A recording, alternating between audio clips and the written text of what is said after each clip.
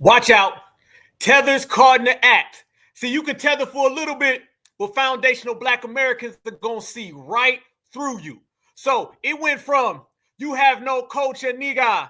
Now you about to have no citizenship in America because the 2025 Tether boycott is on and popping, and they all in trouble. FBA energy, FBA culture. The gates is closed, and we going to work. Tupac, let them know. Kid, what y'all think? If you whatever the fuck you think you are, and until we own some shit, I'ma call it like it is. How you gonna be a man and we starving? Go ahead. You know? And you can walk by 5 different houses, ain't a man in either one of them motherfuckers. How we gonna be a man? How we gonna be African Americans? And we out here dying. We thugs and we niggas until we set this shit right. Trust me when I tell you that shit.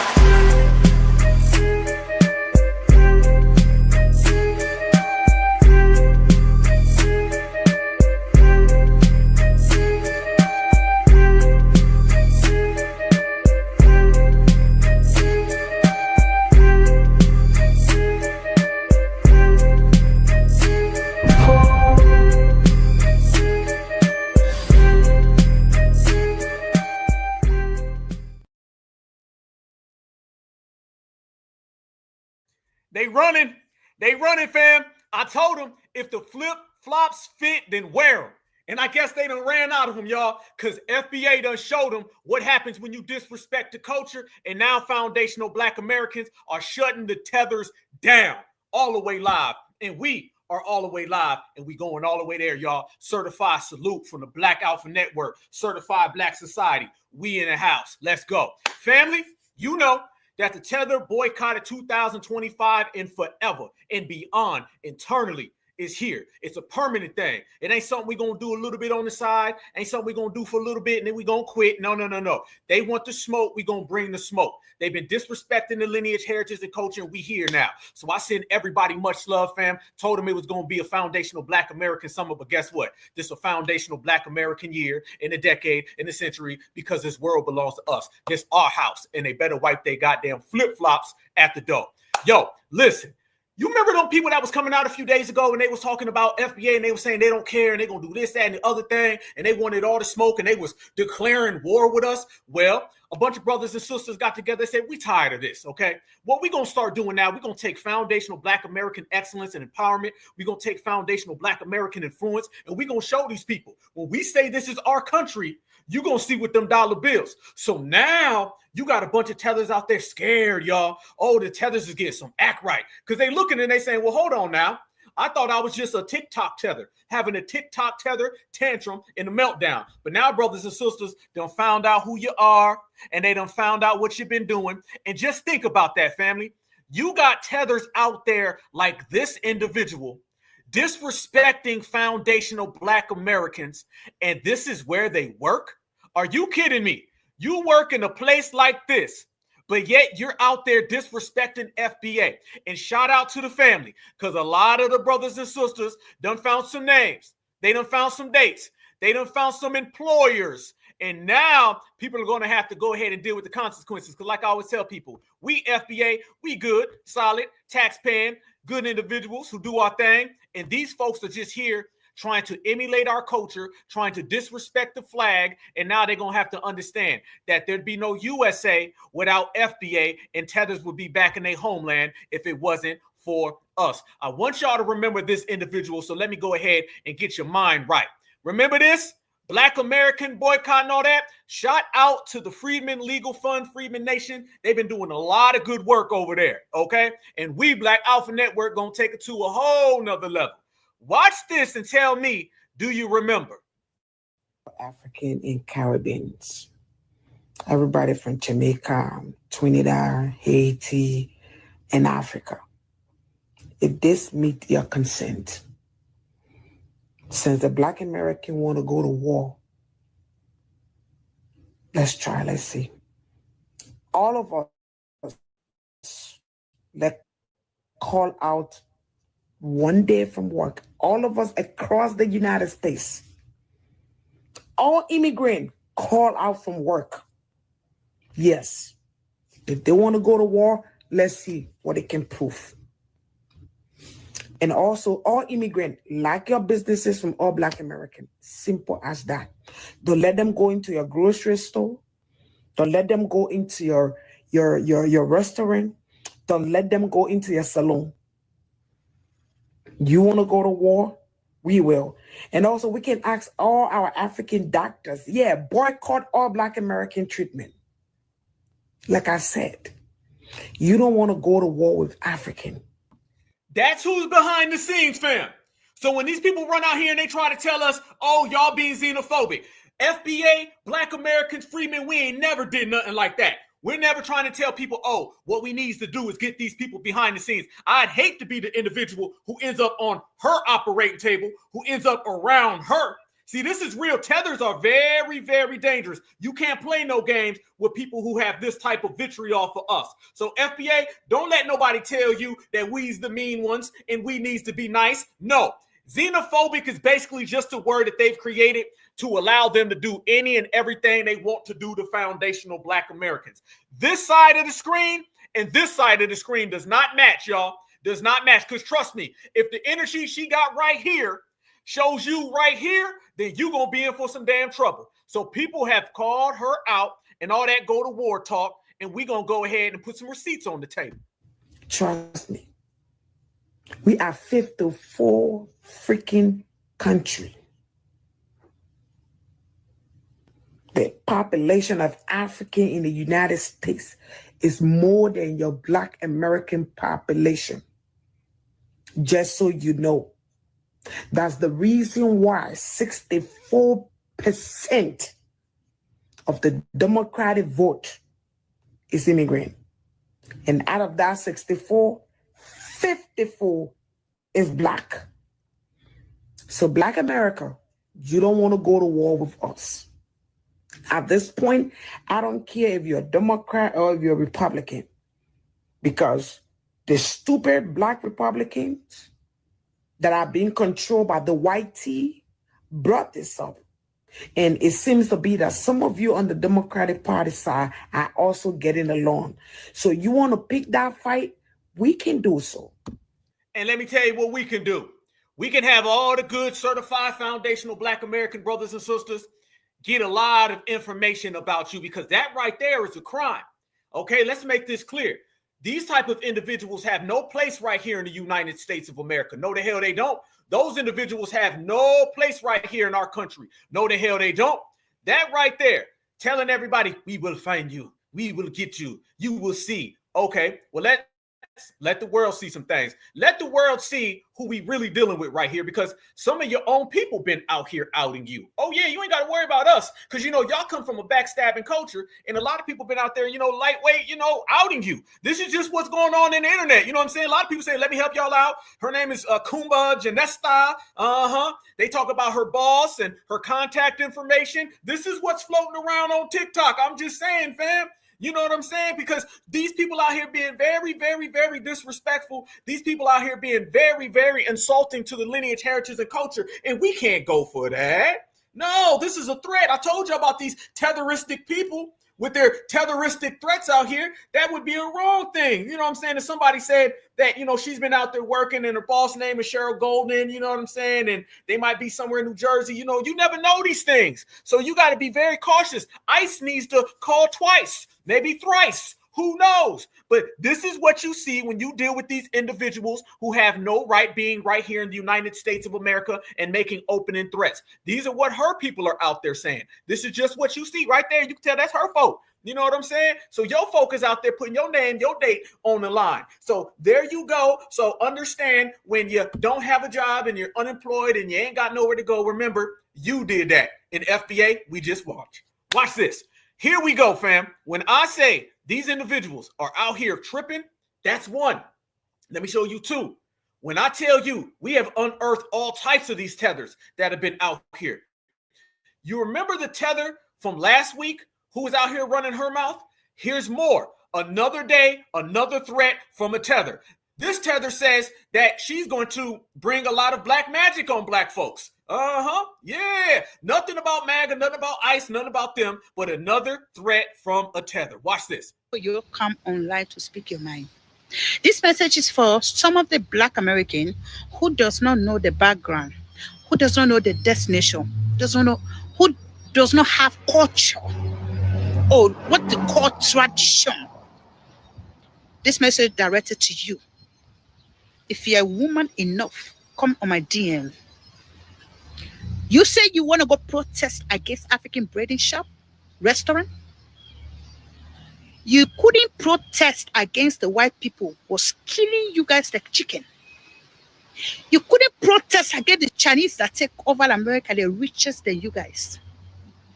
But you want to go protest against another person. How foolish can you be? How foolish, how classless, how senseless some of you guys can be. No. You told us that in August 1st, African breeding shop and restaurant are going to feel it, the heat, right? Do you know that if you threaten African, they will deal with you like chicken? Have you ever? Oh, she said if you threaten Africans, they're going to deal with you like chicken. Boy, you know that's cold in these streets. That got us FBA, we shaking in our timberlands. We shaking out here. She going to deal with us like some chickens, fam. You hear again, threats. We're not out here talking about violence, fam. Foundational Black Americans are simply out here talking about business. There's a big difference between that and violence. And I want you guys to notice these are the people out here being violent. These are the ones out here making threats. These are the ones out here who ain't got no business in here. And she's making more and more threats, fam. Watch. The heat, right? Do you know that if you threaten African, they will deal with you like chicken? Have you ever seen where they turn somebody to chicken? You don't know what they call black magic? You want to go try some African? You destroy any African shop, they will deal with your entire generation. First of all, African don't hold gun. We don't mix by gun. We deal with spirit. We swim in the spirit. Some are full of witchcraft. For those who want to, my advice to don't go protest. Stay in your house. Because if they catch your face, like you protest against the shop. Or y'all heard that? Y'all heard that? Get your face cut. What? And who said anything about a protest? We didn't say nothing about protesting and tearing things down. That's what she's saying. I told y'all last week, y'all. These people are out here trying to entrap us. They're out here throwing around these terms and these words so they can try to get foundational Black Americans in trouble. If you protest, if you tear down store, if you come to neighborhood, I go get rooster and I get chicken and I get jollof and you have bad day, FBA. You see, family, it's time we call ICE on these individuals. These are terroristic threats, and we can't take this stuff slightly no more because you've seen that these people are working in different fields where they have power. We've been telling people that these folks get here, embed themselves into our communities. We've been telling the stories for years, fam. You can't have this individual right here having your kids on the bus while she's driving them to school. You can't have this individual right here with you laid out on the operation table. You dig? This is what we're talking about. Craft. For those who want to, my advice to don't go protest. Stay in your house. Because if they catch your face, like you protest against the shop or you destroy anything in the shop, I don't know, maybe you will end up with stroke. You will end up with stroke because not every African can forgive. She said you're going to end up with a stroke. And she said no Africans can forgive. Fam, when they out here talking about they declare war, this is what they talking about. This is what they saying, family. Here you go. I'm only here to put the facts on the table. That's all I'm doing. They said it. I'm just reporting it. You see the energy, y'all. Look, one more time. Not every African can allow you to destroy their life. When they come to strong heart, the correct is some African. I am African and I'm telling you who we are. You said that we are going to feel the heat on August the 1st, on the end of August, right? Do you ever read the book of Psalm 109? If I read that against you 7 days, 7 nights, and the running rain of river, you will not stand in the next day for the rest of your life on bed. Damn. You guys believe in gun, shooting each another. Fam, come on. This sound like ISIS. She talking that ISIS talk. This is some tether ISIS. Not every African know how to shoot. And me, I can never hold gun with my hand. Because my hand is too powerful to chop demonic things with my hand. So we are ready. Go to African people shop to destroy their shop. You don't want to be African, fine. We don't have no problem. You want to eat African food, nobody is forcing you. I don't want to eat I don't like some of Black American food. I don't see no food in this life say this food is for Black American or this food is for African. When God created Adam, he put stuff in the garden. He didn't say this for Black American or this for African. All this over food? She out here getting this violent over food. I mean, I know, you know what I'm saying, they don't have a lot over there. I understand that. But you getting to this level about food? Or is it that y'all are FBA haters? Y'all see what we talking about now? She out here going full in. This is my people. You will be punished. This is all about food, fam. Vitriol, jealousy, envy, spite. You can see it now. Now the world sees how these people have always truly felt about our lineage. It's coming to the forefront.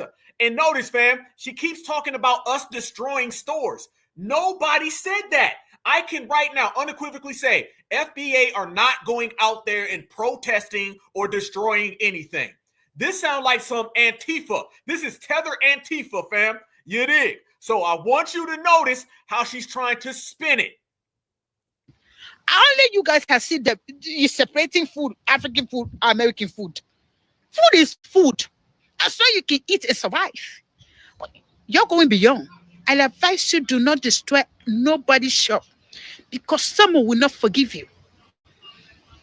Yes, that's my message to you all. Look at that. Woo, boy. Boy, look at her. Boy, she hot. She mad as hell. She's talking that destroy stuff, and she said, that's my message to you. She talking to y'all, FBA. She talking to y'all. She said, this her message. This her message to our lineage. You bet not. Miss Fufu said you better bow down. Miss Fufu said you better turn around. Miss Fufu said she ain't playing around. Here we go. A message to foundational Black Americans from Miss Joloff the 33rd. You better be careful. Because someone will not forgive you. Yes, that's my message to you all. Whoever that brain is full of foolishness, that message is for you. Because I know some of Black Americans are not racist. Yes. And those who are not racist, your enemy will never see you. Damn. Those who support African. Fam, is she going full tribal on you? She going full tribal, y'all. You will not see who we are, but we come. Look at her. She beating her chest. She done pulled out the war drums. Don't let these people tell you we all Black. Don't let these people tell you we all brothers and sisters. Does this look like a sister? I mean, it looks more like a brother, but does this look like a family member? Hell no. Hell no, fam. She has nothing but vitriol. Your enemy will never see you. Those who support African, you shall live long. Yes. And those who hate African, the ground you walk on will be the one to swallow you. Damn. The ground you walk on will be the one to swallow you. The ground you walk on will be the one to swallow you. You want to hate on my people? I'm here for you. Yes, they are my people. To speak my mind is... There you go, family. There you go. Oh, it done got hot in these FBA streets. Yeah, you see it. So let me make this clear. All that talk about we friends, we buddies, y'all Lakata, y'all being mean. How come the y'all FBAs is so mean, don't ever see these videos? How come the FBA's a hate group, y'all don't ever see these videos? Isn't it funny that you never see the videos of these people talking about them? You don't never see it.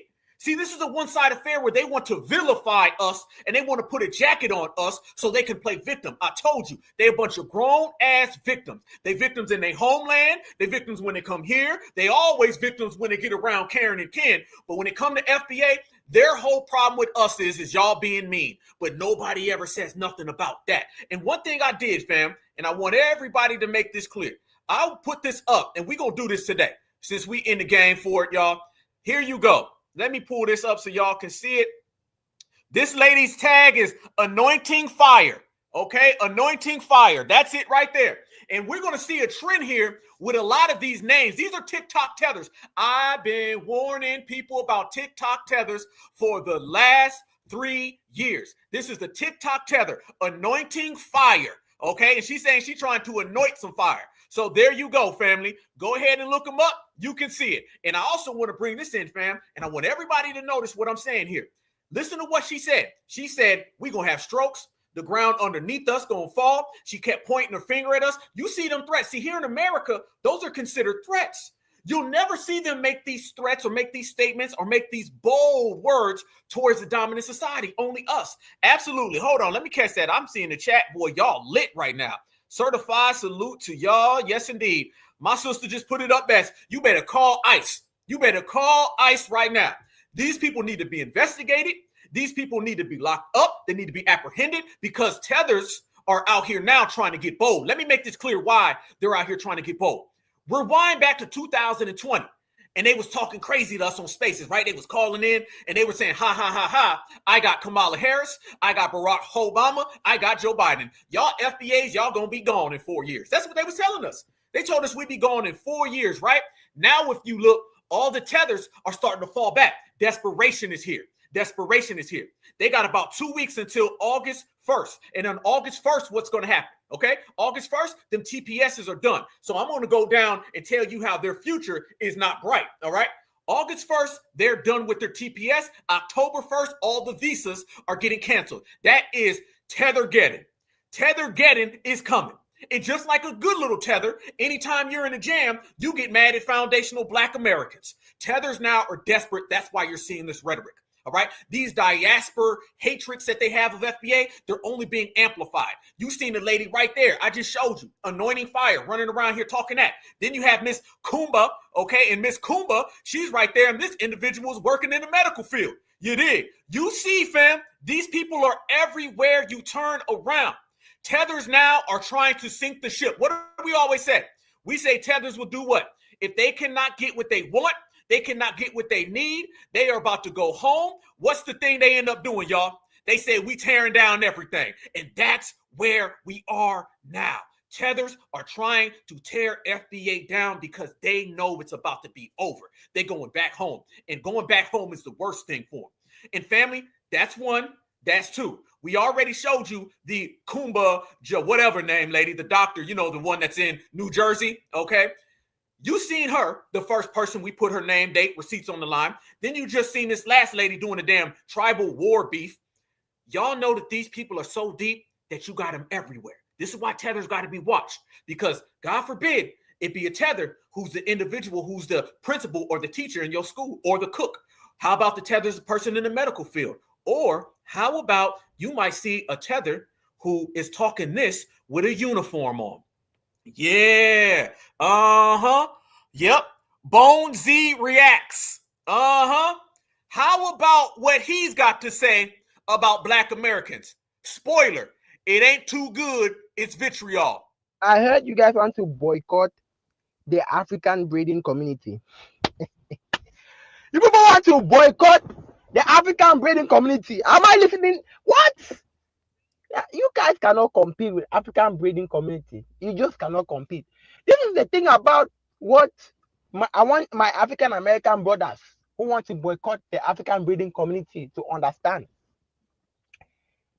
Africans, we come from a different level of struggle. See, and let me open this door so air can come in here.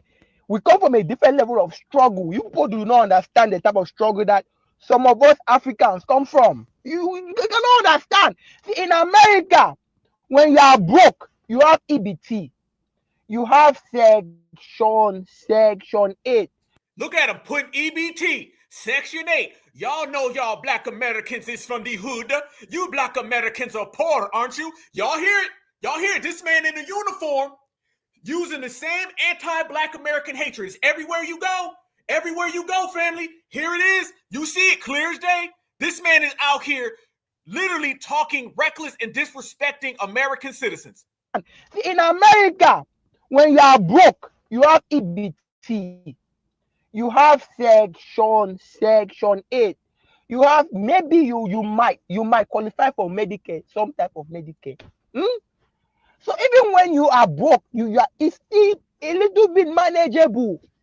In Africa, in Cameroon, when you are broke, hey, you are broke for real. For real. So you have to be the best of the best. That's why you see when Africans we come here, anything that we do we do it very, very well. That's why you see the breeders, the African breeders, they do such a good job, because the level of breeding audacity you need to have in Africa and Cameroon, Nigeria, Liberia, the level of breeding capacity you need to have, it's a different type of audacity. One thing about us Africans, we have audacity. Audacity. Let me tell you something. You can never boycott the African breeding community. It's just too convenient. Where would the girls do their hair? African breeding community, they don't have all these stipulations. You have to do this to your hair before you come. You have to do this. You have to do that. They just say, bring your hair and come. We'll fix it, and that's what they do. That's why everybody goes to them. You guys cannot boycott the African breeding community. It's just not possible. It's not possible. It's trying to turn water. You guys are trying to turn water into wine. You are not Jesus. I heard you guys want to boycott. That man been over there on that Nigerian. He on that Nigerian dust. He on that Nigerian dust like a mug. There you go. You see it, fam. Everywhere you turn around. I mean, that man, his uniform is about as dusty as his hairline. I'm just saying, keeping it real. You see, everywhere you turn around, these people are. And every time you see them is anti-black American rhetoric. So when you see Donald Trump say that these people are coming here with anti-American sentiments, we've upped the ante. It's anti-black American, fam. And they don't give a damn. They don't give a damn. Let me show y'all this screenshot I took. Because all you see is these people every last way. Look at this right here. This was from the lady that was talking about she's going to curse black Americans. Look at this. Look at this, fam. Let me tell you what people were saying in her comment section. Y'all ready for this? Look at this right here. Someone said, I'm African. Next person said, thank you, sister. Next person said, tell them, sister. Next person said, thanks. Oh, they got a whole community of people who are out there supporting them. They got a whole community of people that are down. It ain't nobody out there telling them to knock it off. No. It ain't nobody out there saying, hey, that's our black American brother. No. All you see are these people coming at foundational black Americans in the most threatening fashion. And every single time they come towards foundational black Americans, you see everybody applauding them. Yep, that's what you see. Don't let these people come and tell you that we're the mean ones, why they out here making threats, why people out here cheering them on. Yeah, they being cheered on for this. This is what they like. This is what they're for. So you can see already, it just started, fam. We only been on for about 30 minutes. By the way, we already here 2.4 thousand deep in 30 minutes. And I've already showed you about 3 or 4 different tethers that are working in 3 or 4 different fields. And what do they all have in common? They all have anti-black American vitriol, anti-black American despise and hatred. And we're going to say it for what it is. And while they're out there doing that, we've been exposing them on a grand scale because Tethergeddon's coming. They know their time is up. It's about to be a wrap for them, fam. You got to understand, this is a $1 trillion industry to bring these people into the United States of America. And foundational black Americans, we ruined all of that. All of that is over with because of us. You got to understand the way that's going to make a tether feel. Tethers will sell out their homeland. What you think they'll do to you to try to steal your homeland? One more time. If a tether will sell out mama and daddy in the whole damn village with the zebra as well, what do you think they'll do in their final 2 months of being here in America while they watching your foundational black American ass shine on them? What you think they're going to do? Desperation is at an all-time high. The Tethers are trying to come over here to foundational Black America and get what they feel belongs to them. That's what they're trying to do. And when I tell you guys that these people are out here making excuses, woo, buddy, watch this. This right here is going to highlight to you exactly how these Tethers operate. Watch this. This man says we are not Pan-Africanizing the reparations fight. So now you're going to have the ones who are in the medical field, who are in the military, and now you got the ones who are trying to get us politically. So in every single aspect, the erasure of Black American indigenous culture is being exposed. And all of those who were trying to do the exposing, they're now all running around because they are scattered. Watch this. We are not Pan-Africanizing the reparation struggle. So you find African Americans are fighting for reparations on their own. Africans in Europe are fighting for reparations on their own. Africans in South America are fighting for reparations on their own, and Africans in the continent are fighting for it on their own. And we are facing the same white supremacy. Why don't we unite as a global African race and fight for reparations from a united front? Therefore, if one of us gets shortchanged, we have each other's backs. If African Americans are getting shortchanged by white people in America, we have their backs. We as Africa, we say, hey, if you guys are not giving African Americans exactly what they want, no gold for you, no cocoa for you, no coltan for you. That's the brotherly love that I need us to have as a global. Fam, is he desperate? Family, do you see somebody now? His tactics are desperation tactics. Okay, notice that the first two ones was on some war stuff, right? Weren't the first ones coming at us on some war? Is this man, he look like he about to cry. He about to shed some tether tears. Look at him. We need to get you and you on board with reparations. He right now is not talking about reparations. Right now, he's talking about citizenship. That's what he's talking about. He's trying to make it look like it's reparations, y'all. But this is a man in the deep, dark parts of his soul knows that he about to go home. That's what this is about. I told y'all, Tether-geddon is coming. Shout out to Dr. Short. Tether-geddon is coming. And you're going to have tears. You're going to have fear. You're going to have people getting mad, people getting sad, getting glad. We are seeing all the different emotions of Tethers. Gone are the days of the ha, work harder, nigga. Gone are the days of the, this is really my country, nigga. That's all over with. You have no culture, nigga. Nope. Notice they done put that all on pause, a hiatus. Now you got folks out there saying, you want war, we get war. Or you got people like this guy saying, we could all be friends. We give all the minerals to you. You see, look at this man. This man is basically saying, I'm about to go home back to my village. And the village gangsters do not like me no more. Because I sold out the whole family. Please, Black Americans, help me. Hail to the no, Mr. Mutombo. Americans exactly what they want. No gold for you, no cocoa for you, no coltan for you. That's the brotherly love that I need us to have as a global African race.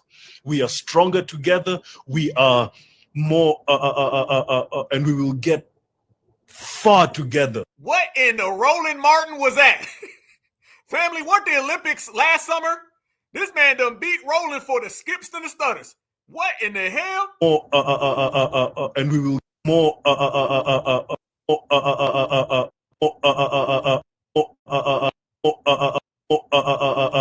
and we will get far together. He don't even believe what he's saying. Y'all notice he can't even get no English out, but he said reparations real good. The one thing they know how to say is reparations. He be like, reparations. No. Your money. Cash payments. Get the hell up out of here. If we fight for reparations from a Pan-African standpoint, we need. I told you, listen how clear reparations came out. He was like, oh, Reparations.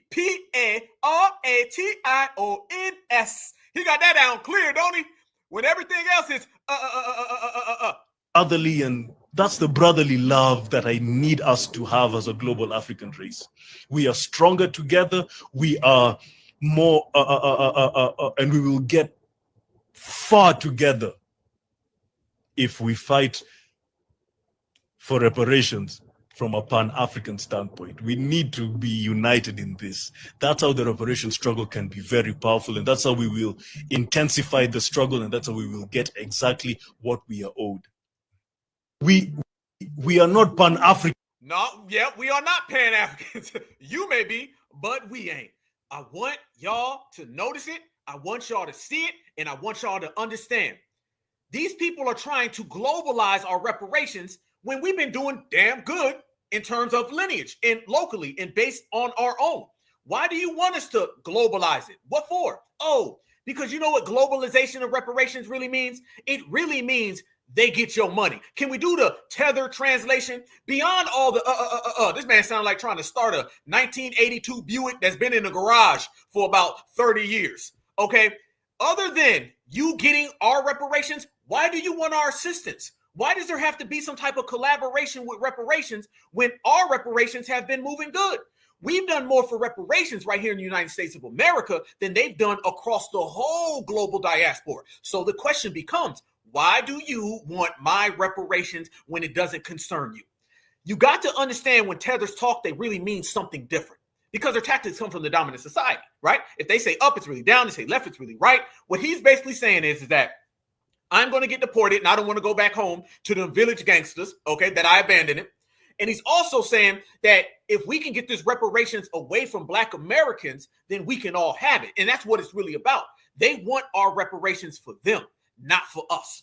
But since we out here and since we rocking and since we in here 2.6 thousand deep family in about 30, 40 minutes and we going full speed, let's go full speed. You got more tethers and tethers are coming out from every aspect. You've got the medical ones, you got the military ones, you got the Uber drivers, you got the guy who's about our reparations. And you also have these tethers right here. And when I tell y'all family that you're going to see a whole lot of different energy, you're going to see a whole bunch of different faces, but you're all going to see the same anti-Black American hatred. Can we go there, fam? Anti-Blackness is over with. Anti-Black American has never left. Let me tell you what anti-Blackness is. Anti-Blackness is something that supremacists will do from here or there. Anti-Black American, that's something that the world does, including melanated people.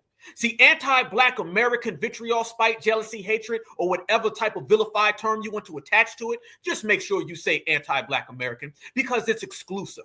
Anti-Black American has somebody who's 15 shades darker than midnight coming over here telling us, work hard, nigga. I'm over here with Karen and Ken and you have done nothing, right? Now that do nothing means your ass about to go home. So adios. But on top of all of that, you see a different type of energy that these people have for us that they don't have for each other. And this is the Tether Gap Tooth talking about FBA. And I want y'all to realize this ain't anti-Black hatred. This is anti-Black American, and it's different. Very, very, very funny. And I know that it is not all of them. Some of them are very funny. I thought that the diaspora war is over. I'm surprised that I was going through TikTok and a Black American woman was like, African braiders, the braiders in African salons, let us start boycotting them because they are rude, they are loud. This is coming from Black Americans that they are literally the culture of rude and loud. Like, I'm not saying that they are very like shouty. And you are saying that Africans, I do not understand. Have you forgotten where you came from? Or is it that when you recognize yourself in another body, you don't know what you look like? When you don't know what you look like when you are watching yourself from above. A Black American saying that they are rude, loud, and shouty. The Africans are ruler than Jazzy. Look at who is talking. They want to boycott African breeders, and they want to put them in their place. Even some people go as far as saying African food isn't that good, disrespecting the food. And then you wonder why we are hostile towards you. I've never seen any African disrespect Black Americans. As a matter of fact, we love you guys so much. We literally embody your energy. But when you don't have that time for any of us, you didn't see any African disrespect Black Americans. Fam, there you go again. Didn't we just sit here and say that they always seem to miss the millions of videos where they are openly calling us slurs, where they're openly disrespecting us, where they're just threatening us, bold, point blank, period? How come all of the African tethers seem to never see these videos? You mean to tell me it's only foundational Black Americans who see these videos when these videos are everywhere? How you go viral hating us, but you ain't see it? You seen that cricket ass do-rag that you got on your head that they hiding that forehead again, fam. I'm telling y'all, that hairline probably somewhere back against that wall. Yep. But they always seem to miss what they do to us, and they only talk about when we defend ourselves. Family, we got a billion supremacists that do the same thing. Now we got a tetherist doing it. Black Americans are the white people in the African society. And if they were white, they would have done worse to us Africans than the whites, because it's obvious you want to boycott African breeders. Have the energy to fight against your own, but the overlords that are, your landlords, your white landlords, you don't have the energy to boycott any of them, but you want to see the nonsense that I have never seen. Africans have not disrespected people. Only these people will disrespect even down to your music and your culture. You got it from us African. Your nails that you fix, you're all about those nails. It's Africans that do it. Even down in the ancient days, except that those times we used the nails to fight. Stiletto nails, where did you... rap, dance, everything is from African. Go and look at our culture. Do you understand? And you want to do what? All these things you are doing, the day your overlord is going to kick you out from there, because you are on their land. Don't think you can take a plane back to Africa. As a matter of fact, as they are kicking you out, go to Antarctica to go and stay, because we have collected enough insults from these people. You want to boycott African breeders. Who the fuck is not going to braid your hair? Is it the ones that will be collecting $700 for all back? Man, who gonna fix your teeth? Listen. Okay, first off, I want y'all to notice, that FBA boycott got them scared. Family, I did not think that there would be that many videos all across social media with these tethers talking about the boycott. The boycott got these people afraid. The boycott has them scared. And you're seeing it manifest itself in so many different ways. You got the people stuttering. You got the people with massive gap teeth. You got people with do-rags and hiding their hairlines and all the above. But what you see the most is fear. What you see the most is they're afraid. See, they can sit here and tell you that they're not, but a tether ain't never going to tell the truth anyway. They don't even tell the truth of their own land. So what you see is these people right now in complete fear that foundational Black Americans with our money and with our influence is about to put all that to an end. All that's about to come to an end, fam. I'm telling you right now. They watching that tether boycott. I'm telling y'all, they sitting there looking at that tether boycott with no shirt on, and they are petrified. They saying, what can we do? How can we do it? Time is up. Tether getting is on its way. They got 1 month until them TPS, and they got 2 months until them visas is all gone. And you're seeing them bring out a lot of people. And the people that they seem to be bringing out all have some type of different tactic. You got the soft-spoken. You got the stutterer. You got the I'm your friend. You got the you're Nakata. You got the hairline going to the left, the hairline going to the right. But even the hairline on the left and right all still go to the back. You got the ones where the hairline looks like it's about to jump off their shoulder blades. You got the hairline where it looks like it's about to jump off the back of their ankles. I mean, it rolled all the way back, family. But they send these people out because they know FBA is about to give them a reckoning they ain't ready for. Watch this guy. He is one of those, I'm American because I lived here, okay? You're going to see that too. But he's going to do the same thing. He's going to throw them tether rocks, and he's going to hide his hands. Watch. Americans versus African bullshit has to stop. This shit has to stop today. I'm tired of this shit because I'm fully African. I'm fully Nigerian, but I'm also fully American. I'm a citizen. I grew up in Montgomery, Alabama, 334. Since I was 4 years old, I've been living there, bro. You can't be fully Nigerian and fully American. It was one or the other, family. Nope. He trying to identify as. Fam, y'all see all these want-to-be FBAs, these $2. You see all these trans lineage people? Is that the new thing they pushing? Trans lineage? He's trying to trans lineage his way in. African Americans versus African bullshit it has to stop. This shit has to stop today. I'm tired of this shit because I'm fully African. I'm fully Nigerian, but I'm also fully American. I'm a citizen. I grew up in Montgomery, Alabama, 334. Since I was 4 years old, I've been living there, bro. Nobody can tell me I'm not fucking American. I'm fully American. I'm a whole citizen, legal. But I'm also, like, I'm a nigga. I'm a young nigga, but I'm also Nigerian. I grew up there till I was 4. So as somebody who's directly in the middle and both 100% Nigerian while 100% African American, this war bullshit, this propaganda, which y'all don't see that the white man is using to tear us apart, is stupid. And all y'all that are playing into it are stupid. It's so stupid. And the thing that annoys me is Africans, we be sitting back, we be minding our business, bro. We don't. Why would we talk shit about the people that are the originators? Black culture, nigga, that's us. We come to this country and we're given a platform, like we're given a standard and a blueprint to follow because of African Americans. We love and respect y'all. We look like y'all. So this whole fucking war is bull. Here we go. Now he's trying to kiss up to us, y'all. Now watch how he immediately follows that with but Black Americans do it first. Every single one of these people are anti-Black American until further notice, and all of their pleas are just con games until further notice. Watch him now, since he hit you with I'm one of y'all's. I grew up 22% of my life here. I'm trans lineage. Now watch him say, well, the Africans are the innocent ones. Watch. Bullshit. All Africans, all we do is sit back and be quiet. Notice how you look up this fucking FBA versus African. Notice how it's all African Americans. Notice how you don't see any African sense. There you go. I told you, fam. It's like clockwork. 7-11 with the dice. All we doing is doubling up. You see? It's easy. You can call it before it happens. I want you to see right there how he hits you with we all brothers, we all friends. And then he says, but really, it's only the Black Americans doing it, because that's how he really wants to say it any damn way. Nice con game, partner. It ain't work. We come to this country and we're given a platform, like we're given a standard and a blueprint to follow because of African Americans. We love and respect y'all. We look like y'all. So this whole fucking war is bullshit. All Africans, all we do is sit back and be quiet. Notice how you look up this fucking FBA versus African. Notice how it's all African Americans. Notice how you don't see any African saying some stupid shit, speaking bad about African Americans, because we don't do that. But I'm gonna be the nigga that stands up to let y'all know that y'all are being fucking puppets, bro. You're being controlled by a higher system. How the fuck am I arguing against a nigga that looks just like me, bro? Okay, you want to say besides the nose and the lips, that your grandfather fucking has, because he came directly from Nigeria, the city that I'm from, Calabar.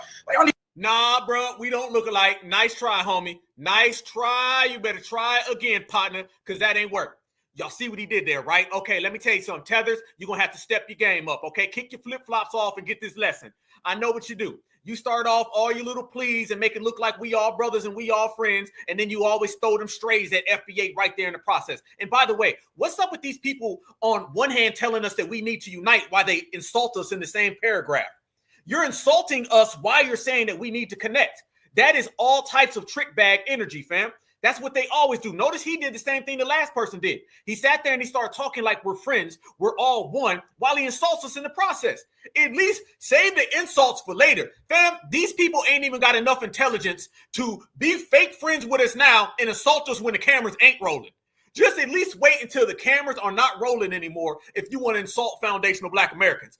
Do not insult us while the cameras are rolling when you just said we all friends. You see the tether logic? Or shall I say the lack of logic that tethers possess, because they ain't got none. They don't have no logic, fam. The only thing that they know, and I promise you, the only thing that they know is just running their mouth and trying to get foundational Black Americans to save them. That's all they have. They don't have anything else. They falling flat right in front of everybody, and they're trying to get foundational Black Americans on board with what they need us for, and that is reparations and deportation. Same thing we focus on. I want you right now, family, think about the things that foundational Black Americans are focused on, and those are the areas where tethers are trying to con us. What do we talk about? Reparations and deportations. Shout out to my brother Capone. You know, when we talk about reparations and deportations, they talk about reparations and deportations. But the only difference is when they talk about reparations and deportations, they're trying to get us to stop them from being deported and try to get our reparations money. So the tethers have the same agenda that we have.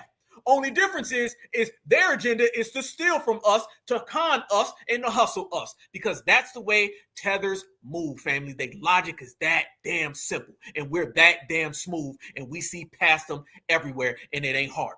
But I also want you to notice, fam, it's the tethers from everywhere. We say the TOCs, right? The tethers of color. And we got to be honest about the tethers of color. We got to start looking at these tethers that come from all of these different areas and different aspects. And remember, when we say it's FBA against everybody, I mean everybody. All right. It's not FBA and then a friend here and a friend there and an island, because all those little islands, they all get on the same page. Nothing, and I mean this, quote me like I say this, fam, nothing unites the diaspora more than anti-Black American hatred. I said it. There's no unity with the diaspora and foundational Black Americans. There's no unity and solidarity with all of those islands and the continent with foundational Black Americans. There's no unity amongst themselves.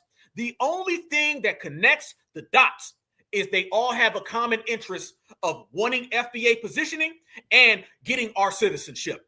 That's what connects them. So yeah, the diaspora is only put together. The gorilla glue that keeps the diaspora together is that they all have anti-foundational Black American hatred. You remove anti-foundational Black American hatred, these people wouldn't even get along, because they don't get along. You got village fighting, you got tribalism, they go back and forth. But the one thing that they do when they all sit down at the table, they all get to the table and say, guess what? I don't like those Black Americans. I don't like them either. One person says it with an African accent, one person says it with a Jamaican accent, the next person says it in patois.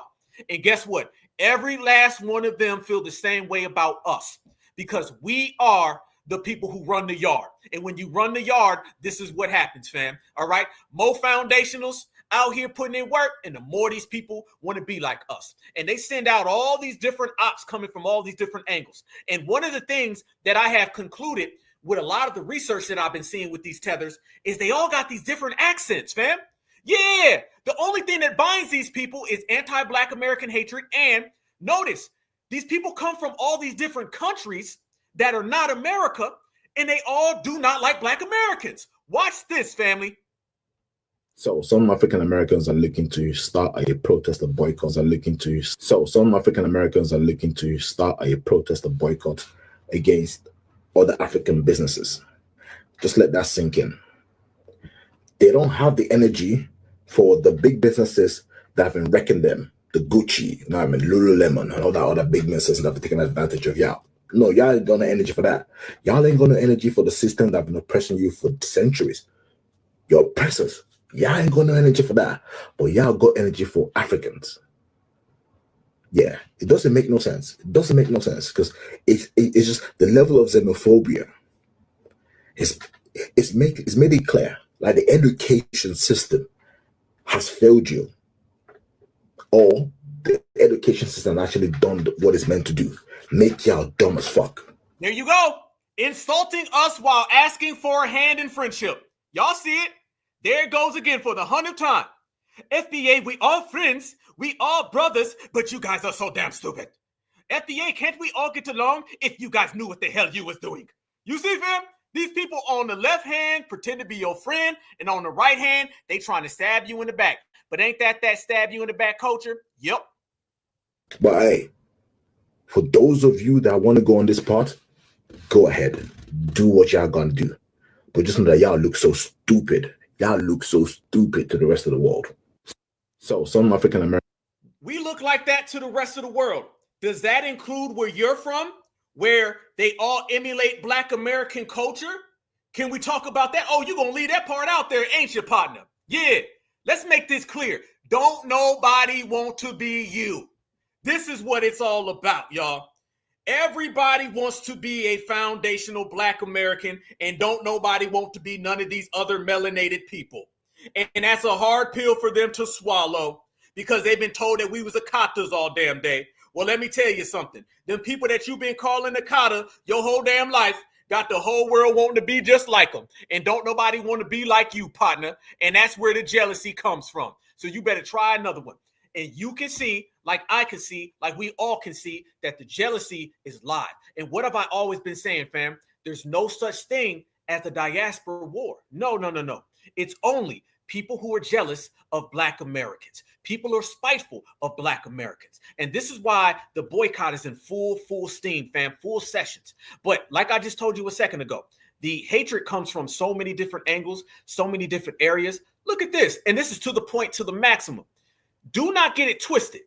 There are no allies when it comes to Black Americans. Let me ask y'all, since I got the chat in here, y'all cracking. Let me ask y'all a question. Who are the allies of foundational Black Americans? And I will grant you the whole planet Earth. You got the whole planet to choose from right now. Go ahead. You can take the whole planet Earth. I want you to tell me who are the allies for foundational Black Americans. There you go. I already know the answer. Nobody. The only ally for foundational Black Americans are other foundational Black Americans. That is it. That is all. But guess what? Here's the cool part about it, y'all. We don't want no friends. We don't need no buddies, okay? Y'all know we say why you got to search when you got the good stuff at home. Foundational Black Americans, we been had it all. They talking about going to get your hair braided. Man, I'll get my hair braided right now for my damn family. It ain't nothing. We ain't got to go be up underneath these people. It's good having no allies and no friends. It's good because my motto in life, and I've been saying this for the longest time, I don't need friends. I got family. And if my friend is such a good friend, he's a family anyway. Fam, are we not the lineage that call people who are close to us cousins? Go to your neighborhood family, the people you grew up with. That's my cousin. That's my cousin. There's a culture of us saying that's my cousin when we're real close. All right. So we don't run around here looking for friends. That's them. They want to be friends with Karen. They want to be friends with Ken. They want to be friends with Brad and Chad. No matter what Brad and Chad does to them, they want to be friends. You want to be friends with the colonizer, don't you? Well, foundational Black Americans, we good by our goddamn self. And I'm loving it. And when I tell y'all that we good by ourselves, this is what I mean. Didn't I just tell you that these people got all different types of accents? Fam, you name them. And I mean it. And I put this on everything I love, y'all, and everything in between.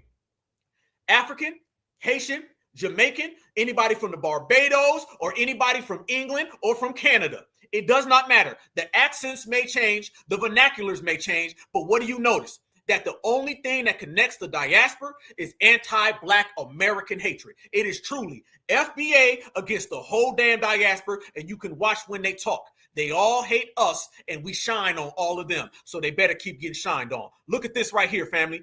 Notice this is another accent. Black Americans have to be the most divisive people I've ever seen in my life. Now, I'm an African that was born and raised in the UK. But over the last few weeks, I've been seeing videos of foundational Black Americans making a lot of ignorant statements and comments online, in particular TikTok. And a lot of these foundational Black Americans are hell-bent on spreading division, lies, misinformation, and ultimately just spreading bad energy. Now, Black American history and culture is rich and should be appreciated, but foundational Black Americans are going too far, and ultimately it's exceptionalism, American exceptionalism. Now, American exceptionalism asserts that the US is fundamentally different from any other nation. The FBA movement, Foundational Black American Movement, asserts that the treatment of Black Americans in the United States descended from enslaved Africans during chattel slavery is uniquely brutal and is essentially at the very top of the Black hierarchy of suffering. And many foundational Black Americans argue. Nobody says that. We don't say that our suffering is more than anybody else. It's them who say that our suffering, our pain, and the things we dealt with are just things of the past and get over it. Work harder, nigga. There you go again. Another thing that they seem to just magically gloss over in that catch. Foundational Black Americans don't run around here and say, oh, you know, we suffer more than everybody. You know why I know we don't say that? Because we don't give a damn. See, that's the problem. You worried about what someone else deal with. You worried about what someone else go through. The same way I don't give a damn how the neighbor pays his light bill is the same way I don't give a damn about somebody else's problems. Because what you come to find out on this planet in this life is that no matter who goes through what, they don't care about FBA. You name it, family. These people are trying to make it look like we go around and say, oh, we suffer more than you. No, we don't care about you. Because when you're a foundational Black American with everything we dealt with, we ain't got the goddamn time. There ain't enough hours in the day for me to worry about any of these people. But you notice here again, y'all, it's a British accent hating on foundational Black Americans. You heard the African accent. You heard the Jamaican accent. And watch this now. You're going to hear the Canadian accent. I'm about to not mind my business, but I don't care. I am so enjoying this beef. I don't know what happened. I don't know why y'all Americans went to do that to yourselves. But now the war between Africans and Americans right now, what is going on? Why did you guys go do that to yourselves? Why did you? Yo, these Africans are coming for y'all. Obviously, I'm not American. I'm Canadian, but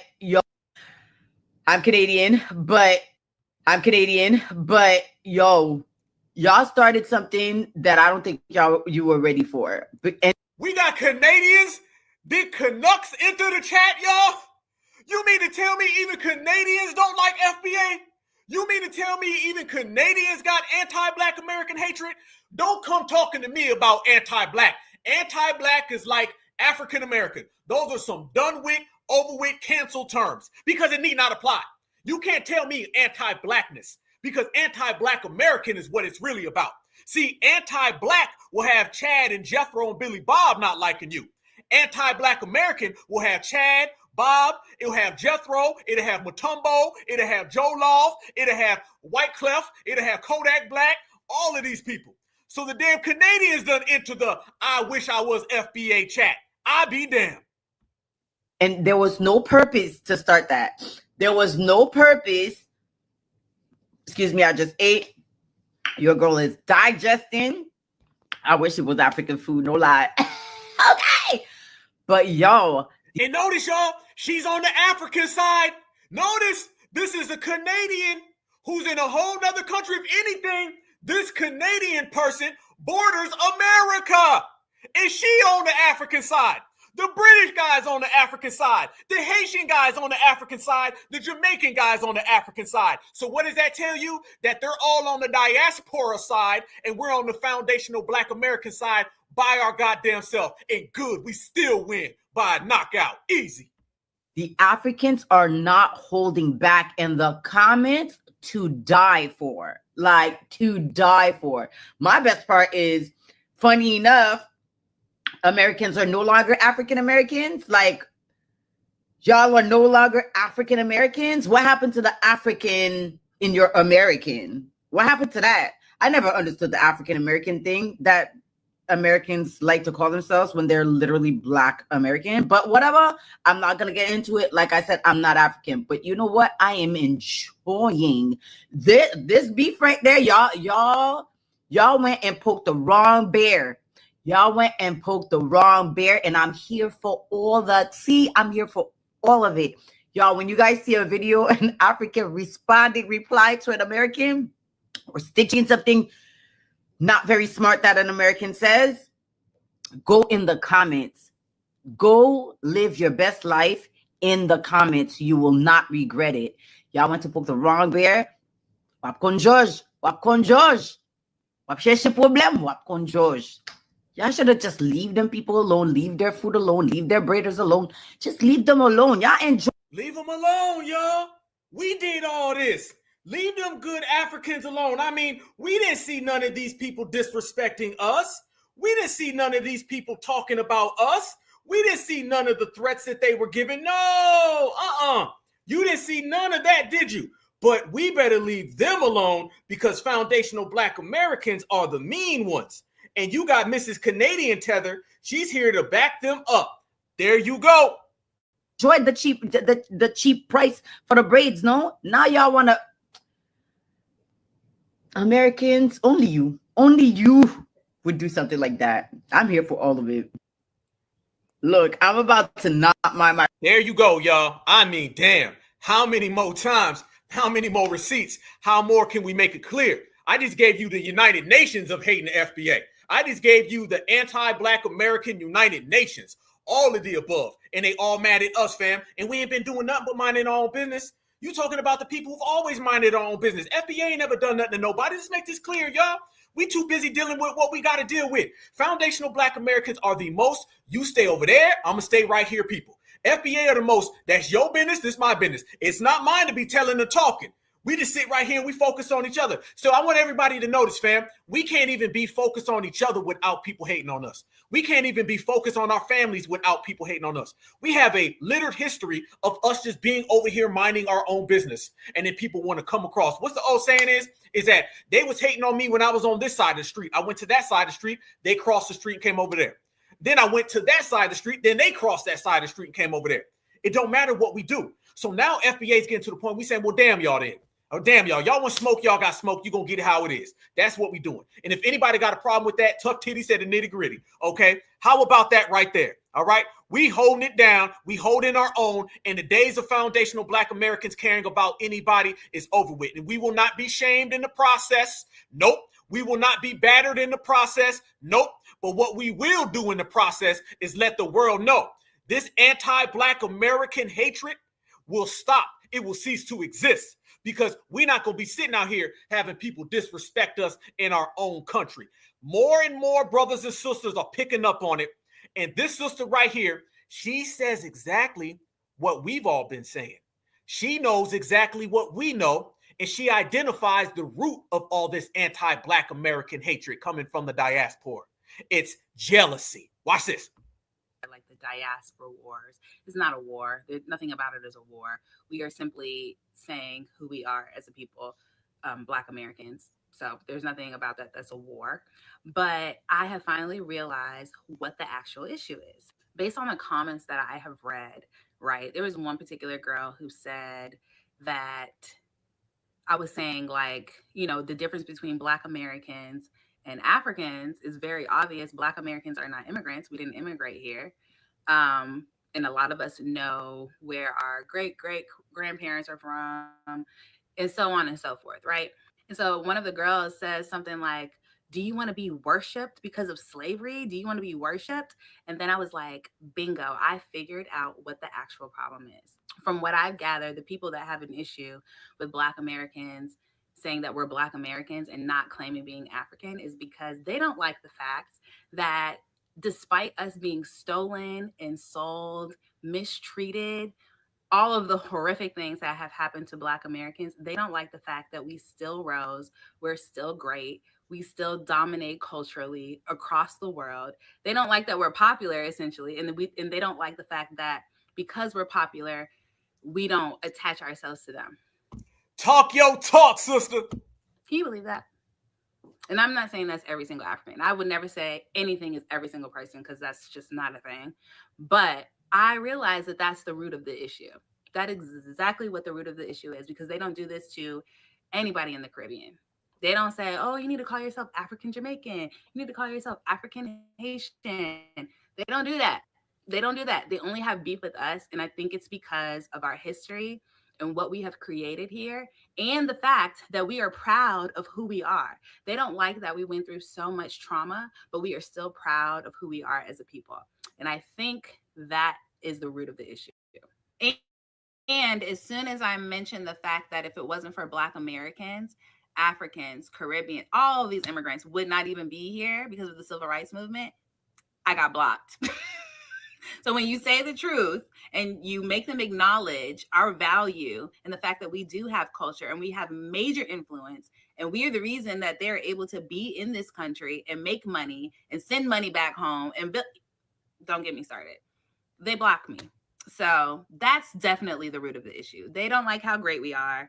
And guess what? Get over it or get with it. I don't know what to do. I don't know what to tell you, because all we're asking for from the people of the diaspora is respect.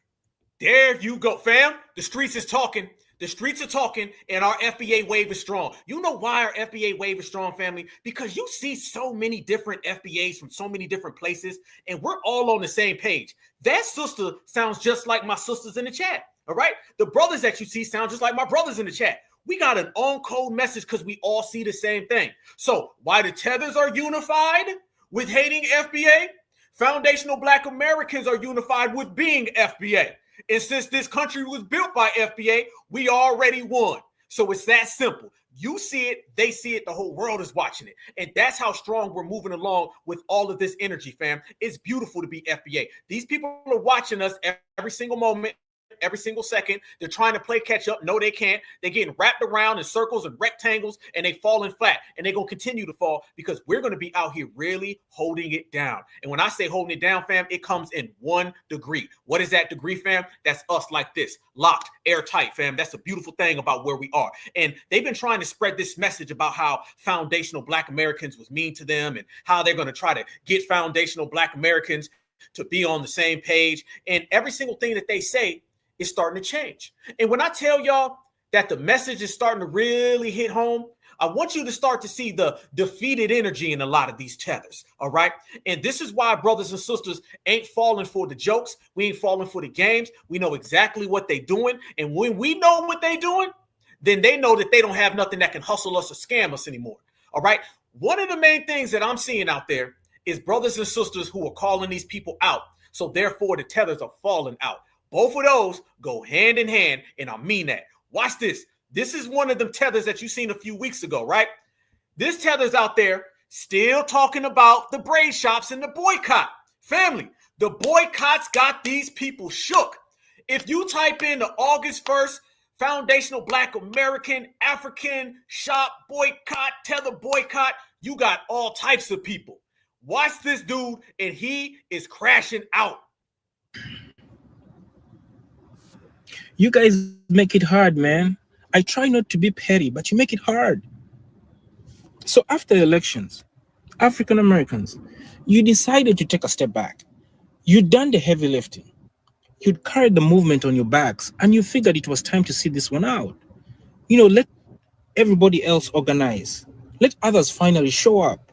And honestly, you deserved that rest. But now that you've decided to get back in the ring, your first move is to organize against Africans? Africans? With all the problems that we have, you put Africans at the top at the top? With everything happening, this is where you draw the line? Braiding hair? Braiding hair? Of all the urgent fights waiting to be picked, education, housing, Medicaid, tax policy, you chose to go after African braid shops because Essence Fest was sold and the culture vibe changed? That's it? That's it? Look, I understand the frustration of feeling erased, but attacking Africans for braiding hair, isn't it? You're not challenging power. You're shadowboxing your cousins. Let me tell you something, as someone who tries. Oh, now we cousins, fam. Fam, this same dude a couple weeks ago was on here talking about, you guys need to work harder. You guys need to get it together. Now he's in here talking about, it's harder. It's hard. Listen how he said hard. Listen to him, fam. This man broke. Watch. You guys make it hard, man. I try not to be petty, but you make it hard. But you make it hard. But you make it hard. But you make it hard. Look at him over there about to cry. About to cry. Yeah, I bet Jethro makes you hard too, don't he? Moist tether. Is around solutions, but it never fails. When it's time to turn on each other, the organizing is swift, coordinated, and precise. It's impressive and devastating. And here's what you're forgetting. The enemy is watching. They're watching us broadcast exactly what triggers us. They're watching us create a public manual on how to divide us. They don't even have to try anymore. They're doing this. We are doing the surveillance and sabotage ourselves. And what are we broadcasting right now? Hair, festivals, braiding salons.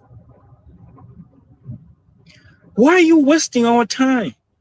Do you know how small that sounds compared to what's coming? In the next 5 years, due to tax cuts and deregulation, the Black community is projected to lose over 200 million in generational wealth. Gone. Oh no, we the Black community now? Fam, listen to him pleading. The Black community would be gone. We are projected to lose. We are going to lose money. No, No, remember we was the Carters just a few days ago. Nice try, partner. See, you see how they want us to save them? They want us to save their social and political lives, because they understand they have nothing without us. He's changing his tune. And we're talking about braiding hair. Medicaid cuts alone will cost 15,000 Black lives per year. 15,000 Black lives are going to be lost per year. That's not a metaphor. That's your auntie, your uncle, your child. And we're talking about braiding hair. You know, first off, y'all don't say no damn auntie in the village. So quit trying to talk like us. And now you want to talk about the aunties and the uncles. This is what I was saying. 1 minute, these people vilify and are anti-us. And out the same side of their neck, they talk about how we all friends. Don't come here talking about the Black race. Family, hell no. Let me get this tether off the damn screen. I need to see y'all. Notice now he want to talk about us politically like we're interconnected. What's the first thing they do whenever they come over here and they start hating on FBA? They talk about how come I do so much better than y'all. See, when they talk about how much better they do than us, which is a lie, they always try to amplify and separate. It's always how come we do better politically and socially. They never want to be connected with us in any aspect of American life. Now, out of nowhere, Mr. Mutombo, he's sitting there talking about some Black rate in the homeless rate, in the Black mortgage rate. No, remember, you not Black. You not Black, so you need to stay over there in the back, okay? Because you're not a foundational Black American. You're not Black. Y'all tell us how great y'all do. Well, since you do so goddamn good, do it on your own. We ain't Black together. There's only foundational Black Americans, and you are just a melanated supremacist, okay? Who's probably going to be a melanated supremacist back home here come Tether getting. Remember, August 1st, October 1st is going to get worse. And foundational Black Americans going to be out here putting in work. They know what it is. I know what it is. The world knows. You're seeing it. And family, that Tether boycott has these people so scared. Let me tell you as well. Not only did you have the lady with the medical stuff, okay? You also had the guy in the military, okay? Now, do y'all know that they're out there on the internet? They're on social media and they're openly talking about send them Black Americans information? Yeah, somebody right now. Call ICE. Matter of fact, can one of my mods, anybody, please put ICE in the chat again? Because we need to get real about this. We need to get ultra real about these people, okay? Because these individuals are coming over here, taking it to another level. I'm telling y'all, when you're dealing with someone who ran and fled from their homeland, when you're dealing with somebody who does not have a backbone and wants to hide and take everything, they're not going to take this lightly. They're not taking it lightly because they're about to go home and they know going back home, there's no coming back over here, right? Y'all look at this right here and add this to every single thing that you've seen about these individuals. Y'all know we need to get Tom Homan on the phone, start tagging Tom Homan on up, tag Donald Trump. I don't give a damn. I don't care if they say, you Trump supporter. It is what it is. Y'all have been out here watching this unfold. Have y'all been on TikTok lately? I've been telling everybody about the TikTok tethers. I've been telling everybody about them. Family, watch this right here. You got tethers, and they're talking about getting information from all Black Americans and getting the Black folks out there who want to boycott. They're challenging you in your boycott on top of the people earlier who were threatening you. This is how they feel. Watch this. Those FBAs and pretending and stuff. Anyone that see this people picture, send them over to me. I have a plan that we can, embarrass them because if we let this thing, one second. Wait. Let me We can get them. I will give you. Chop, let it finish. Let it finish. Chop. We'll get them. Chop. Hold on 1 second, bro. Yeah, let it finish. Hey, I don't want to say my professional up here, but I can track anybody down and get the full name and all the records, even I don't live in the US. So give me those people pictures. If you go on any pretending live, those people that are saying these things here, I can get anybody's info even though I don't live in the US. All because you want to boycott. Family, nobody comes at you when you want to go boycott Target. No smoke. None of this, fam. And how come they not boycotting all the people who call us Sakata left and right? Yeah, this individual's not even in America. give me those people pictures. If you go on any pretending live, those people that are saying these things here, get the pictures and let's try just to embarrass them publicly. I got a lot of screenshots. I got a lot of screenshots and recordings that I can send you because I usually just screenshot and record from my other phone. So I can send you. We should start making a video. We should start making videos and posting those videos all over with the names and faces of those people, so all the Africans can be awake and see those people. And one thing I want to say again, Africans, let's stop going on those people platform, because when we go there, we're giving them more attention. That's what they need. Because if you see 100%, we say 80% of those people that are doing this thing on TikTok, they don't get nothing going on for them in their life. They don't own anything. Those are the low level Black Americans that are doing all these things. The low-level Black Americans, and he said, let's share this so everybody in Africa and the Africans here can wake up. Family, they're out there sending out memos, okay? They're out there sending out memos. These tethers are getting very, very, very, okay, violent with their situations and how they feel about the way foundational Black Americans are approaching this situation, okay? And we simply just talking about a boycott, but I want y'all to see the levels that they going to. He said, we can send this out to all the different Africans and make them wake up. Almost on some old tether sleeper cell type energy, right? Ain't it? It's some old tether sleeper cell energy that they trying to activate. This is what's been going on all across social media. You got tether here, tether here. You got tethers who aren't even in America. I showed you the lady from Canada. I showed you the guy from England. And now I hear a guy right there saying he's from Africa. He ain't even in America. And he's running that type of game and he's talking that type of talk. So do you see how these people feel about foundational Black American delineation? Delineation is making a lot of people spooked out here in the streets because remember, delineation goes with deportation. When you delineate while they're deporting people at the same exact time, boom. So look what we've got. We done put it on the table on this broadcast, fam. We done already broke it down. You got this lady right there who says she ready to go to war. She says she ready to go to war, and they found out that this woman is working in hospitals that you might have to encounter her. You see what I'm talking about? And then you had the other lady saying that she's out there calling out all Africans to step up, and then you just had the last guy. And why are they doing all of that? Because of that right there. You can tie it all in, wrap it all in, bring it on back home, and you're going to get the same exact answer.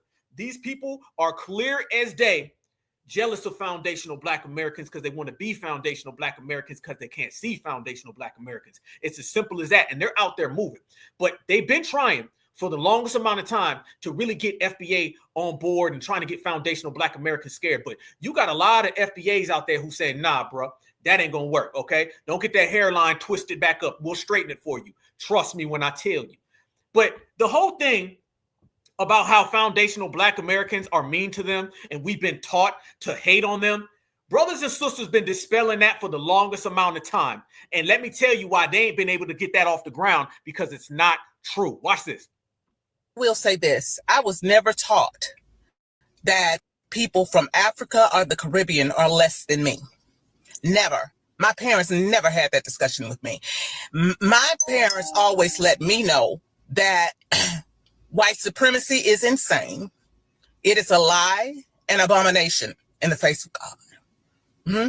But they also taught me that all human beings, whatever their color, are just have the same potential as the next. But I know for a fact also that quite a few Africans and Caribbeans are taught that we are less than. And when they come to this country, that is how they behave. I'm not speaking from what I don't know. I cannot speak because I haven't met all Africans, nor have I met all Caribbeans. But I have worked down in South Florida quite a bit, where a lot of Africans and Caribbeans reside, and I have to work alongside. And when I tell you, they will make themselves my enemy. They will side with a Latino, or they will side with a white person, but they will always let me know that they think that I am less than. Talk your talk. Oh, you can't hit us with the xenophobic because we know all y'all dirty laundry. It is insanity. It is the same insanity that is white supremacy. And as a matter of fact, it is a product of white supremacy. So we're not going to sit here and act like Black Americans are out here doing anything but acting a fool when they can. Might offend you with how they say what they say about Africans, but I will say this: we were never raised to be that way.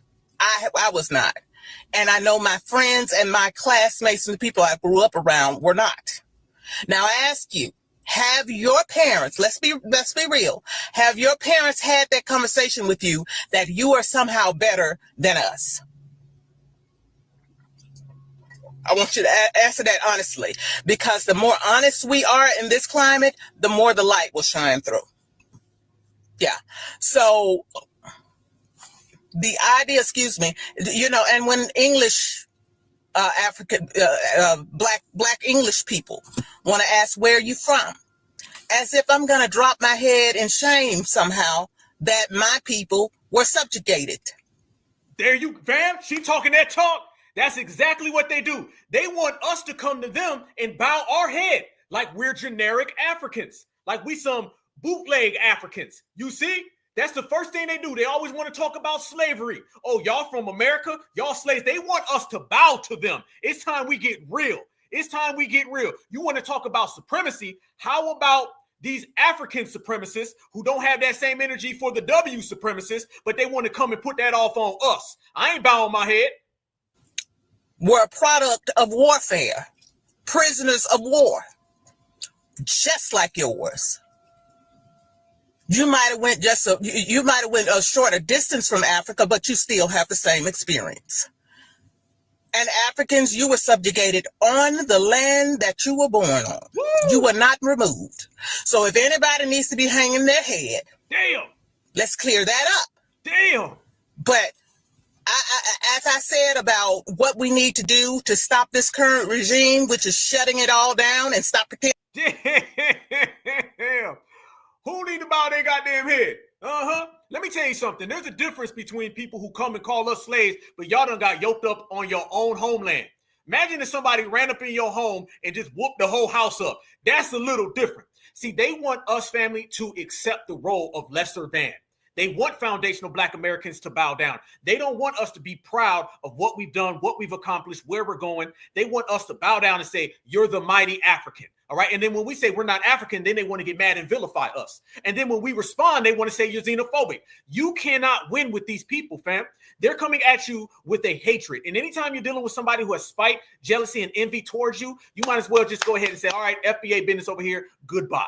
That's the only way you can really deal with somebody who has that. They'll send out to 2 or 3 people who play nice, but then people who play nice, they really just fake. Like I said before, all of these people are anti-Black American until further notice, and all of their fake pleas are exactly that, fake until further notice, all right? Because they're going to send out people who are going to come, and they're going to say, that's bad, that's wrong, but they're never really going to use that same lecture towards their own. Fam, I'm talking to my FBAs right here. We 3,000 deep. Everybody smash that like button. We in the building. We in the place. Ballers gonna ball and them haters gonna hate. Everybody smash that like button. Let me ask y'all this question. It's really not a question. It's more of a statement because I know how y'all gonna respond. If my brother and someone else's brother got a problem, right? My job is to go talk to my brother. It's your job to go talk to your brother if we really want to solve the problem. If there's a conflict and my brother's got a problem with your brother and we want to solve it, you talk to your brother, I talk to my brother. How come when it comes to all of the Africans in the diaspora, they always want to come and lecture me and my brother, but don't say a goddamn thing about their brother who just threw a goddamn rock and called me a slave? Y'all notice that, right? Notice that they don't never have that energy. They want me to correct my behavior, correct my brother's behavior, even though we didn't even do nothing. We didn't even do nothing. But they want me to tell my brother you're wrong. And then he wants to come and tell me I'm wrong and my family's wrong. And the dog is wrong. And the cat's wrong. And my whole side of town is wrong. And then we say, well, what you do wrong? I did nothing. I did nothing. Well, what about your brother? My brother's a good man. He's good. I stabbed him in the back later for Karen, but for now he's good. You notice that? You notice that? We don't have that type of energy, fam. Our energy is we correct what needs to be corrected. Their energy is always against FBA. If you notice, fam, you're dealing with people who got spoiled brat energy. It's always somebody else. It's the village. It's the government. It's the next person. It's the supremacist colonizer that they really subscribe to. It's always another individual other than thyself. And we're just, quite frankly, fam, we're diametrically opposed. Everything. This is the beauty of being foundational Black Americans. We have our own codes, principles, traditions, practices. We have our own intellect, our own thoughts, our own wherewithal, and that has been developed from years of being who we are right here in North America, holding it down. And they got their own from their homeland. The stuff that flies over there don't fly over here. So you're not going to come over here and put an African jacket on me when I say take this off. I don't wear musty. And then you want to get mad and say, that's mean. No, well, it was mean to put a musty jacket on somebody who's so fresh and so clean. Shout out to Outkast, Georgia. So when you see that they on that type of game and you see that they that lame, then foundational Black Americans can just stay over here doing our foundational Black American thing, and it's lovely. It's very lovely. But let me tell you how all of this really started. This really started with them disrespecting us with the Essence Festival. Fam, there's been a lot of key moments in this generation, a lot of key moments. And I always look at things historically. And what's going on right now historically is something that's being done that should have been done a long time ago. But now brothers and sisters is out here calling it out. But what it really did, that little Essence Festival thing, that started something that they didn't think foundational Black Americans was going to take it to where we took it. All right. That little Essence Festival thing, that got them in a game where they thought that they was going to hustle FBA, and FBA said, no, it will not go down like that. So now what you're seeing is that they're trying to backtrack off of that. And then they came out here with that whole taking foundational Black American, this, that, and the other thing, and stealing from us right in front of us. And we just said, enough with the disrespect. Shout out Natural Tour. I see you, sister. They be out here hating on us. But let me tell you something that ain't going to happen. Sisters now are out here saying, you know what? Y'all been out here trying to get mad at us, trying to hustle foundational Black Americans. And our sisters now with the boycotts is really kicking things off to the next level. And what we want to do right here on the Black Alpha Network, what we going to do right here on the Black Alpha Network, we're going to take the boycott to another level, okay? Because remember, I was talking about the Tether Boycott of 2025 just about a month ago, right after the Essence Festival thing. Now you got the sisters out here saying we're going to boycott their shops and they braiding. So you're going to have another brother's going to pop up and say, hey, let's boycott this. So let's collect our boycott and put it all on the same page, because TikTok is cool, but TikTok's a playground. People play on TikTok, all right? And it'll go away real quick if you on TikTok too long, right? What we need to do is, like a lot of brothers and sisters are saying, they be like, how about a permanent one? How about one that stays and we stay on it and we keep going? And what ended up happening was a lot of our sisters was out there and they was like, nah, we need to go ahead and shut a lot of these people down. And I remember for the longest time, people were saying our sisters got to go and our sisters got to hold down with these shops. Well, it's happening. All right. So send that big ass certified salute to all of our Black American queens, because yes, indeed, our sisters is out there saying, y'all brothers, y'all handle that. We going to handle this and we'll all handle it together. That's the way we move, right? I told everybody, they've been out here thinking they was going to get a gender war family, and they got an on-code foundational Black American family tree. They don't like that, do they? But they better learn to love it, because this foundational Black American energy ain't going no goddamn where. It's only getting stronger, and it's getting stronger by the day. So a lot of the stories that we've been hearing for the longest amount of time that's been going on out there with these Africans, the sisters is out there now, and they saying, oh, I got some stories. Yep. And they said, since we got some stories, let's share the stories. And you got one, I got one, we got some. So now brothers and sisters got a whole game plan, and they looking at these people sideways. This is one of the reasons why the 2025 and permanent Tether boycott is popping off.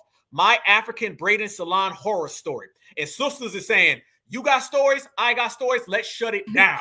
And that's to the what's point happening. where I'm shaking, and I hate getting this mad because I cannot effectively convey my points when I am this upset. I'm currently trying to get a wig braid down because I'm about to put a wig on. It's homecoming season, I'm about to put a wig on. I call around to all these different shops in the DMV area in Southern Maryland to see, who charges what, and whoever charges the lowest is where I'm going to go. I call Mimi's Hair Braiding. This is like Camp Springs, Temple Hills area. They tell me 2025. That's a steal. So I come here. They see me walk in with this head full of hair. Don't nobody want to do my hair for real. That's cool. I take it on the chin. I deal with that all the time when I come in African shops. They see the hair. They really want to do people with short hair, with thin hair. That's cool, whatever. If I argue about who's going to do it, I don't care. Also, FYI, I'm fluent in French. I can understand nearly everything that you say to me in French. Can I speak it back? No, I can speak back to you in English, but I comprehend very well. So finally a lady comes out and she starts doing my hair. She does one whole braid, and another lady comes up to me and she's like, oh, it's going to be $40. $40. I pull my card out. I'm like, I'll pay the $40 because I'm already here and she already started. But I called you all and you all said no more than $35, which is why I'm here. So that's fine. You can charge your card. I won't be back though. Won't be back. You won't see me again. So it's all fine and dandy. Then she goes and she slides the card and she's like, it declined. But run it again. Because I know daggone well, Kayla Carter's card ain't declined for no $40. I know that. Debit card, I know that. Mind you, I'm getting my hair done. So I don't got no designer. I look real bummy. And I really feel like at that point, because I made a comment about they trying to get over for the extra amount of money, that they immediately looked at me, looked at what I got on, and judged me. I'm about to go to the gym, by the way, after this. So, but whatever. She's like, it declined. I said, run it again. Then the lady behind me that's doing my hair cackling, she on the phone, but she chit-chatting about how I'm complaining about the $5. The other lady like, yeah, she must have just locked her card. They're saying all of this in French, by the way. I said, first of all, I speak French fluently. I understand everything that y'all are saying. First of all, you behind me, you're going to stop playing in my hair right now. I'm going to take this braid out, and it is what it is. Y'all not doing my hair, giving my card back, and I'm stepping. And now I'm about to go make a TikTok about it. Because y'all be having all the balls in the world because y'all be thinking can't nobody understand. Y'all, you have me messed up, and now I'm going to the next salon. And now I'm going to go make a TikTok about the next salon if they're a great salon, and I'm going to put them on. Look at that. Look at that, fam. And then she posted it. Then she put it up. With the phone number. That phone number, it might read 301-449-0977. I don't know. You know what I'm saying? I'm not sure what it says right there. But you see how it goes and see how it started. Family, we got a foundational Black American wave right now. We waving across this whole country. Brothers and sisters are tired of it.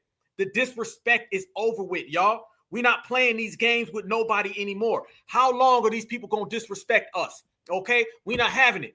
Our sister said, okay, cool, bet. All right? They said, work harder. We said, okay, cool, bet, watch. They said, okay, y'all go to somewhere else. We said, okay, cool, bet, watch. See, we simply solving everything. Why? Just go ahead and watch. Just go ahead and enjoy the show because we're going to put one on. And the sister said, there you go.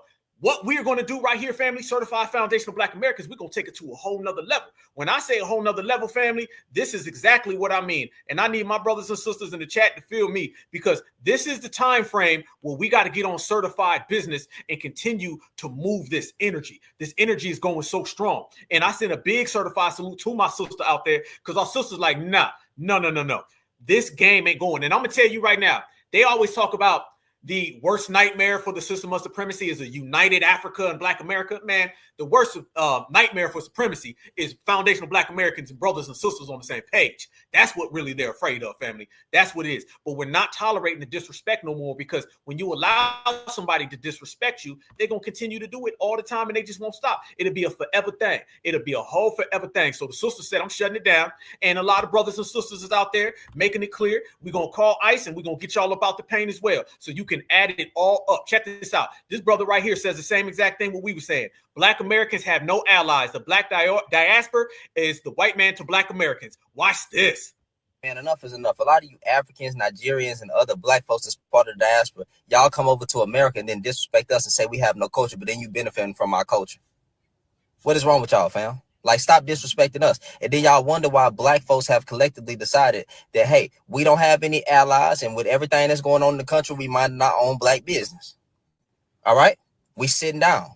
We get disrespected by every single person. And then y'all come over here acting like the white man to us, telling us how we can't feel and what we can't say and all those. Nah, bro, y'all like y'all goddamn mind. But then y'all get mad when people decide to, Black Americans decide to be FBA, Foundational Black American. It is Black Americans that fought for y'all, for y'all to even have the rights that y'all have.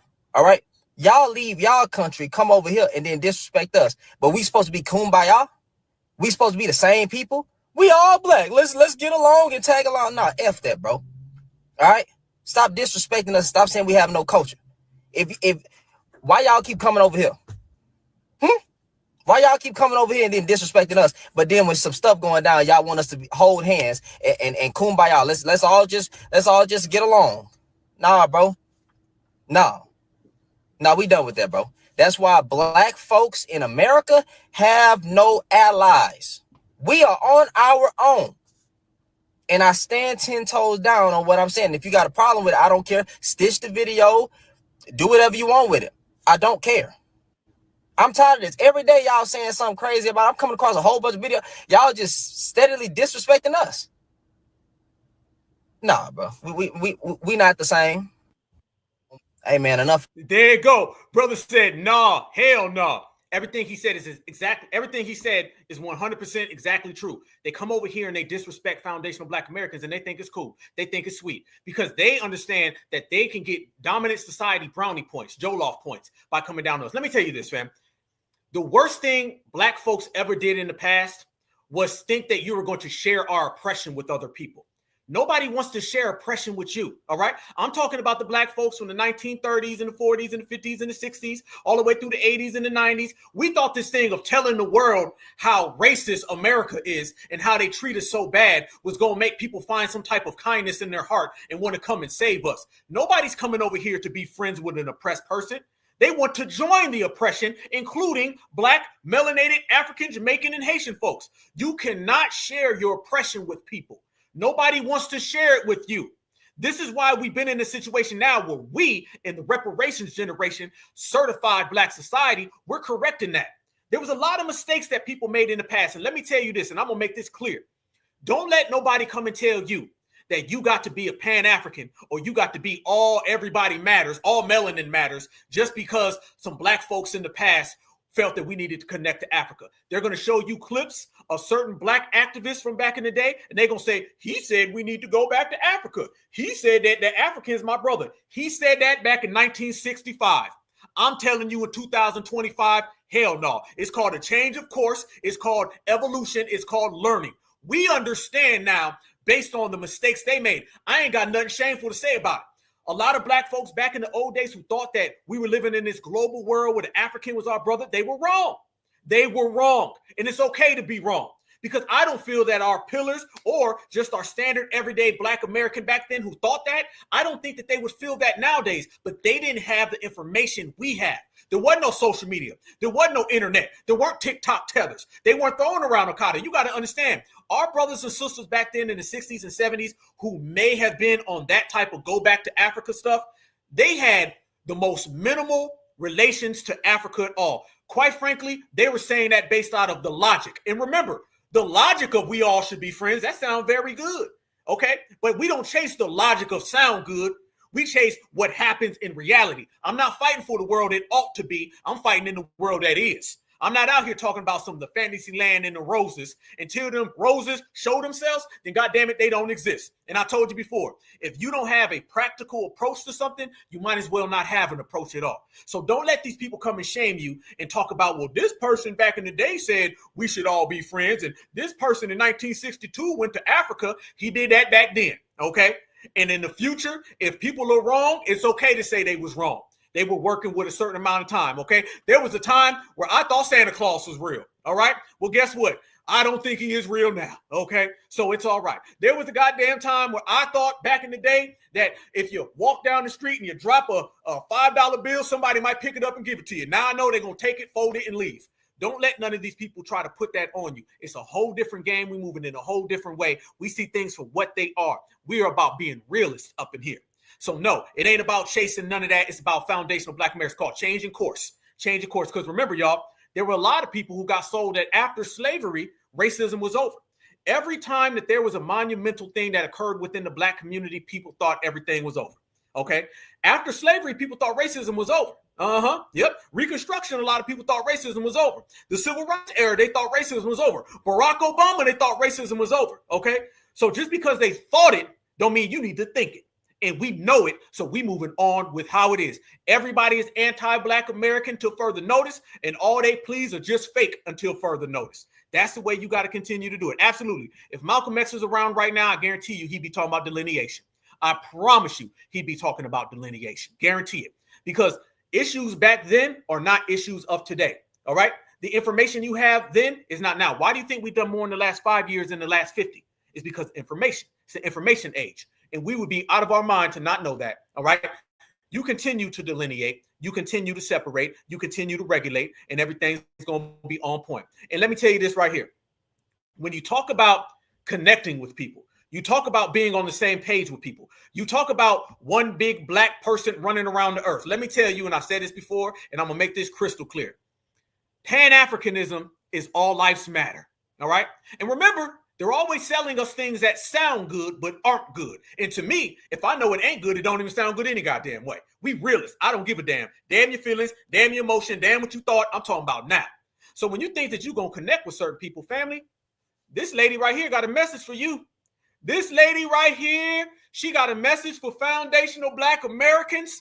She said, damn your delineation. You are her brother and sister. She said, damn your delineation. You are her cousin and her Black American brethren. She said, damn your delineation.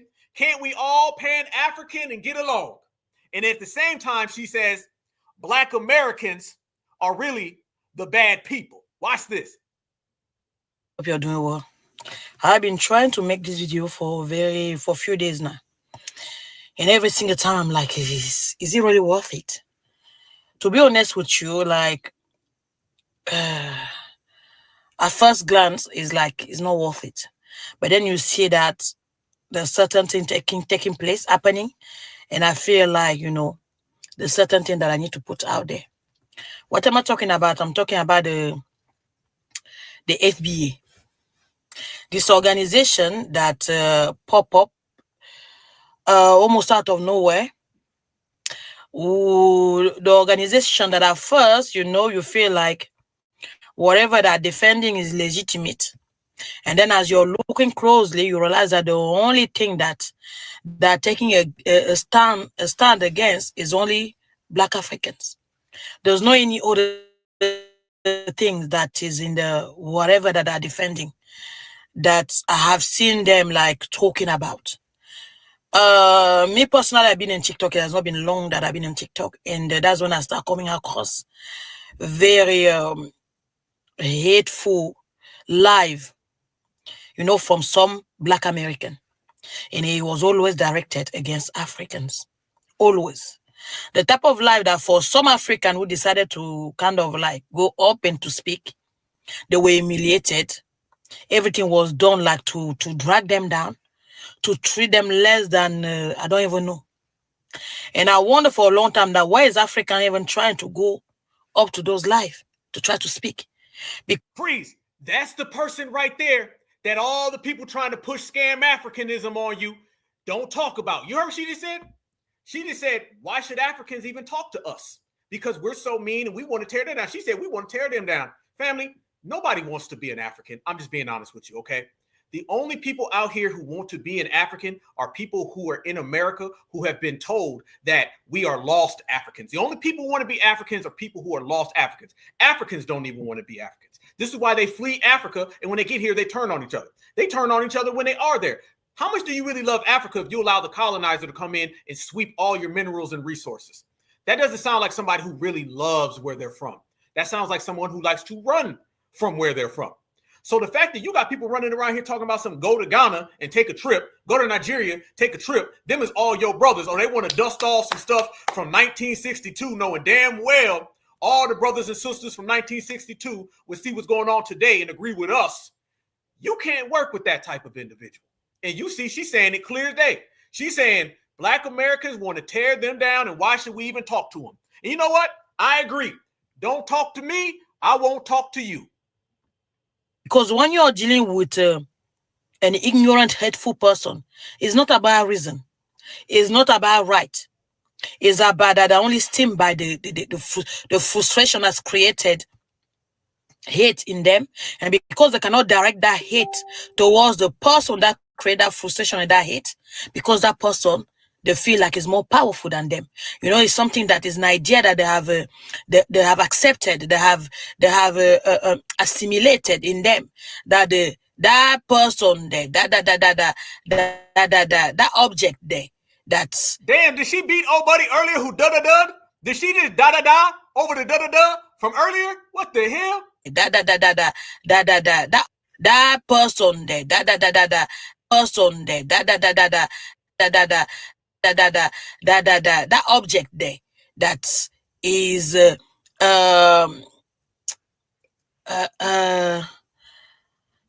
get your thoughts together, Tether. I know you're making up things that never happened.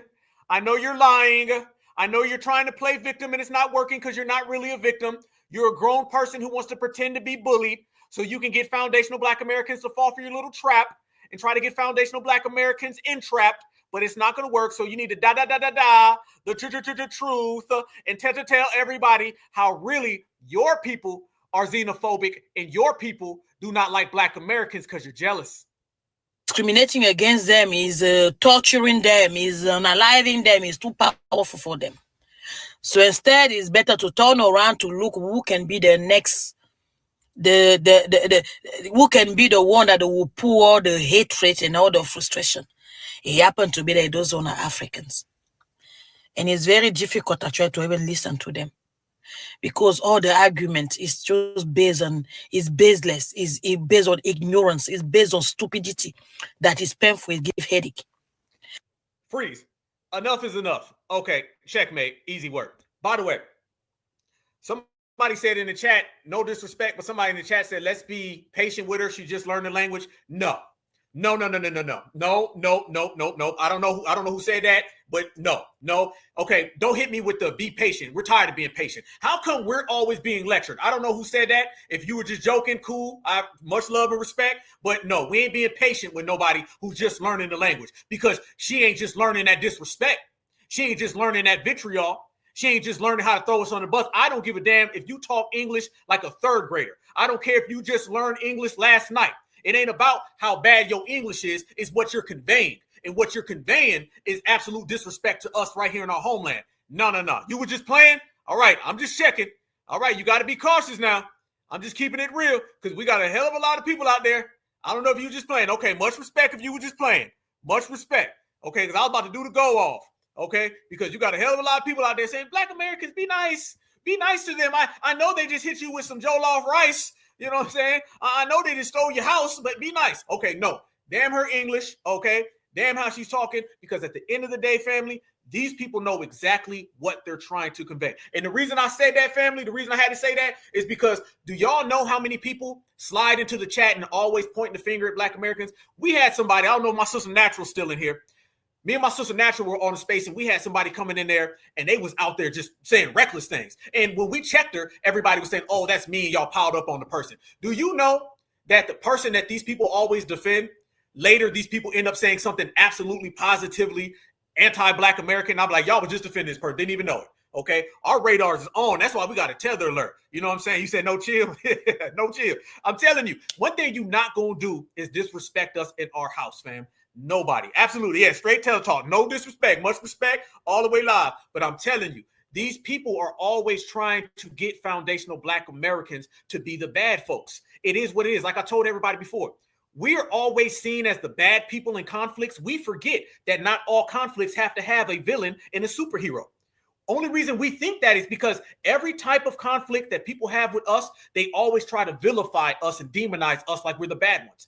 Foundational Black Americans see, you can have a 12-year-old Tamir Rice, they made him the bad one.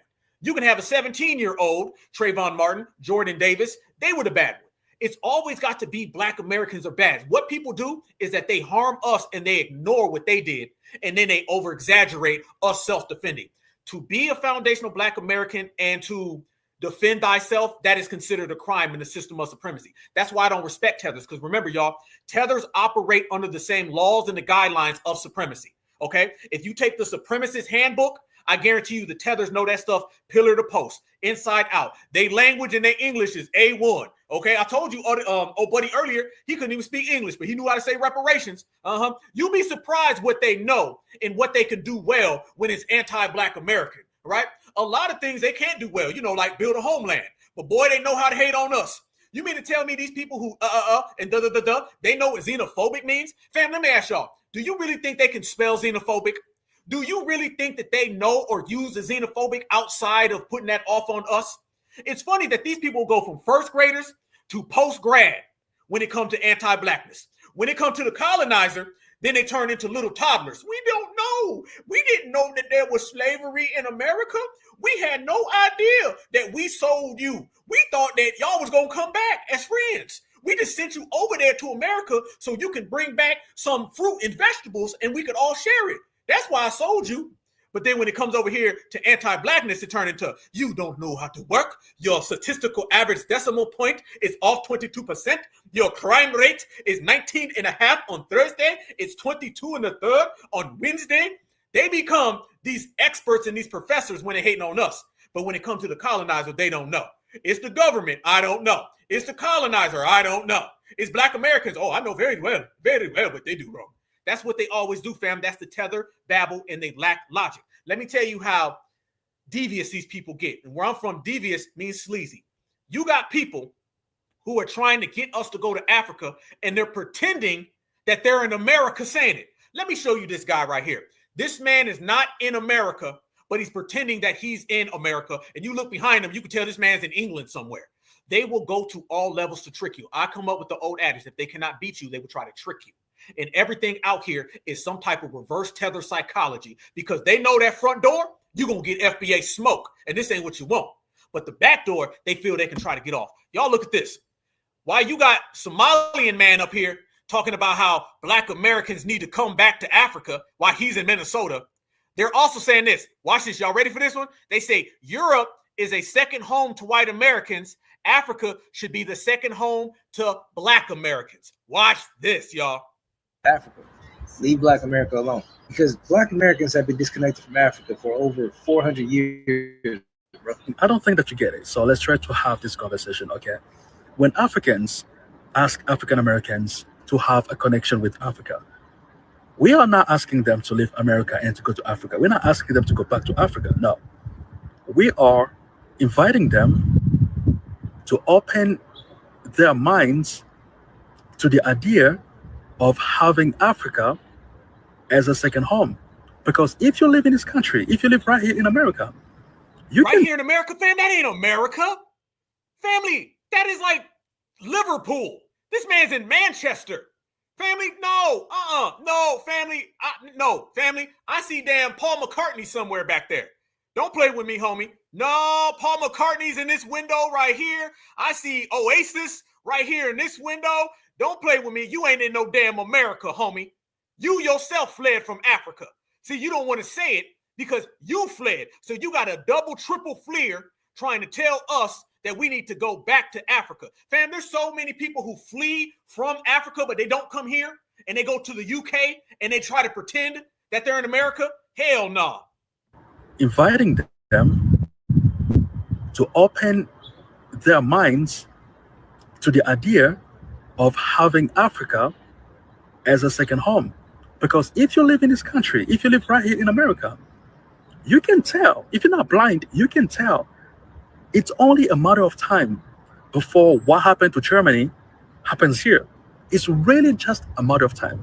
And when something like that happens, it will be best for our brothers and sisters here to have a second home where they can go to. It will be a lot more harder for them to go to a place where they've never been, to a place where they have no connection with. So we invite them to start creating that connection now, because you never know. Nah, what I do know is that ain't America, and them ain't no American projects. Family, I see Ozzy Osbourne's ghost floating up here somewhere. You don't get the hell up out of here. You better go ahead and tell that to the Beatles. This man over there hanging out with the Beatles want to come tell us that we need to come on back. And yeah, absolutely. And then trying to hit us with some scare tactics. The delusion and the subterfuge is insane. Okay, I want everybody to think about the way they talk to Black Americans. Every way that they talk to us is always littered with some type of subterfuge and deception. They use the same exact tactics that the dominant society does, and they try to always pin supremacy on us. That's why we always call on them out, how they're trying to pin supremacy on us when supremacy really applies to them. If anybody has a supremacist mentality, it's the person whose homeland is always getting colonized by supremacy. The two tactics that a tether always does is they play fake friend, and then when you denounce their fake friendship, then they'll try to pin supremacy on you. The world always tries to pin supremacy on us because they know we're the only people who fight against supremacy. So essentially what we have is a world that are puppets for supremacy, always trying to pin supremacy on the riders against it. All right. You got somebody who bows down to every W he sees, trying to tell us that we're the W's. You got somebody who gets colonized every day of the week trying to tell us, the non-colonized, that we're the supremacists. All right. Jethro is sitting back laughing at Mutombo. That's how bad it is. So you're always seeing them trying to pin that off on us. In reality, they can't, because we understand the way these people are and the way they're moving. Quite frankly, it's fraudulent. That's just the way they do. And then let me say this, fam. As we call out all of these different aspects and avenues that they've been doing, where were all these Africans at with Carmelo Anthony? Can we go there, fam? Can we go there?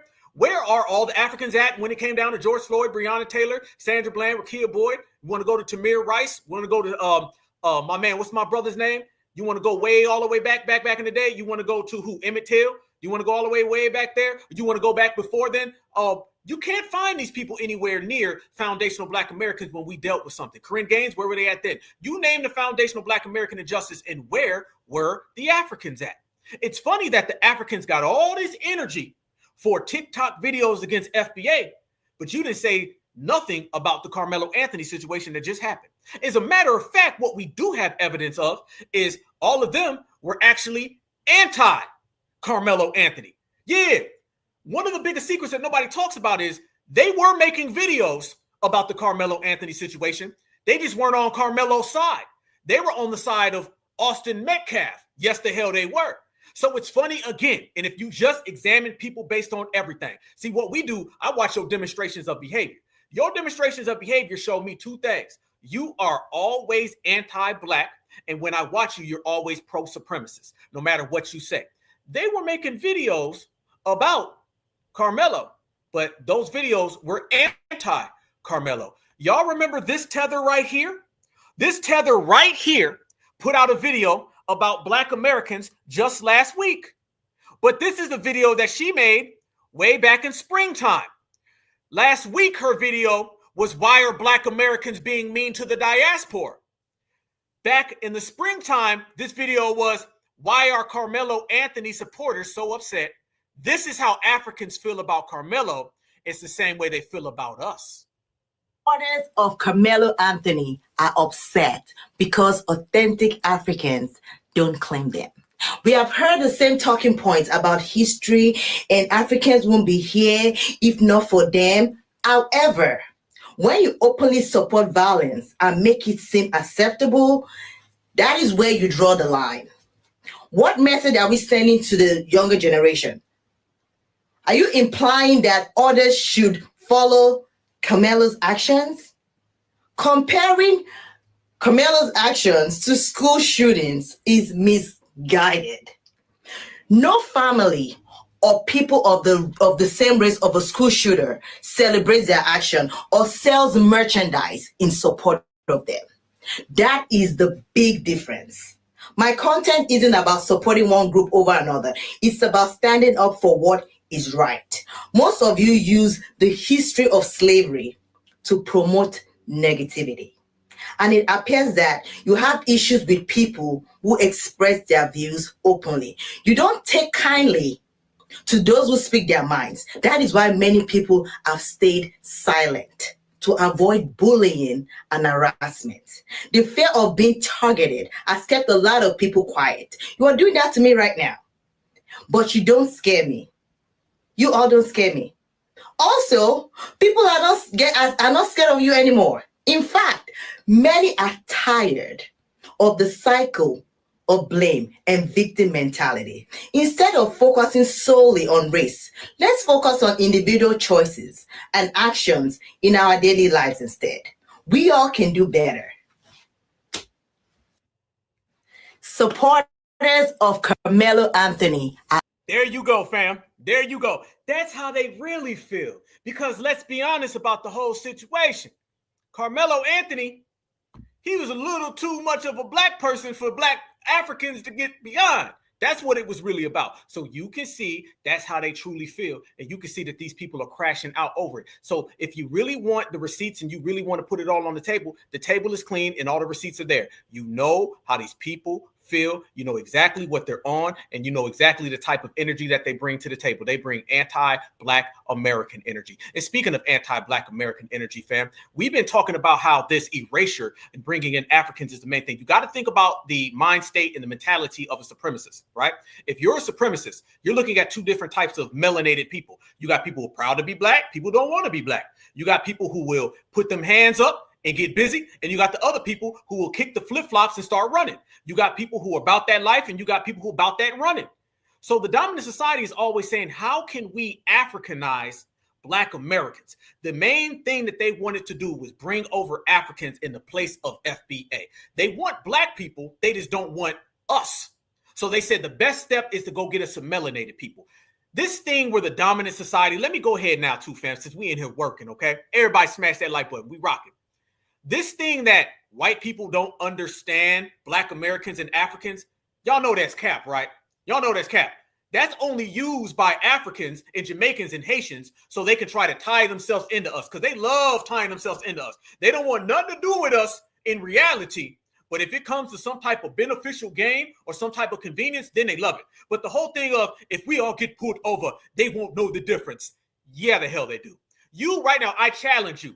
You go to every single Jethro and Billy Bob you can find, and then you show them a Black American and you show them Mr. Mutombo, they're going to say, that's Mr. Mutombo, get him the hell up out of here. That's really what it is. See, when they come to America, they understand that they're not viewed in the light that Black Americans are viewed. Because like I told you before, they may not like Black Americans, the Mayo Brigade, but goddamn it, they respect us because we've been the only people who will put in that work and put it down. And they know when they come around us, they better hit a U-turn quick, a Mayo U-turn. But when it comes to the Africans, they bow down. So you're talking about every single aspect, the way they act, the way they behave, their demonstrations of behavior, and quite frankly, their phenotypes. They know Africans are not Black Americans. Don't let people tell you that Africans are people who are just like us and nobody can tell the difference. No, the same way you can tell, the same way that Mr. Mayo can tell, same way Jackie Chan can tell. The person who always wants to look like you is the person who wants to be you. The person who's always trying to tie him into you, notice this, fam, they're always trying to tie themselves into us. They're the ones out here talking about, we got y'all culture, y'all look just like us. I've not seen any videos where foundational Black Americans is talking about how we look like them. They're obsessed with looking like us. Because, quite frankly, it's kind of weird. You know what I'm saying? I see a big old Mr. Mutombo, this man to be 35 years old, talking about he looked like a 22-year-old Black American. Kind of strange if you ask me. But that's what it is. So you ain't got to look no further than the person who's always trying to look like somebody else is the person who wants to be that somebody else. But that's par for the course for them, right? Because they want to be like everybody in every other aspect of their life any goddamn way. But fam, they've been doing a lot of funny style stuff, trying to Africanize our culture. And we've been calling it out. Let's make this clear. This 2025 Tether boycott, this 2025 and permanent Tether boycott, this invasion shutdown, this has been going on for a long time. This is just another chapter of delineation because we know that they've been doing a lot of weird things. Did y'all see this right here? How many of y'all seen this? Check this out. Do y'all know that they're making Spike Lee and his wife ambassadors for the African Americans in the U.S.? Who in the hell signed up for this? This is another thing where they're using Black Americans and trying to just pinpoint somebody and trying to deputize somebody over our lineage. Y'all see what I'm talking about here? Y'all see how this keeps on keeping on? What? They named Spike Lee and his wife ambassadors of Black Americans in the U.S.? Nah. What is that? Benin? What is that? Ain't that in Nigeria? Wherever the hell that is. Okay, I won't be there. But y'all see what I'm talking about. Every week, you see this right here. Somebody trying to take some type of position as the authority or the sheriff of Black America. And the dominant society just be handing them over. Here, you can be it. This ain't no different than that lady that is at the UN. They go ahead and put her in a position. So don't get it twisted. The dominant society knows the difference between Black Americans and Tethers because every time you turn around, they're trying to team up with the Tethers because they know Black Americans ain't playing that. And remember, this is the same Spike Lee who was out there talking about Obama should have went harder at us to go vote for Kamala, okay? So Spike Lee been compromised, all right, point blank.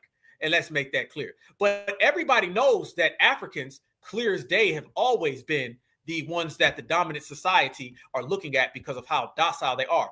Let me show y'all some testimonies from people who've been out there saying exactly what I just told you. People been out there saying that we're going to dispel all them lies, that they wouldn't know the difference if they just seen us. Okay, then how do you explain this to me right here, fam? Watch this lady and this gentleman. Watch them simply say that Africans are preferred because they're more docile. You ain't got to take a Black American's word, watch an African's.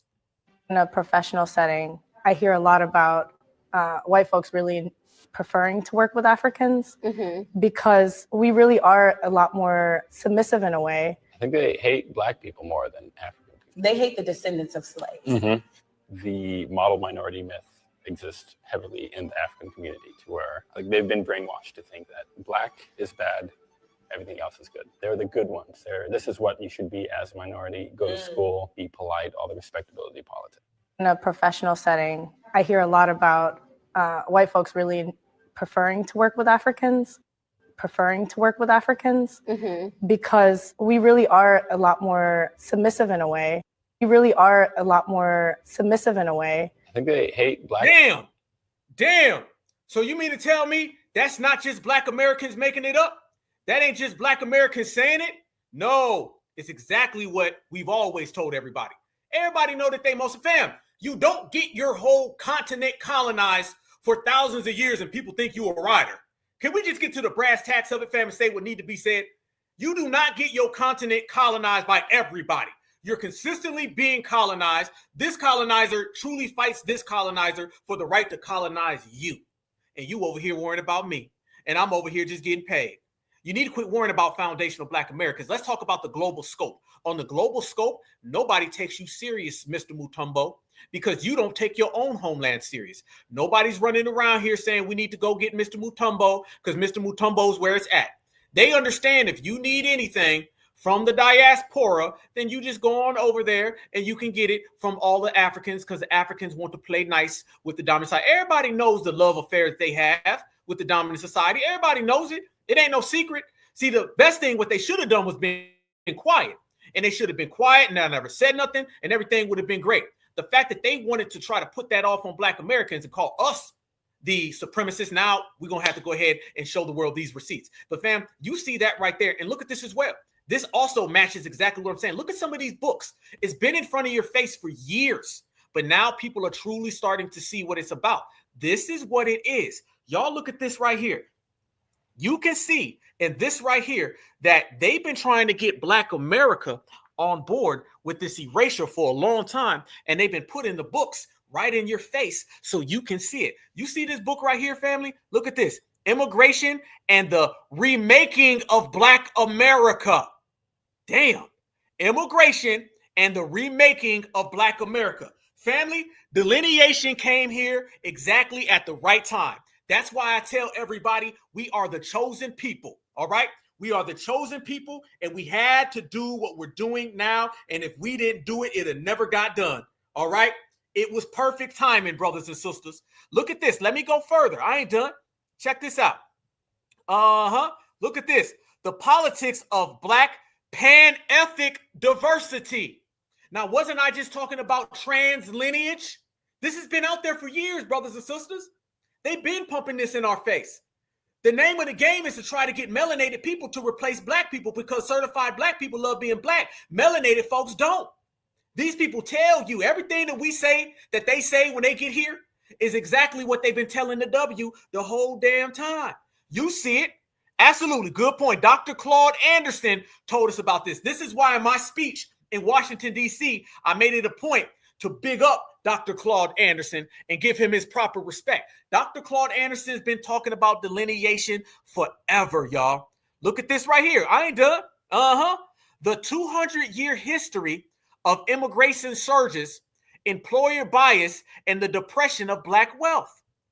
Back of the hiring line. Y'all see this right here? This is showing you that they have slowly but surely been pumping this in front of Black Americans, basically telling you that we are going to send in all of these different Africans, and we want these Africans to come in because what they want is a submissive class. They want a submissive class because a rider class and a warrior class is not good for business when you deal with the supremacists. Supremacy does not want a rider warrior class at all. They want people who are going to come over here that get colonized in their homelands. That works better for the supremacists. How about this one?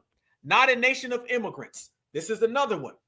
Settler colonialism, white supremacy, and the history of erasure and exclusion. All of these have been right there in front of everybody for the longest amount of time. If you was looking in the right place, it's on and popping. I see you, family. Certified salute. Always better late than never. I appreciate you. Thanks for tapping in with the Black Alpha Network. Always appreciate you. But let me show you guys some more stuff right here, okay? Look at this. You got even more W saying that they bring over Africans so their submissive class can be at play. Remember, y'all, we are canceling that lie that supremacy sees us all as the same. This, if we all get pulled over. By the way, the fact that they reduce our culture to getting pulled over, all right, like that means something. You know, we're all the same because we all get pulled over. So if I'm walking down the street and somebody thinks that I'm their cousin and say, hey, what up, cuz? And I turn around and I'm not. Does that mean that we're really cousins because you thought this? No. And they don't think that any damn way. So that's two lies exposed in one. Look at this right here, family. This shows you as well that they've been bringing over Africans because they've been trying to get them on board. Watch this. They import Africans so they don't have to hire Black Americans. This is the W dude right here. Watch this, fam. You ever want to know the truth about these people? Jethro will tell you. Jethro gonna tell you. Watch this. Affects African Americans in a very interesting way, which is actually both the universities and the corporate employers are literally, this is true, they literally import Africans so that they don't have to hire African Americans because they still count as Black. There was a great story. The thing that woke me up to this, there was a story in the New York Times 20 years ago about Harvard. This is Harvard admits, Black students, but which ones? Back when the New York Times could talk about these things honestly. And it quoted actually Henry Louis Gates and Lonnie Guinier at the time at Harvard Law School, basically observing that African Americans were not benefiting from affirmative action because Harvard had figured out that they could import Nigerians. Right. And again, it's just like, great. The Nigerians are great. They're very smart. They're very productive. It's fantastic. All other things being equal, you'd like to have as many of them in your country. But like, is that really why we're doing, the set aside programs? Affects African Americans in a very interesting way, which is actually both the universities and the corporate employers are literally, this is true, they literally import Africans. They literally import Africans so that they don't have to hire African Americans because they still count as Black. There was a great story. The thing that woke me up to this, there was a story in the New York Times 20 years ago about Harvard. They said they literally import Africans because they don't want to use Black Americans and they're still classified as Black. This is why a lot of us are putting a lot of markers on what Black really is so you don't have to deal with that. And look at this. This is an article 20 years ago. Top colleges to take more Blacks. But which ones? They was telling folk. They was telling people way back then who they was going to take and who they was trying to replace. Okay, but here's the beautiful part about that, fam. There's two different versions of supremacy. You got the supremacist who says he wants to go ahead and ride with Mr. Mutombo, who's submissive. And then you got the other supremacist who says, damn, Mr. Mutombo, that Black American built this country. That Black American fought in every war. And then guess what? If there ever was another war, and things ever did pop off, like say with China or Russia or Iran, we would rather have the Black American here, wouldn't we? So therefore, why don't you deport Mr. Mutombo, deport Mr. Jollof, because they're going to run and hide when things get real anyway. And that's always been the dichotomy within supremacy, all right? The dichotomy within supremacy is the one who wants to have supremacy with the melanated folks and the ones who want the Black Americans, because they know we're going to ride. We're going to ride all the time. And that's the difference. Donald Trump, he represents that side. And typically conservatives represent the side of they ain't rocking with Mr. Mutombo. I'm going to tell you like this now. You can go on up to the East Coast. You can go on out to the West Coast, even in the Midwest. You come down South, then these W's out here, they're not playing with Mr. Mutombo. You can go ahead and cancel that. If Mr. Mutombo think he going to come down here and talk to work hard than he got. No, Jethro going to say, no, you goddamn work harder, Mr. Mutombo. You done fled your goddamn homeland. I'm telling you what, Jethro sound like he's delineating. I'm telling you right now. Go to Alabama right now and see Jethro and how he talked to Mr. Jollof. You think Mr. Jollof gonna talk all of that anti-Blackness here in the South? You know why? It's because Jethro is gonna look like a Black American. He's gonna say, well, at least he's an American. And they view anti-Black American spite as anti-American. They don't view it as just regular Black American hatred that is just confined to us. They look at it a little different. Yeah, Southern whites. Yep, I see you in the chat. Yeah, work harder. I'm telling you, Jeffro gonna be like, you goddamn work harder. He gonna have some damn some tobacco. He gonna spit some tobacco on you, Mr. Jollof. He gonna be old McDonald had a farm, and he gonna run you out of there. He gonna run you off the farm because the white supremacists in the South, they view anti-Black American hatred that comes from Tethers. They view that as an attack on America. They view that as an attack on old stars and stripes, Star Spangled Banner. All right. They don't want to hear Mr. Mutombo coming over here talking about how Black Americans ain't no good, because they're going to look at that and say, well, you ain't no good. Why do you think Donald Trump said these people are from an S-hole country? That's why he said, yeah, it's a moonshine. He's going to just be pouring some moonshine on you. You know what I'm saying? But that's really what it is. So that is where the dichotomy comes between the supremacist who's on the left and the supremacist who's on the right. That's the type of vibe and the type of interest that they have right there. You ain't going to be disrespecting that, because I told you, they're going to say the Black American, I know him. I don't know you, Mr. Joloff. And like we said as well, they don't respect a fleer. Nobody respects a fleer anyway. So when you flee, you went ahead and you canceled out any respect that you thought you were going to have. All right. And a intelligent, there's a person that y'all know him. I ain't gonna say his name right here right now out of respect, but there's a wonderful pillar in our community, one of the great scholars in our community. And he just told me yesterday, he said, whenever two W's fight, Black Americans win. Because while they're going back and forth at each other, now Black Americans always position ourselves where we hustle them. So that's the beauty of us putting our hustle on. That's the beauty of us standing on business. And that's the beauty of us truly being certified. So certified energy is a different type of energy. And that certified energy cannot be F with. They know it, and it's real. Check this out right here, fam. They understand as well that everything's going down in Black Americans' favor. So when we talk about a Tether boycott, let me bring that all the way back in. The Essence Festival, shut it down. We shut down all the Uber drivers. Don't see them, okay? You can go ahead and consider what foundational Black Americans are doing now as cleaning house. And we've been cleaning house for quite some time, but now that house is so damn clean, you can hear your echo bouncing off the walls. We running these people out. Tethergeddon is coming. And when I say Tethergeddon is coming, it means on August 1st, cut off. October 1st, cut off. Those dates are very detrimental days to Tethers, and it's all because foundational Black Americans, when we've been delineating on code, things get done, and you got MAGA and all of those folks, they out there talking about deportation and separation, and we out here talking about regulation. But I want y'all to notice this. People are calling them out all the way, and you see now that Tethers are shook. And let me tell y'all, you seen all of these Tethers tripping out about them boycotts, right? Man, let me tell you, that's only half the story. Now the Tethers are trying to get some act right. Watch this sister right here call out the Tethers, and it's the same energy when I call out the Tethers, when you call out the Tethers, when your cousins call out the Tethers. Black Americans right now got a renaissance that's sweeping everybody up. The disrespect will no longer happen. The Tether effect is shut down, and we got zero tolerance. Watch this, y'all. Y'all real loud pissing me off, because y'all coming under my post talking about don't divide us. Baby, we're divided. Africans don't like us. We're Akatas. And any African that's going to come past my post, they going to know that they call us Akatas. And you want to know what Akata mean? Akata is another word for Nigga. There it is. Say it one more time. Say it one more time. For Nigga. We're looked upon as wild. Akata girl. Listen to what they saying. When they speak in that language, Akata, Akata, Akata, Akata, Akata. This is an Akata. Baby, they don't say, oh, my dear brother and sister. That's us going to them. Like, oh, we want to know so much about Africa. They don't want to know so much about Southeast Washington, D.C. It's frowned upon. We're talked about badly. The same way the Chinese talk about us, the Spanish talk about us. Everybody got a name for us. You just don't know it. The word nigga is used globally, but just in another way. So don't come on my post because I'm a dark-skinned woman and I'm a Black woman and say, oh yeah, Africans and us, we're all together. No, we're not. They look at us like fools. When you go in there and spend your money, you a fool. When you try to come in they circles, you're a fool. When their children, they first generation that come over here from Africa, from Abuja, from wherever, they're told, I don't want you to be acting like the Black girl, Akata girl. You're doing Akata things.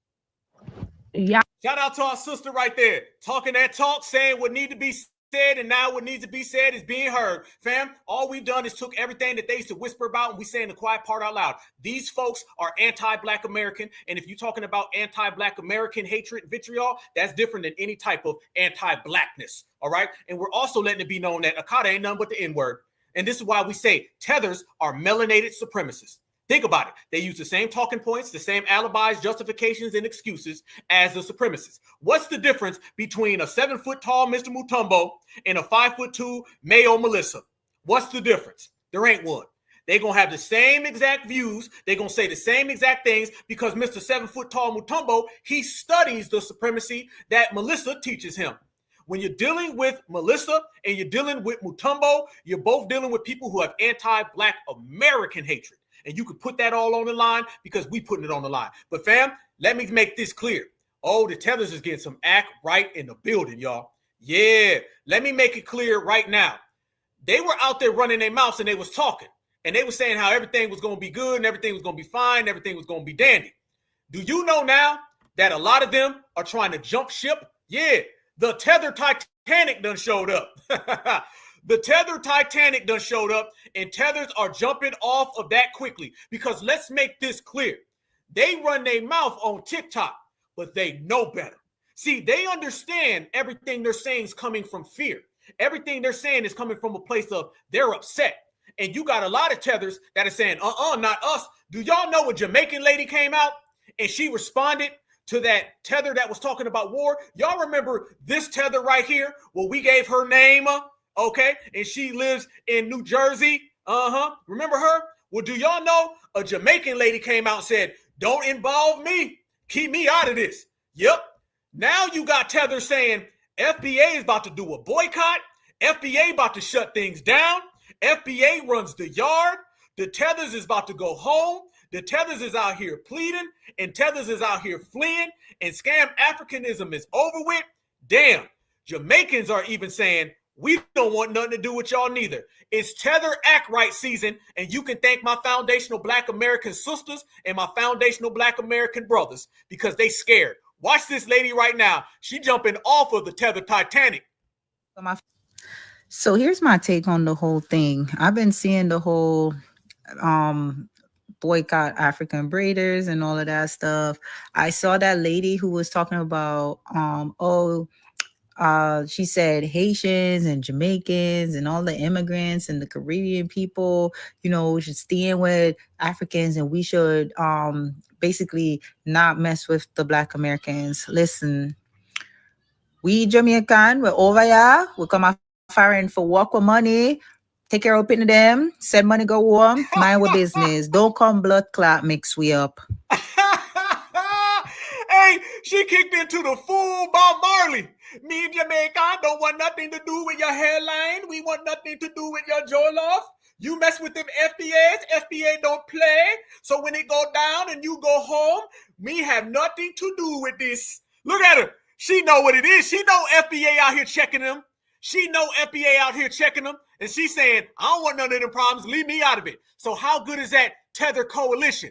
Trash. Jamaican, we're over here. We come foreign for work with money. Take care of them. Send money go home. Mind our business. Don't come blood clot mix we up. All right? Now mix we up. Because any other time, African go on like say, IT. So where you come and call with for? You want to a big stone on the Black American, them go and go through the big stone. Where you call we for? Where you are trying mix we up in a phone blend and blend for? We over here, we try for our business. Yeah, you may see the flag. We may have the flag on our car, all over our house and everything. But for the most part, we lay low and we try for our business. Please don't come rile we up. Because any other time, uno not deal with we. A whole pound uno no like we. So don't come try when you want come push war. Uno want come call up Jamaica name. Jamaica war for Jamaica. Low way alone. Uno sort out uno mix up and uno business pan uno one. Nobody come call we night. No draw we out. All right? Thank you. You have a nice day, woman. Damn! Jamaica work for Jamaica.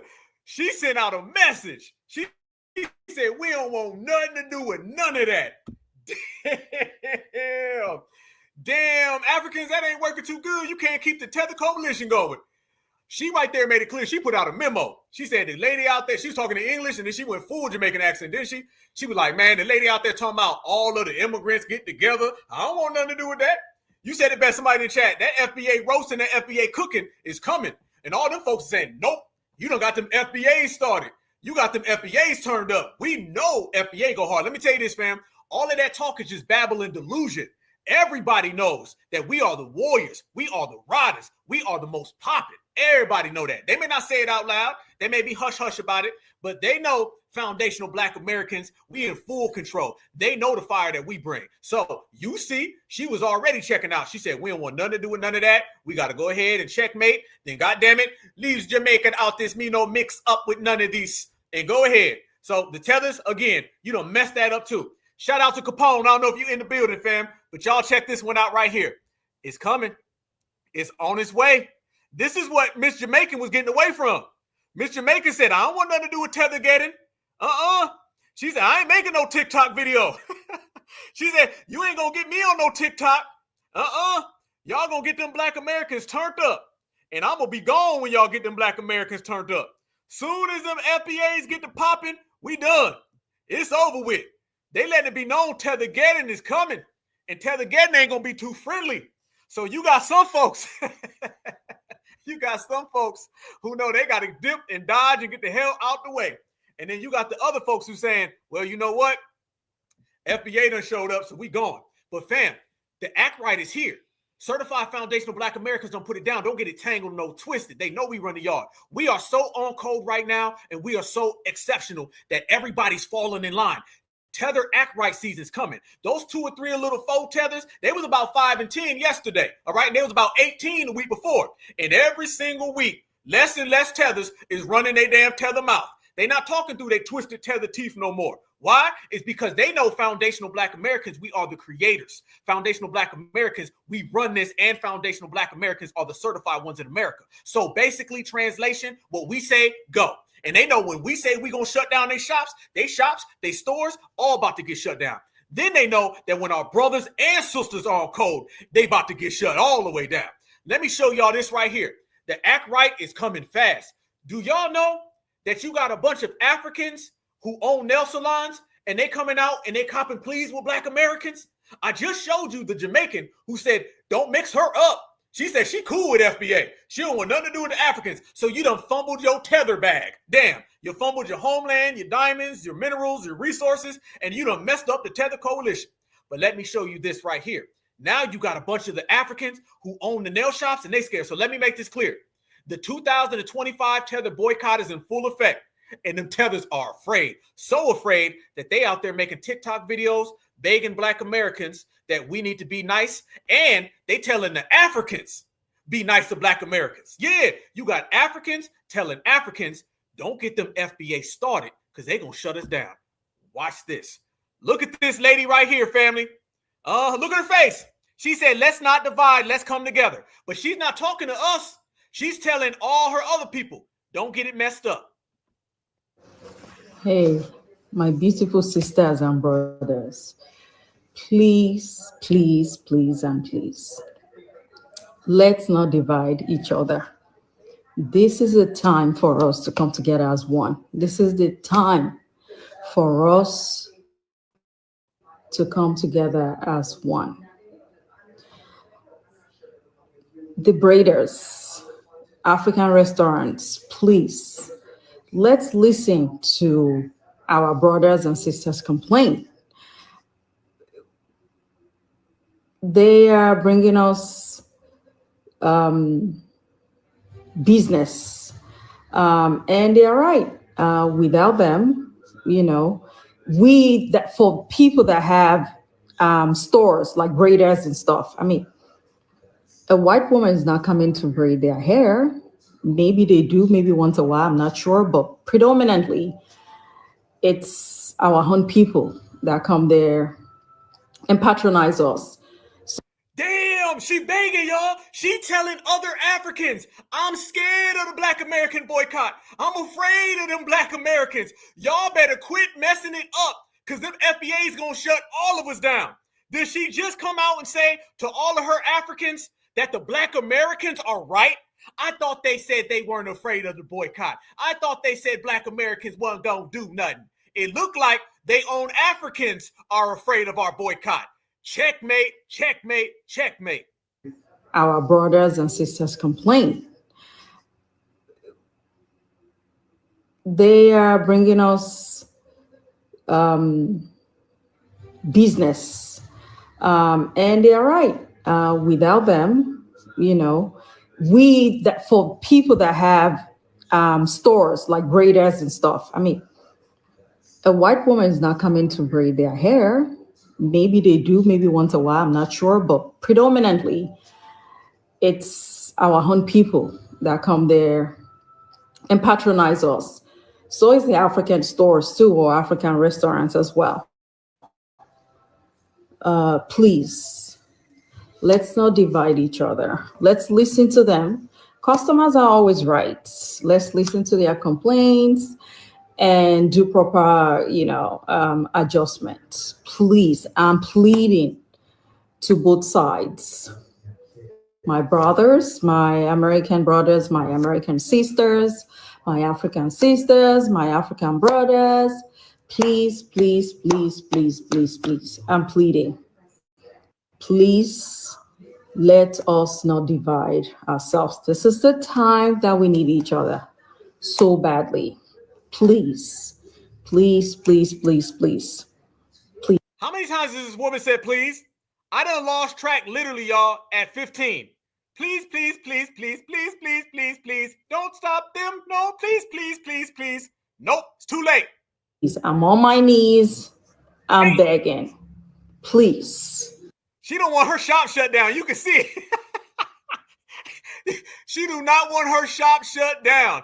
She like, them damn FBAs ain't gonna patronize me. I'm done. I'm on my knees. I'm begging. Please, let's come together as one. Let's forgive each other. Let's start over again. Please, please, please, please. And God bless you. God bless every one of us. And God bless United States. God bless United States. Thank you. Did she hit us with a God bless United States? Can I translate what she really just said? Can I translate what she really just said? God bless United States is really God bless the people who built the United States, FBA.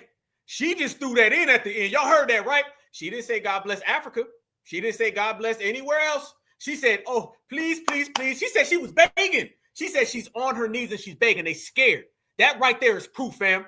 All of the diaspora are afraid of this tether boycott that foundational Black Americans are doing. They're afraid of tether getting that'll be here August 1st all the way through October 1st. She just told you. And then at the end, she said, God bless Americans. So she was lecturing other Africans. Fam, when you see an African lecturing another African and saying that we're right, she said the customer is always right. She's basically saying, FBA, y'all good. Africans, y'all gonna mess this up. They know what it is, but that ain't it. No, fam. You know it wouldn't be the Black Alpha Network if I didn't have 2, 3, 4, 5 videos of people out here saying the same exact thing. It ain't just one who's scared, because you know what I'm going to do, y'all? I'm going to make it clear so everybody know this just ain't no off-brand stuff. It ain't just one person. No, all of those business owners. Y'all notice that the people who don't own ish that are on TikTok, they run in their mouth. They talking about declaring war. They talking about giving me people's names and numbers and dates. The people who own stuff, y'all notice they've been real quiet, right? Until now. Notice that, y'all. Don't allow those little TikTok tethers who are on the time of you Akatas don't get it. They don't own nothing. Because contrary to belief, a lot of tethers who come here to America, they live below the poverty line. All that stuff about work harder, we do better. Do y'all know that's only like 2% of them that really do good?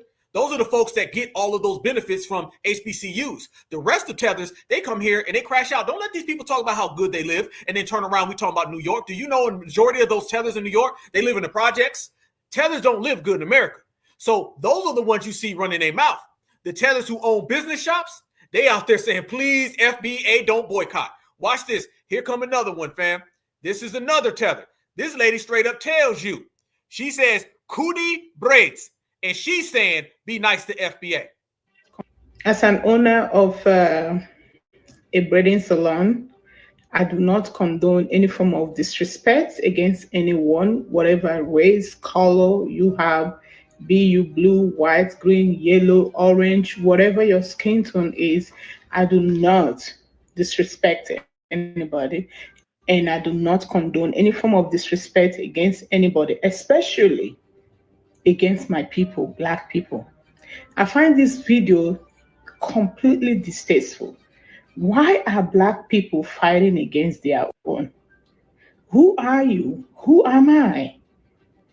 We have the same skin tone.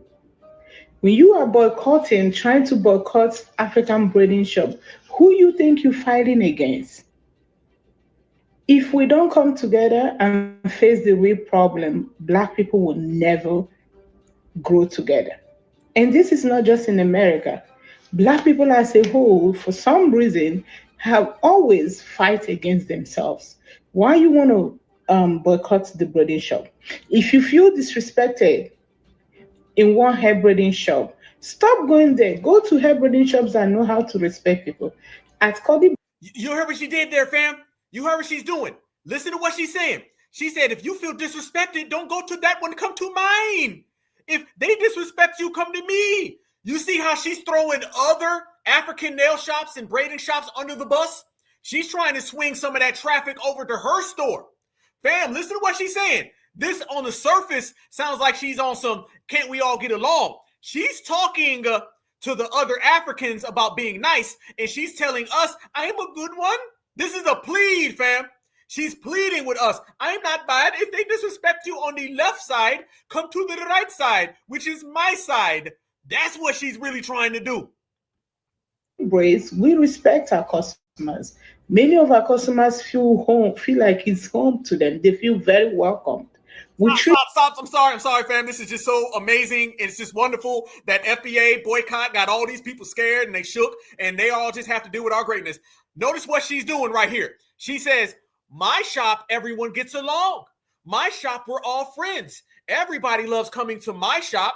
You know what she's really trying to tell you right there, fam, is that those other Africans are bad. Now here come the backstabbing culture. Notice this, family. She's not right here talking about you FBAs are making this up.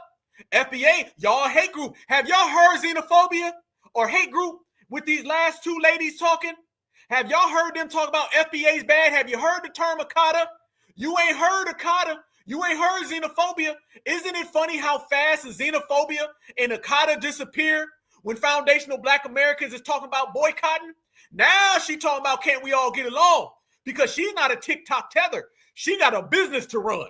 And she knows that the TikTok tethers are going to make her business go broke.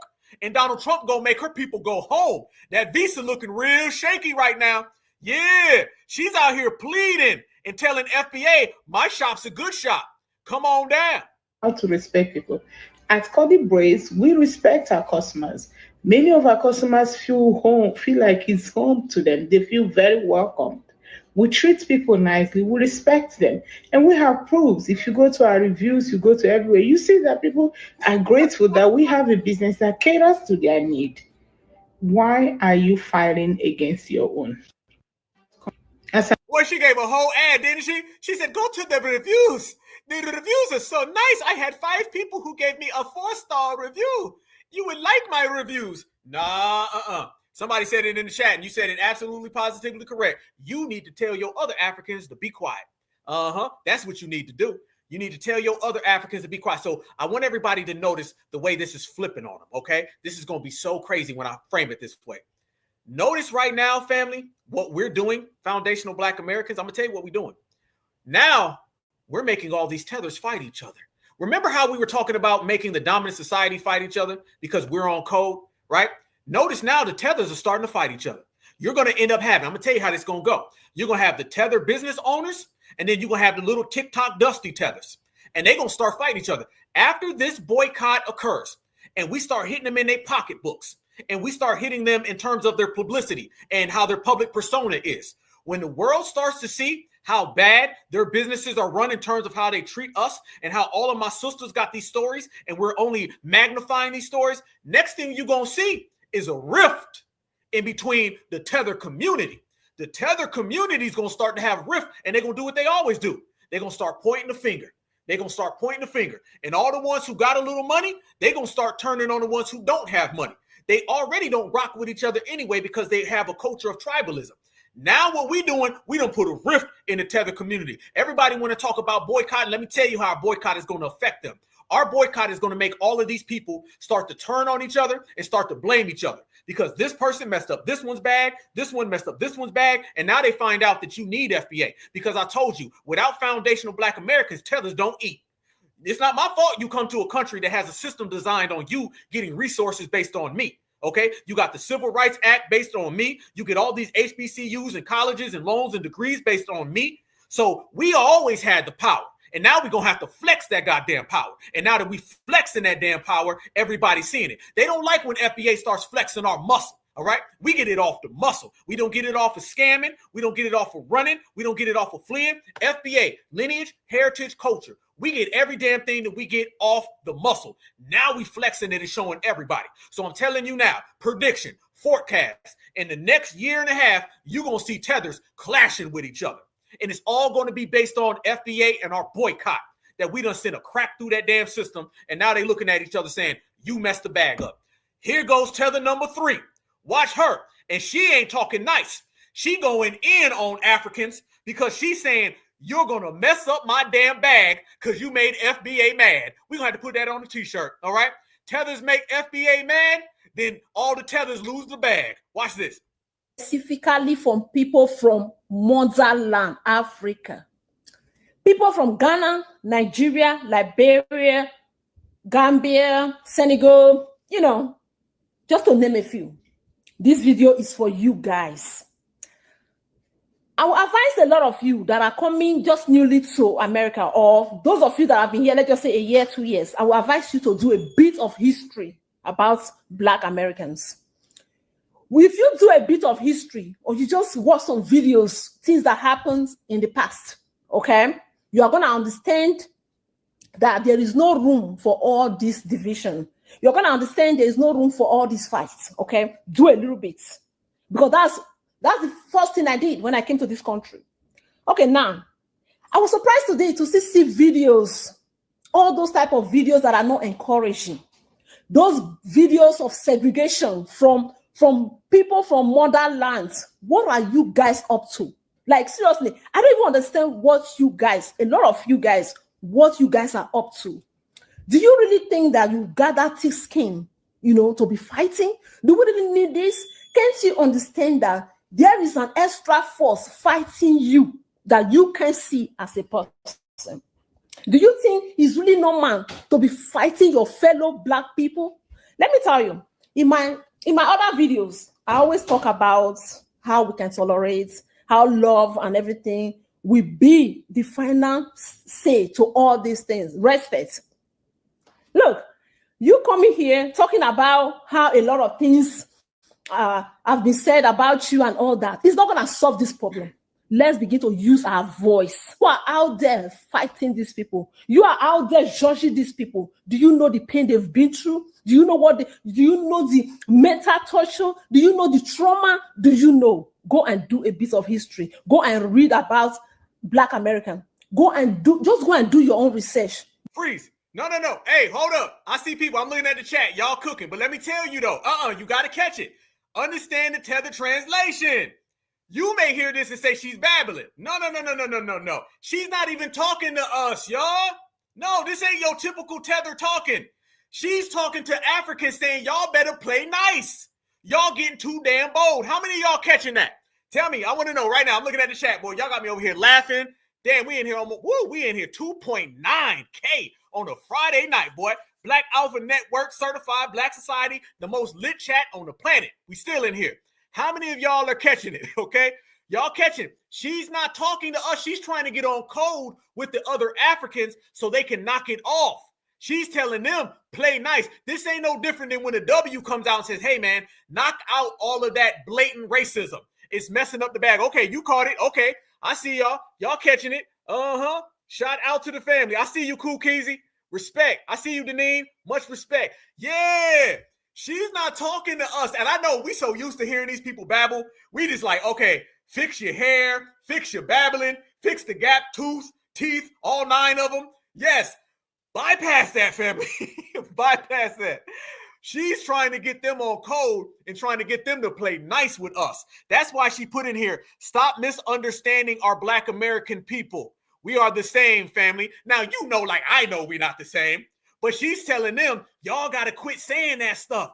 Pretend that the Black Americans are your buddies, because telling Black Americans you want to declare war, that's making them boycott us. Knock it off. So this is good. This is good. The good ones, the bad ones, the ones in between, they ain't going to do a damn thing anyway. But now you see that there's division. Now you see there's a rift that I just predicted, called it, acknowledged it, identified it. The rift is here, and all she's doing is leading it. You will learn to understand their pains. You will learn to understand their pains that you and I can't really understand. Okay, there was a time I watched some videos. I couldn't continue because tears was rolling down my eyes. These were just realities. These were things that she's lying. She's lying. Let me tell you, she's lying now. Don't get it twisted. She's lying. I saw a video of what happened to Black folks, and the tears were rolling down my eyes. Okay, they ain't no different than like Joe Biden acting like he cared about us. She's lying. Of course she's lying. But guess what? She's lying to her people too. So you're going to lie, go ahead and lie to all your Tether friends. Their ancestors went through. Guys, let's embrace ourselves. Let's not disgrace our ancestors. We got to start acting right. This is not the fault they fought for. To come to America and start fighting ourselves. We don't need this. We don't. People from motherland, stop. Let love lead. People from motherland, stop. Let love lead. Freeze. It's funny that the last lady, she said, please stop. This lady just said, stop. But I ain't heard xenophobia, and I don't hear Carter. Now, they say those words when we're not around. Let's make it clear. All three of those ladies, they say those words when we're not around. But let me tell you what they're doing right now. Right now, they're telling all of them other people, I'm scared and y'all gonna mess the damn bag up. Anytime you see an African being critical of another African and they're pretending to be on our side, that's because they're all afraid that we're gonna take our damn money and boycott them. You'll be surprised what they'll start saying to each other when they know they're not gonna get that Black American dollar. That Black American dollar will have them talking about stop. Even if they call you a Wakanda. But I bet they're gonna be hush about it. That Black American dollar gonna have them saying, please, be nice. Even if they call us Sakata, they know they ain't gonna get that money. See, you thought it was gonna be cool to call us Sakata, but now you know you ain't gonna get that Black American dollar, all right? And now they about to holler at Tom Homan and send their ass all the way home. So let me tell you what it is, fam. This is what it is. Now it's time for us to take it to another level and to the maximum. There's been a lot of talk. There's been a lot of frustration. There's been a lot of people talking. Foundational Black Americans are on code more than ever, right? But since we're on code, we got to take it to another level. I'm always talking about the movement got to go platinum. We were gold, then we went platinum, but now I want to go diamond. Let's go ahead and flip 10, all right? Let's sell 10 times platinum and let's go diamond. So fam, what we want to do right here on the Black Alpha Network, because y'all know they talking about August 1st, and I love that. It's a great idea. Here's the problem. You talk about August 1st, but just last Tuesday when we were talking, I love y'all too, man. Appreciate the love, family. Appreciate the love. Yeah. Appreciate the love. Much respect. When I tell everybody that there's going to be a Tether boycott, and a lot of people have been seeing it on social media, everybody was like, why just August 1st? Why not permanent? And then, I'm sitting there like, hell yeah, why not permanent? Why not take it to another level? So I done sat down and we came up with some things that we're going to take this to another level. Because y'all know with me, Black Alpha, it's always going to be a plan because I'm a man of action. I'm a man of action, so we're going to act. Let me show y'all what we have come up with, family, and now we're about to get straight to it. We done did all the roasting, put all the facts on the table, all the receipts on the table, let it all up. But we done compiled something right here on the Black Alpha Network. If you guys remember, I was the first one to put together the Tether boycott a couple weeks ago. Before it really kind of got big, I was the first one. You got a lot of people now talking about the hair shops and all that, which is beautiful. I love it. Let's keep it going. But I ended up posting a Tether boycott right after the Essence Fest. I mean, soon as the damn Essence Fest wrapped up, we put together a Tether boycott and it did crazy views. As a matter of fact, let me show y'all right here. It ended up doing, let's see right here. It did 1.3. Okay, it had 95,000 views on Twitter. Y'all check this out. Whoop, hold up. FBA all day. Let me show y'all this. This is what I'm talking about. Now we're going to have some real fun. Now we're going to put it to work. And shout out to all of y'all because y'all been hitting me up and everything. Look at this, though. This was the Tether boycott that we spoke about right after the Essence Festival, right? You guys remember this? The Black American Tether boycott, festivals, stores, restaurants, housing, award shows, companies, movies, music, social media platforms, everything. Look at this right here, family. This had 95,000 views. They were watching. And do y'all know that people were emailing me, and I'm talking about Tethers, and they were threatening me? You're going to get hit with Jolof. You bring that to my block. You bring that FBA boycott to my village in Black Alpha, you will leave on top of a zebra. And I said, bring it, boy, I'll twist your hairline and give it back to you. Check this out, fam. This was the boycott that we were talking about.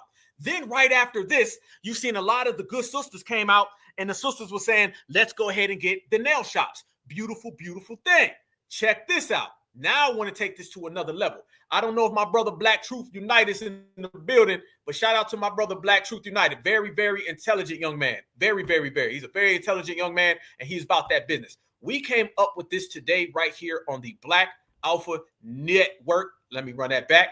This is what we're going to do, and we're going to compile it. We got two things going on, two things that are going to be very indicative of foundational Black American empowerment, two things that's going to require the whole family, because it's going to take all of us to get to where we're going. It's going to take all of us to go ahead and get to this goal. Check this out right here, family. Shout out to the family. Shout out to Queen Alpha for putting this together. Much, much, much respect. Here we go, family. This is where we are with it. The Black American Tether boycott. We're taking it to the next level. If you or someone you know has experienced anti-Black American discrimination, contact the Black Alpha Network, blackalphanetw1@gmail. Please leave a detailed information such as business name, location, date of the incident that it happened, and other stories you might know of, and if that location is known for that type of behavior. What we are going to do, brothers and sisters, because let's be real. Can I go into my foundational Black American culture? We all know stories of places that we done been to in your towns. Okay, I can do a roll call, but I ain't gonna do it because there's too many people in here. Y'all know that we all got stories of don't go here and don't go there because they don't like us. Don't go over there because they don't like us. I don't care. Shout out to all my brothers and sisters in the DMV. Whenever I go touch down with all my brothers and sisters in the DMV, they tell me about all these little tether shops. When I was down in Jacksonville, they was like, hey, Black Alpha, don't go over there. That's owned by some tethers. They don't like us. When I was out in California, they said, don't rock with them people. When I touched down in Chicago or Detroit, brothers and sisters say, do not rock with these people because they do not like us. So what I want to do is compile a list of all of these different people. I have talked to my brother, Black Truth United, who already has the B1 Rolodex, and he's got businesses that we need to support. What we're going to do, we're going to compile all these places, me and my brother, as well as maybe one or two other people we're going to bring in, and we're going to put them all on the list, and everybody's going to have it. So wherever you go, you can touch down in the area. So say I go to Memphis. I'm traveling through, I touch down. I want to go to places. I simply look at the list. Oh, nope, Tethers, and they got a history of anti-Black American discrimination. Drive right on by. All right. Next thing you know, say I go to Washington, D.C. I'm in D.C. I'm hollering at my brothers and sisters in D.C. They say, hey, Black Alpha, this place right here, don't go. You look at the list, boom. No matter where you go, because, you know, we international people. We in and out, all right? We go all these different places. And this go for everybody. Let's make this clear. I'm talking about the tethers of color, because they want to say you don't want to boycott them and you don't want to boycott them. Everybody can get it. So no matter where you go, you're going to have this Rolodex, this list right there readily available. So wherever you touch down, you don't patronize these people. You don't go to their business at all. See, this isn't something vague. Typically, a lot of people have things that are just vague. Absolutely. 2005 Green Book. My brother Black Truth United, he said, let's call it the anti-blacklisted. The blacklisted. They're going to get blacklisted and they're violators. So it's not just something vague. Just, oh, don't boycott the African shop. Well, who's the damn African shop? A lot of times you don't know because they'll start going and hiring Black people. Let's make this clear. They'll go hire a Black person so you won't know who's really there. These people think. You go to these nail salons, and especially down here in the South, you got fast food places down here where it's got a whole Asian staff, but Black people are in the front. You understand what I'm saying? So you got to know these things. It's time that we start documenting these people. We're not going to have just some vague boycott because you don't know half the time. But if a brother or sister tells me that there's been anti-Black American discrimination that has been going on at this place, we simply have you hit me up. Put it in. We'll add it to the Rolodex, add it to the Green Book, add it to the blacklist, add it to the violators. Every time you go, pull out thing, it'll be readily available on your phone. Access, boom, get them out the way. That's the way you do it, family. That's the way you do it. Structure to the system. A structural boycott. A Tether boycott is great, but a TikTok boycott ain't gonna work. All right. That's just what it is. They'll have you boycotting for a day or two, and that's the playground. They'll go away. We about business. And if you're serious, it's time we start putting some names today. Do it exactly how the professionals do it. If you playing with the big dogs, you got to have big dog rules. Trust me, when these people are out here boycotting us, they got the names, the dates, the establishment. How many times do these people come around us with their little ordinance and try to shut down the stores and stuff that we do? Fam, they got it on paper, written down. They got the names and the dates and the mortgage and the loans. They do it that way. We going to do the same damn thing. And we're going to be very precise and concise with what we do. That's how we're going to make it happen. So this is going to be the boycott. I want everybody. You see it. Y'all know my email. Hit me up. Shout out to everybody who emails me. I try to get back to everybody, but trust me, I'll read them all. Guarantee you. And then we just going to add it up. I'm saying right now, where I'm at and where some of my people are, I already got about 10 different places that's going on this list. So you go ahead and give me your 10. Give me your 5. Give me your 4. Give me your 1. I don't give a damn. You give me 22. Everyone is going on the list because you're not going to come into my communities and sell us poison. You buy, you go. Get out of here. You're not going to curse us out. You're not going to take Black American inventions, sell it to us, and then tell us we need to leave. We're going to put this on paper. That's the difference between a real movement and something that you're just doing. It's got to be structural based. Absolutely. And everybody getting it. Everybody get this smoke. Everybody getting foundational Black American smoke. That's just the way we're going to make this thing happen. So we're going to make this very clear.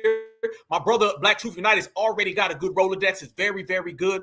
And now we're going to add to it, family. Take everything to a whole nother level. So this right here is the boycott. And y'all got my contact information. And I know, because let's be real, fam. Can I be real for a minute? Let me be real. Don't we all know places growing up that people who are Black Americans tell you not to go? Hospitals included. Don't we, fam? Can we be honest? Can we be honest? We all know there's a place in town that you don't go when you ain't feeling well because they don't rock with you. And they got a lot of foreigners there. We all know that corner store don't go to. All right. You ever heard of Latasha Harlins? Remember Latasha Harlins? Yeah. Remember that? Remember what happened to her? You remember before Mike Brown ended up getting unalived by Darren Wilson, his last stop was at a store with some of them people. And remember, they put out footage making it look like he was aggressing on the people. Then you came to find out that the people were stealing from him. Yeah, let's not get it twisted. There was a young boy, I forget his name. I know one of his names, either Cyrus. It was either something Cyrus or Cyrus was his first name. And you had a Jackie Chan who unalived them in 2023, 22. So what are we talking about? We all know this, fam. We all know this. We've seen it. We grew up with it. So it's time now that we structure this stuff and we get a real boycott doing. I'll be up all night, 24/7, fam. No sleep. No sleep. I'll be sleeping on my couch, right? Take a nap, get back up, do it until the list is done. We're going to boycott people. We're going to take our money away because if our foundational Black American ancestors can walk for miles because they didn't want to get on the damn bus. I'm talking about old women that's 55 years old. They was pulling off their heels and walking on concrete so they can boycott people. See, they don't want FBA to boycott. That's real powernomics. That's group economics. We've been practicing group economics to a big degree, so it's beautiful that we're doing it now. We're getting everything on core. This is why I was saying before, you learn from the past and things that they made mistakes on, you don't make those same mistakes. We've seen the power of the boycott. Notice this, fam. They're always trying to get us to boycott. Now we boycott who we want. Notice this. They don't have a problem with you boycotting if it's Target. They don't have a problem with you boycotting if it's Gucci. Let me make this clear. The boycotts that Democrats want us to boycott, those are people who are benefiting white women any damn way. All right. We're not boycotting because of DEI, because DEI is really about white women. We're going to boycott people who are anti-Black towards us. See, they don't mind a boycott as long as you're doing it the Democratic agenda. They got a problem when you're doing it now. So absolutely, hurry up and buy. You buy, you go. Notice this, fam. Let me make this clear. White people don't walk around here and talk about you buy, you go because they don't get told you buy, you go. Yeah. I never met a Latino who mocks that term. Now, I'm going to tell you, this is how real it is with these people disrespecting us. Go visit a couple different people from other communities and you'll see things that we say, they don't even have those problems because they're not Black American.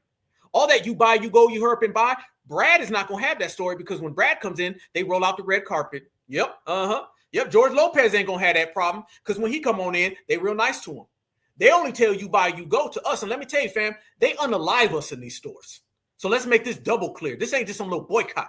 Okay, we literally go into stores and don't make it out the store. How the hell is the store the war zone in our community by people who got these benefits and loans to come here? We all seen Centers. Go back to Centers when they had those people that were there in those communities, those Jackie Chans that were there. Why? You understand what I'm saying? It's time we shut all of that down. All of that down. And then they can't come to us and be like, oh, this was just an indiscriminatory boycott of people. Because right now they're saying, how can you boycott African businesses? Simply now you'd be like, oh, no. I'm not boycotting African businesses. I'm boycotting African businesses that have a track record of anti-Black discrimination. You see what we did there? You see, you got to be strategic. You got to understand the way to structure the game. All the emotion is done. We about business. We're going to have that same business wherewithal that we had during the election. We're not just going to come in there and just talk about, oh, we boycott everybody. See, what they want to do, they want to entrap you and say, how can you have an African boycott? This is not an African boycott. This is a Tether boycott. And this is why when you look at the flyer, you see what it says. It says, please leave detailed information such as business name, location, date that the incident happened. If there's no incident, then you ain't got a problem. Yep.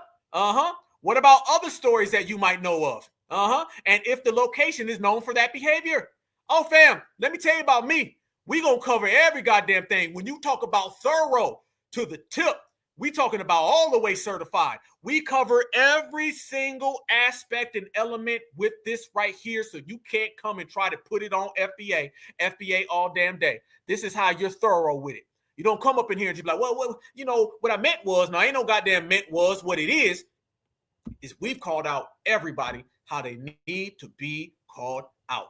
That's the type of energy we on. So I want everybody, don't wait. Don't give me no second. Give me whatever you need, whatever story you got, whatever detailed information, because it's a part of Black American culture dealing with these damn people who leech off of our community. And I want all the names and dates. So wherever my brothers and sisters go, remember, fam, this is also going to be very useful to the youth. So our young folks don't have to go up in there with the buy, you go, you buy stuff. All right. And we travel a lot. So we can understand you ain't getting our dollars. And I'm promising you right now, oh, there's going to be a rift in the Tether community. Tether's going to be out there scrapping left and right, fighting each other left and right. Because what this is going to do, this is going to hurt their bag. This going to hurt their bag. They ain't going to have no money. They ain't going to have nothing. They're going to be out there beaten, broke down, and battered, figuratively. Because you understand that they know foundational Black Americans are on code. And you know foundational Black Americans ain't falling for the game because they always are trying to grift us. They're always trying to grift us. Y'all remember that lady that came out a few years ago and she said that she got hit with a brick? And wasn't she Somalian? And remember that she was trying to blame Black Americans? That was the last of the gender war. That was the last of the gender war. The last attempt they tried with the gender war was bringing that Somalian lady and saying that Black people hit her with a brick. Y'all remember that, right? And remember, it was our sisters and brothers who said that was a lie. See, these Tethers have made foundational Black Americans as a culture even stronger. So I appreciate that, Tethers. Appreciate that. Did y'all see this ended up coming out? Let me tell y'all what ended up happening with that. That ended up having a whole crash out. Check this out. A woman who went viral after claiming a man assaulted her with a brick in Houston has been charged with a felony theft by deception for allegedly raising tens of thousands of dollars in a GoFundMe scam. Family, FBA did that. FBA did that. One more time for your mother beeping mind. FBA did that because she tried to get a bag off of a gender war against foundational Black Americans. And it was our sisters and brothers who said, we don't hit each other with just bricks. And if you do that, we're going to call you out. You're not going to grift off our community the same way that the African hair salons are grifting off of our community. And you're not going to get no FBA bag by trying to throw FBA under the bus. So foundational Black Americans, we put an end to that. And you can see right here, fam. Yep, she got her ABK, anti-Black karma. Let me tell y'all, ABK is coming all the way across this whole goddamn country. And these Tethers with this boycott, they going to get a real serving of ABK. Everybody's going to get a dosage. So y'all see what we did to her, and everybody else can get the same type of smoke. This is what it is. Everything is in order. Everything is moving smooth, and everything is working all the way out.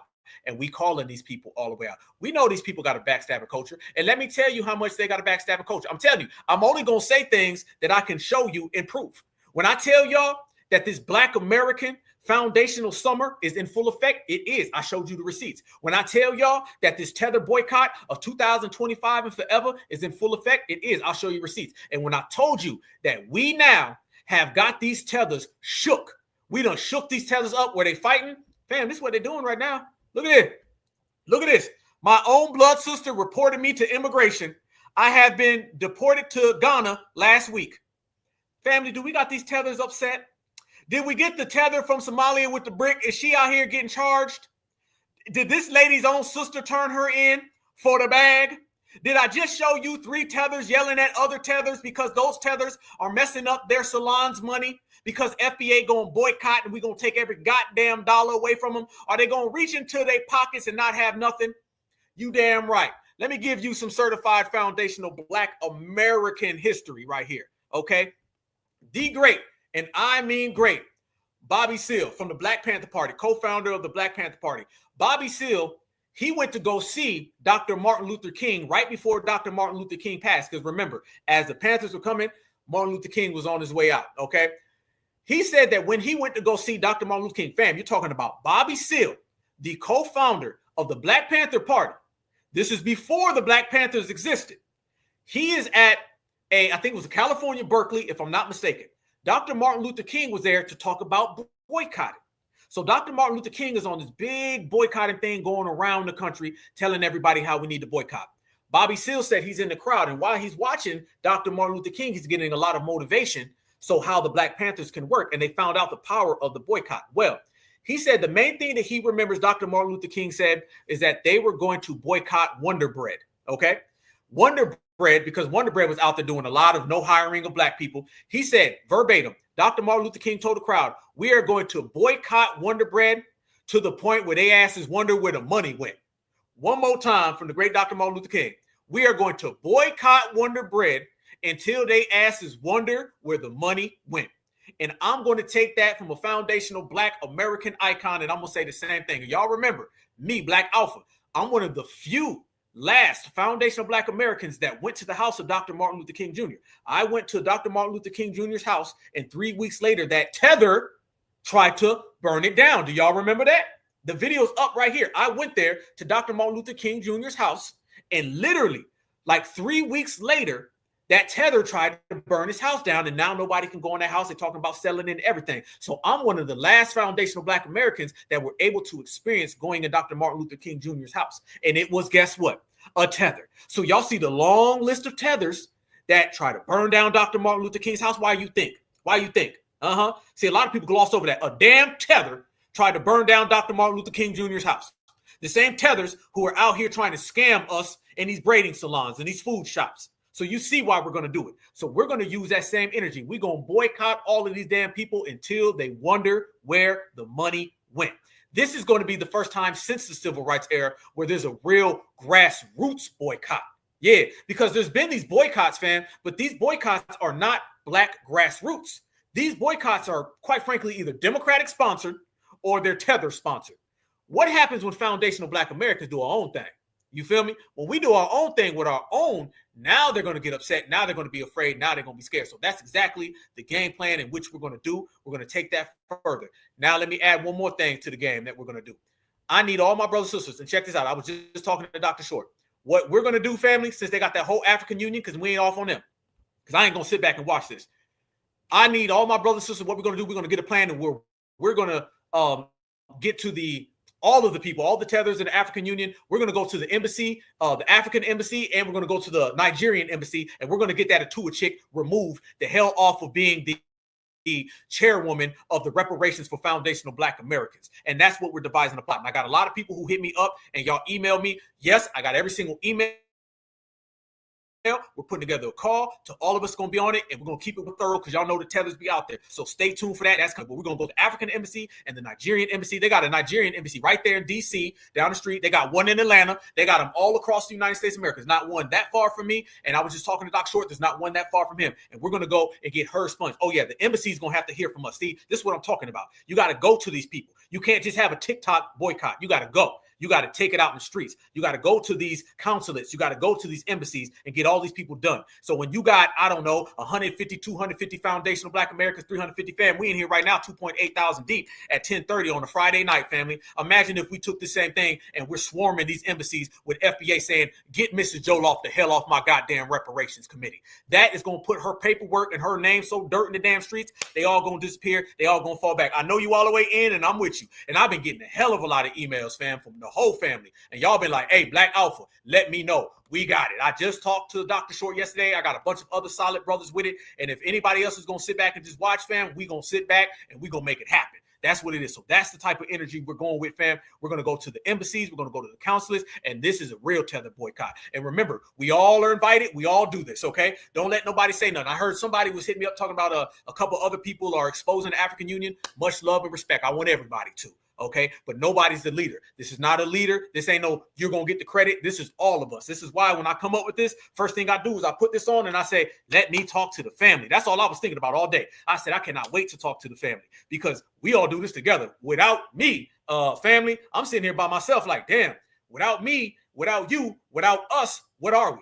The African American? Well, the African American doesn't exist. We're the foundational Black Americans. And the foundational Black Americans, we move 60 million deep. So we're going to bring it all with all of our energy and keep on exposing them people. Yeah, Spike Lee, absolutely. Damn good point. See, that's what I'm talking about. That's why I F with y'all. Damn right. Absolutely. Yes, Spike Lee. We're going to hit these people up. Say his ass got to go. All of the fake leaders, the fake spokespeople, we're going to go to the folks who put the sheriff badge on them and we're going to get their ass out the paint. It's over.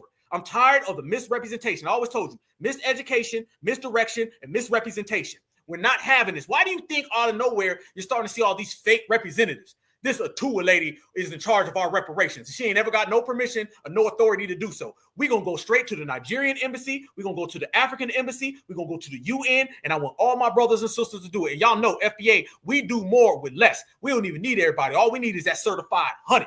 So we in here right now. So it's a wrap. We're going to all these people. Only thing we got to do is communicate and then go and make it all happen. That's all we got to do, fam. And that's exactly what the hell we're going to do. That's the job. That's the mission. And every type of mission we on, we go and get it, fam, because we are people of action.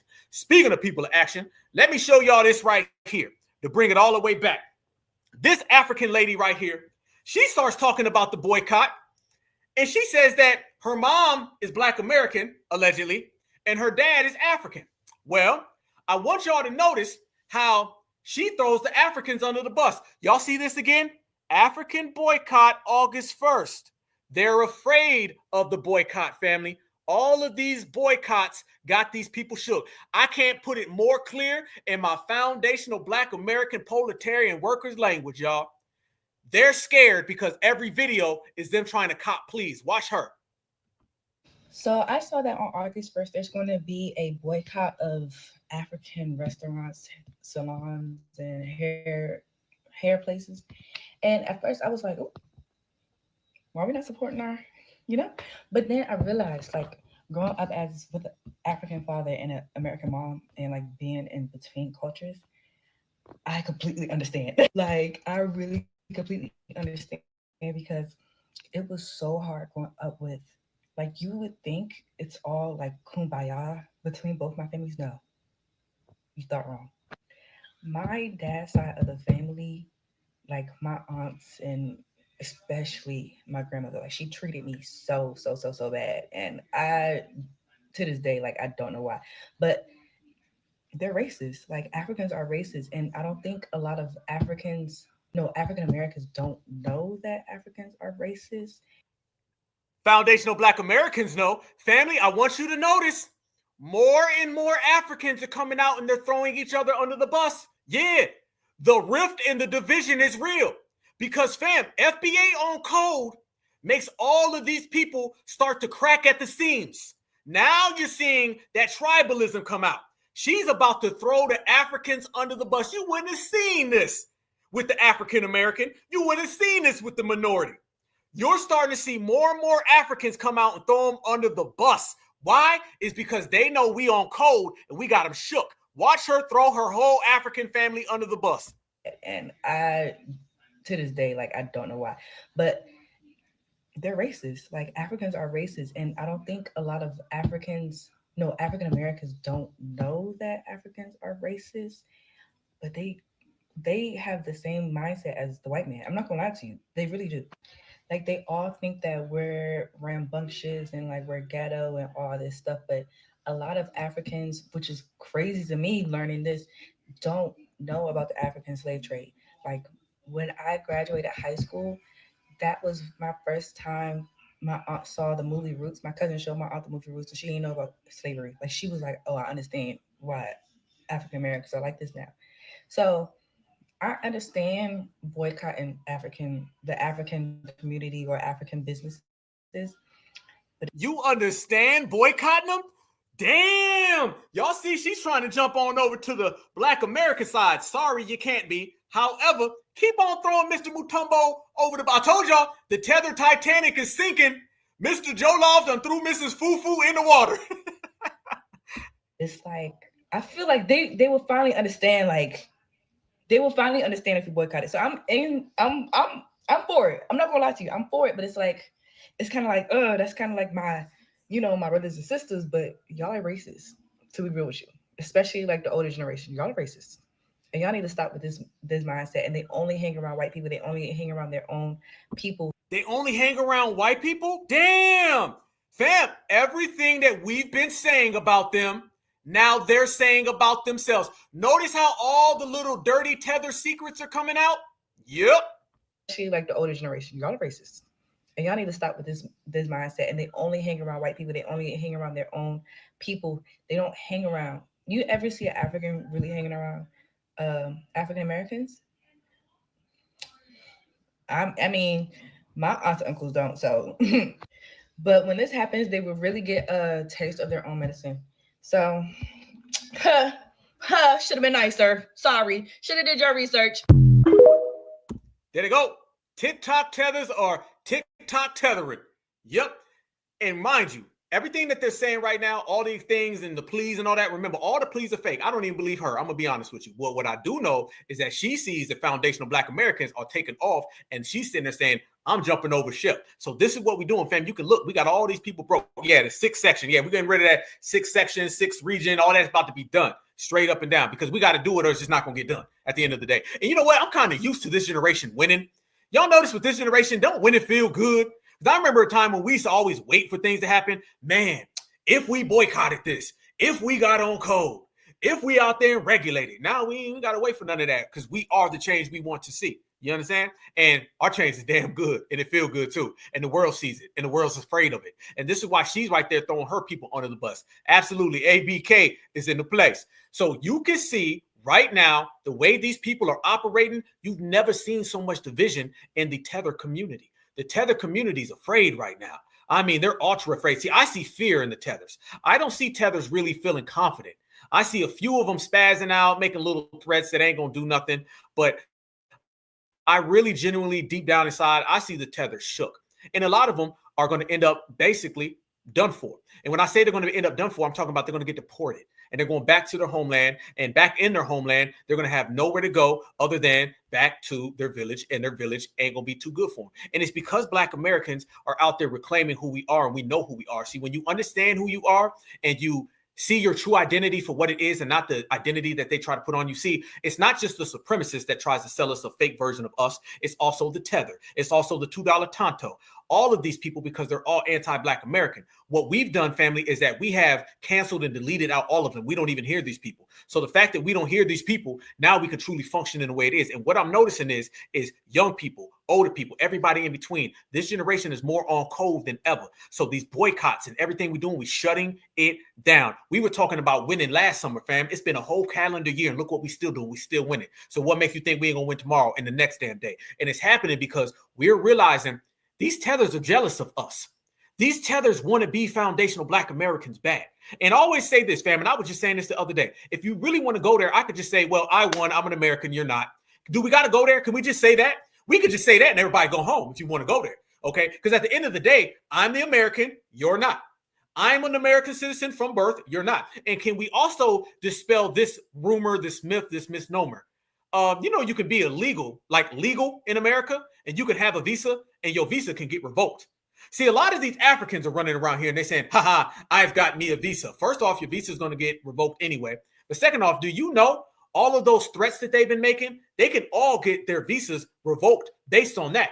As a person who is an immigrant or migrant, you truly never have full citizenship because it can always be taken away. You can't take away FBA citizenship at all. An FBA can do the most heinous thing. They're still going to be an American citizen. You come here with your visa, you can still go home. Go ahead and look at it. Can somebody with a visa have it revoked if they do a crime? Go ahead and commit any type of felony, I don't know, terroristic threats.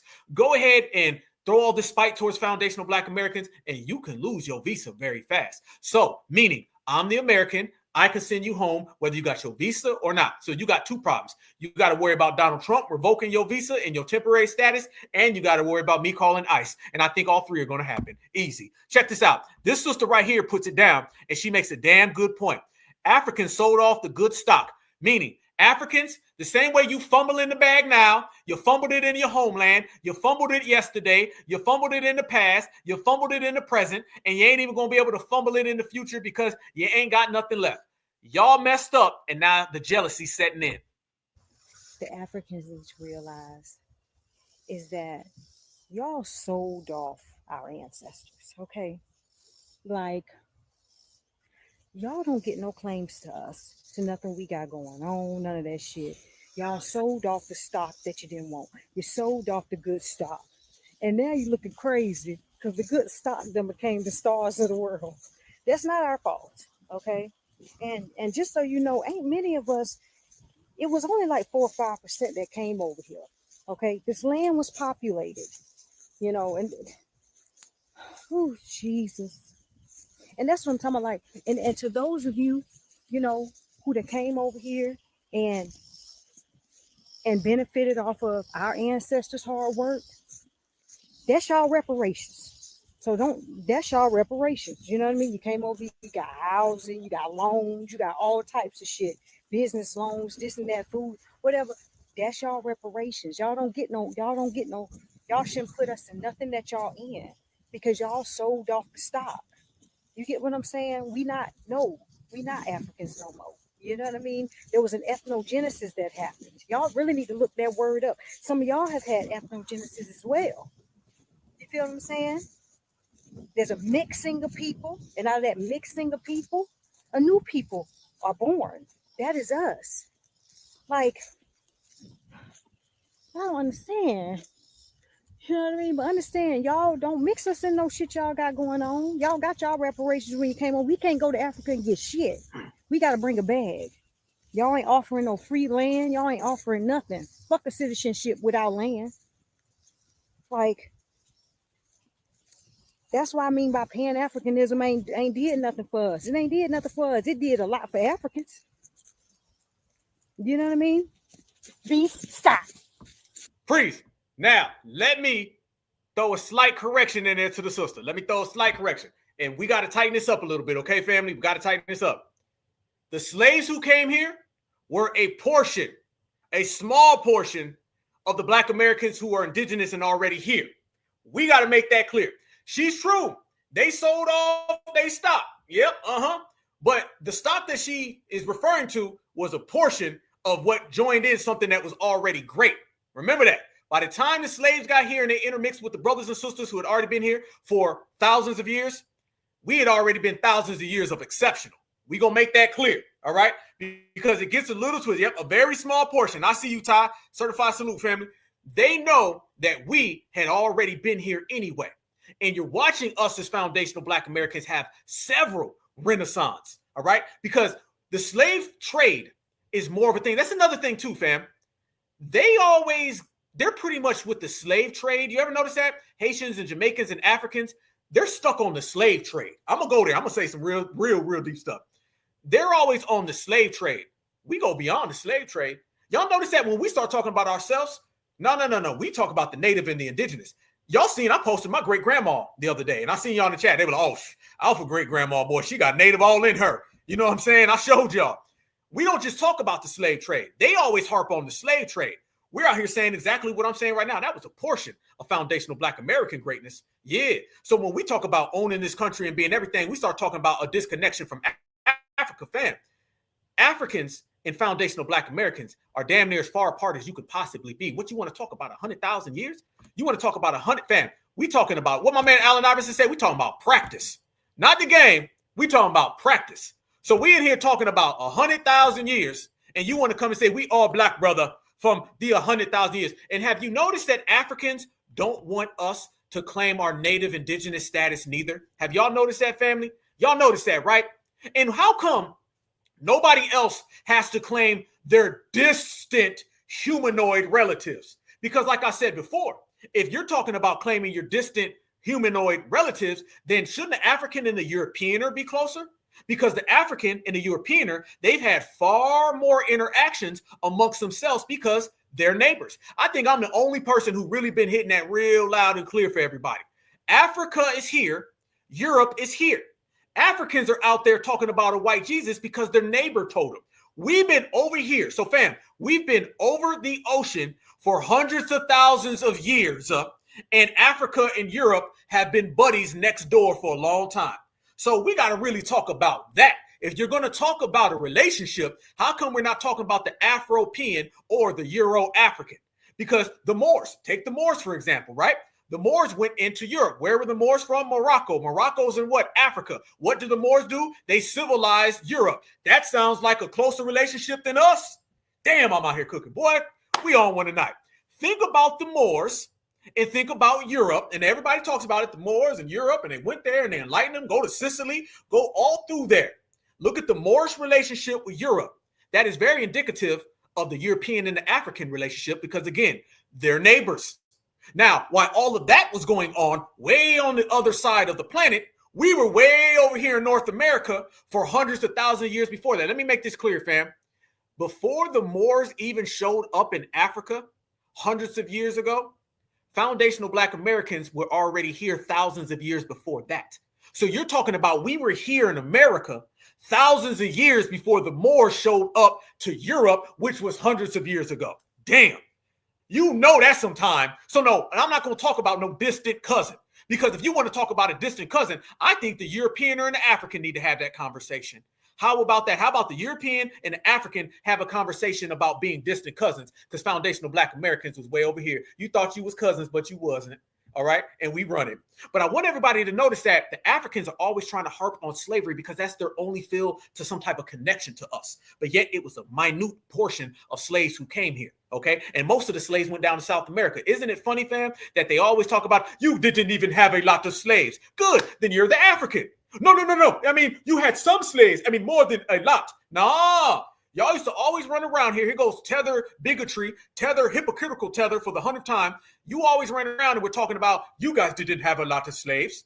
Now they want to say we had a lot. Everybody knows the indigenous, the original, the architects, foundationals. We are the day ones. But if you notice, Tonto and Pan-African have been teaming up. If you notice, when you listen to Dr. Kubar Vasquez talk, Dr. Umar sounds a hell of a lot like a lot of these Tontos, because Tonto does not want us to be the indigenous foundational Black American because he knows that he has identity theft and he stole our indigenous status.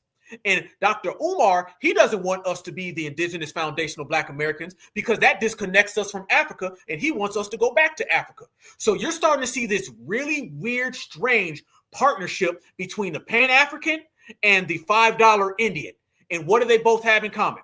They both have anti-Black American hatred. If you're just tuning in, go to about an hour into this video, and we broke down how anti-Blackness means nothing, but anti-Black American hatred means everything. What is anti-Black American hatred? That is everybody from the Caribbean, everybody from Africa, everybody from Mexico, South America, from Asia, and all the W's. They all have one thing in common, is that they don't like Black Americans. And we got one thing in common. We don't give a fuck. Y'all look at this right here. This shows you that strange, odd conversation, relationship. And watch this Pan-African come out here and try to tell FBA that we aren't original. And by the way, I told y'all we was going to look at the names. This man's name is Moses Kane.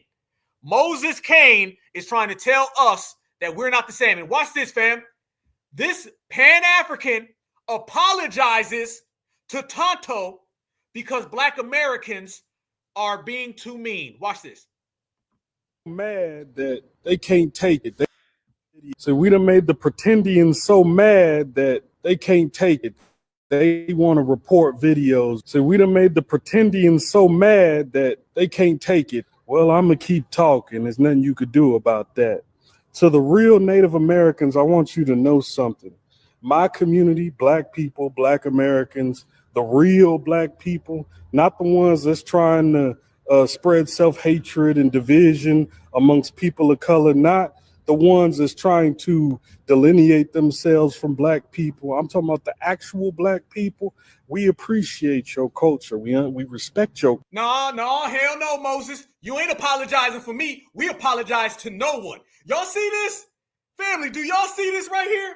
Didn't I just tell everybody that you're starting to see this weird allyship between the Pan-African who wants us not to be American and the $5 Indian who doesn't want us to be American?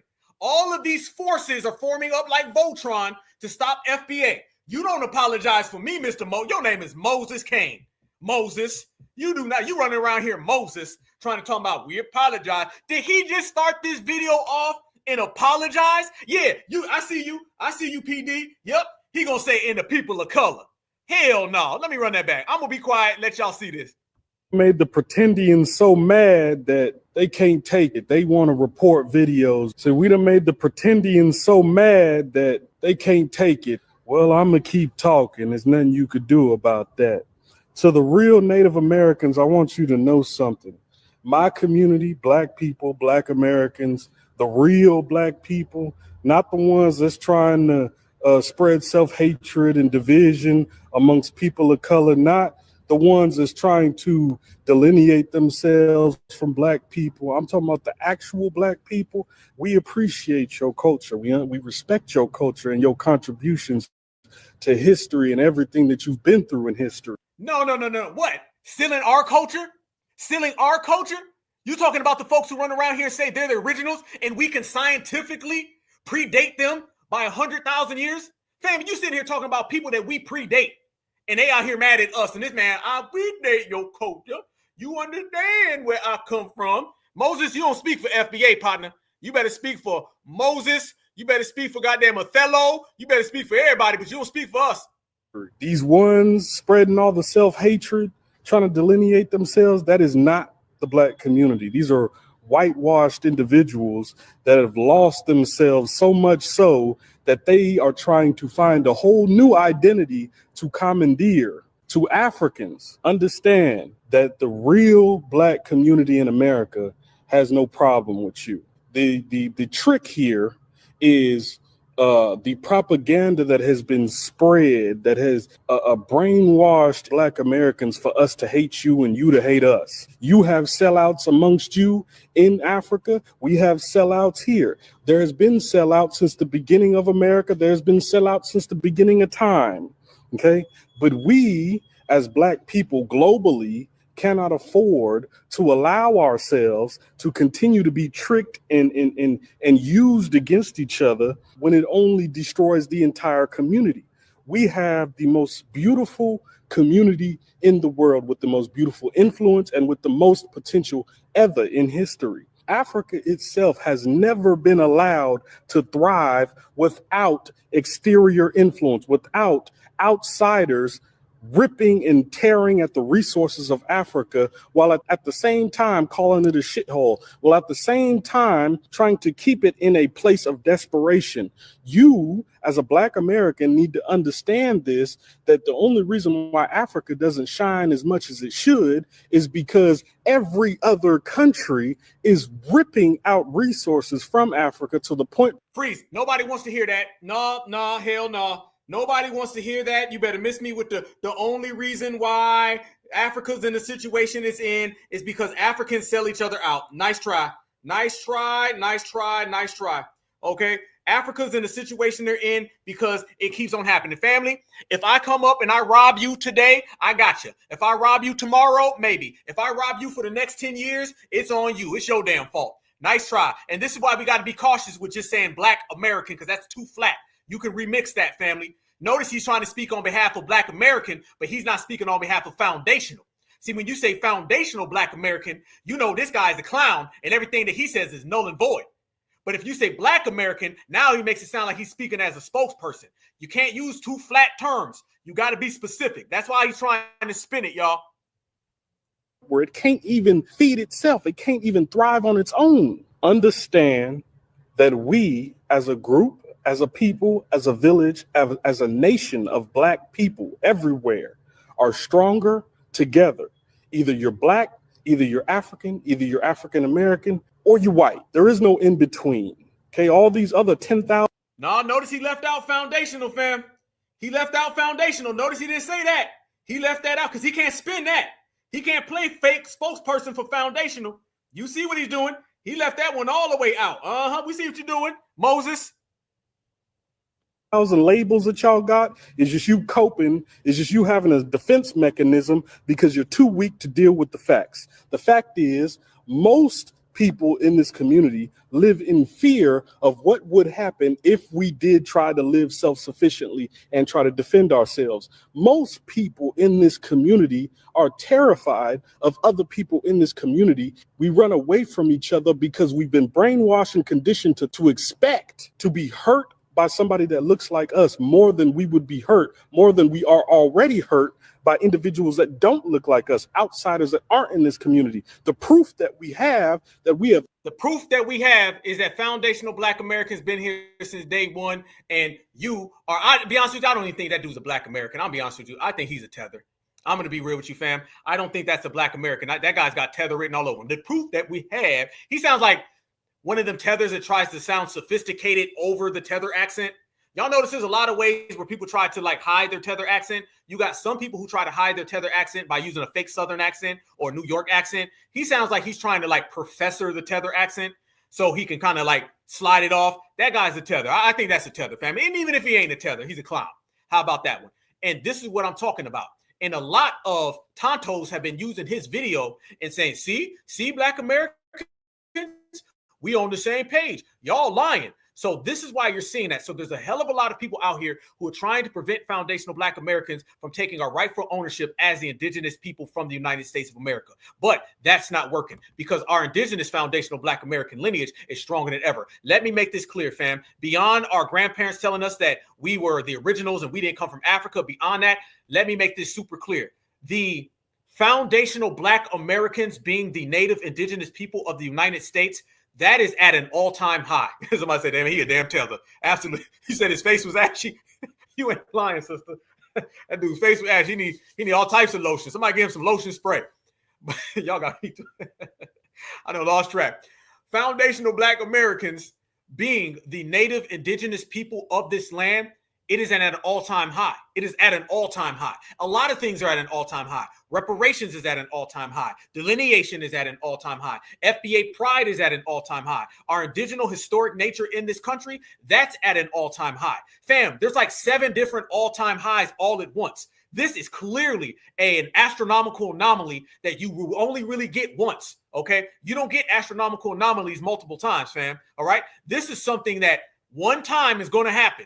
And we are utilizing it and we're taking advantage of it. So if you look from the aspect, typically delineation to be here, maybe reparations to be there, these things typically only show up once in everybody's lifetime at different times, okay? These things don't show up all at one time. So this shows you that the spiritual element, hell, the spiritual element, that's another thing that has us on a higher level and a higher plane. This is phenomenal right now. The fact that we've got 7, 8 all-time high movements. Typically, you get one every 50, maybe 75, maybe 100 years. We got 7 all right now as we speak. So you can see the power of it. But while we got that power going on, and he said he need a bucket of lotion. While we got that power going on, let me tell y'all what they got going on over there in Africa. Oh, you ain't heard the word? Word on the curb. Look at this.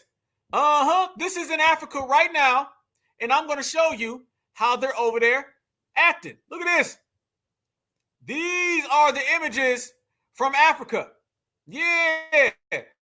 Don't you think that people who are participating in this type of behavior, perhaps, maybe, just being honest, they need to worry more about, boy, that look bad. Boy, y'all see this, right? I'm speechless right now. I don't even think I can comment on what I'm seeing. Not only am I seeing a W Jesus, But how they bowing down to him is a different story. But I can't lie. That's what they doing. There you go. That's the W Jesus right there, family. Uh-huh. And they're literally on their knees for him. Uh-huh. Look at this. Look at this. Hold on. No. Look at this. They got him bowed down. They dropping to their knees. Look at that. He bowing. That's a foundational African who found his knees on the ground.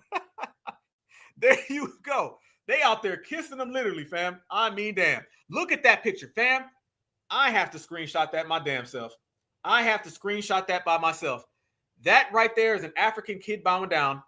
You can't even make this up. Next time I see a Tether talking crazy, I'm just going to show him this picture. I'm just going to say, big, yeah, exactly. Yeah, y'all. I'm just going to show him this picture and be like, bam, look at this. Don't you ever talk about foundational Black Americans. Don't you ever fix your lips to say a damn thing about my lineage, heritage, and culture when you got that going on. You going to have some nerve to talk about FBA. I don't want to hear about it's the government. You over there bowing down. That ain't no damn flex.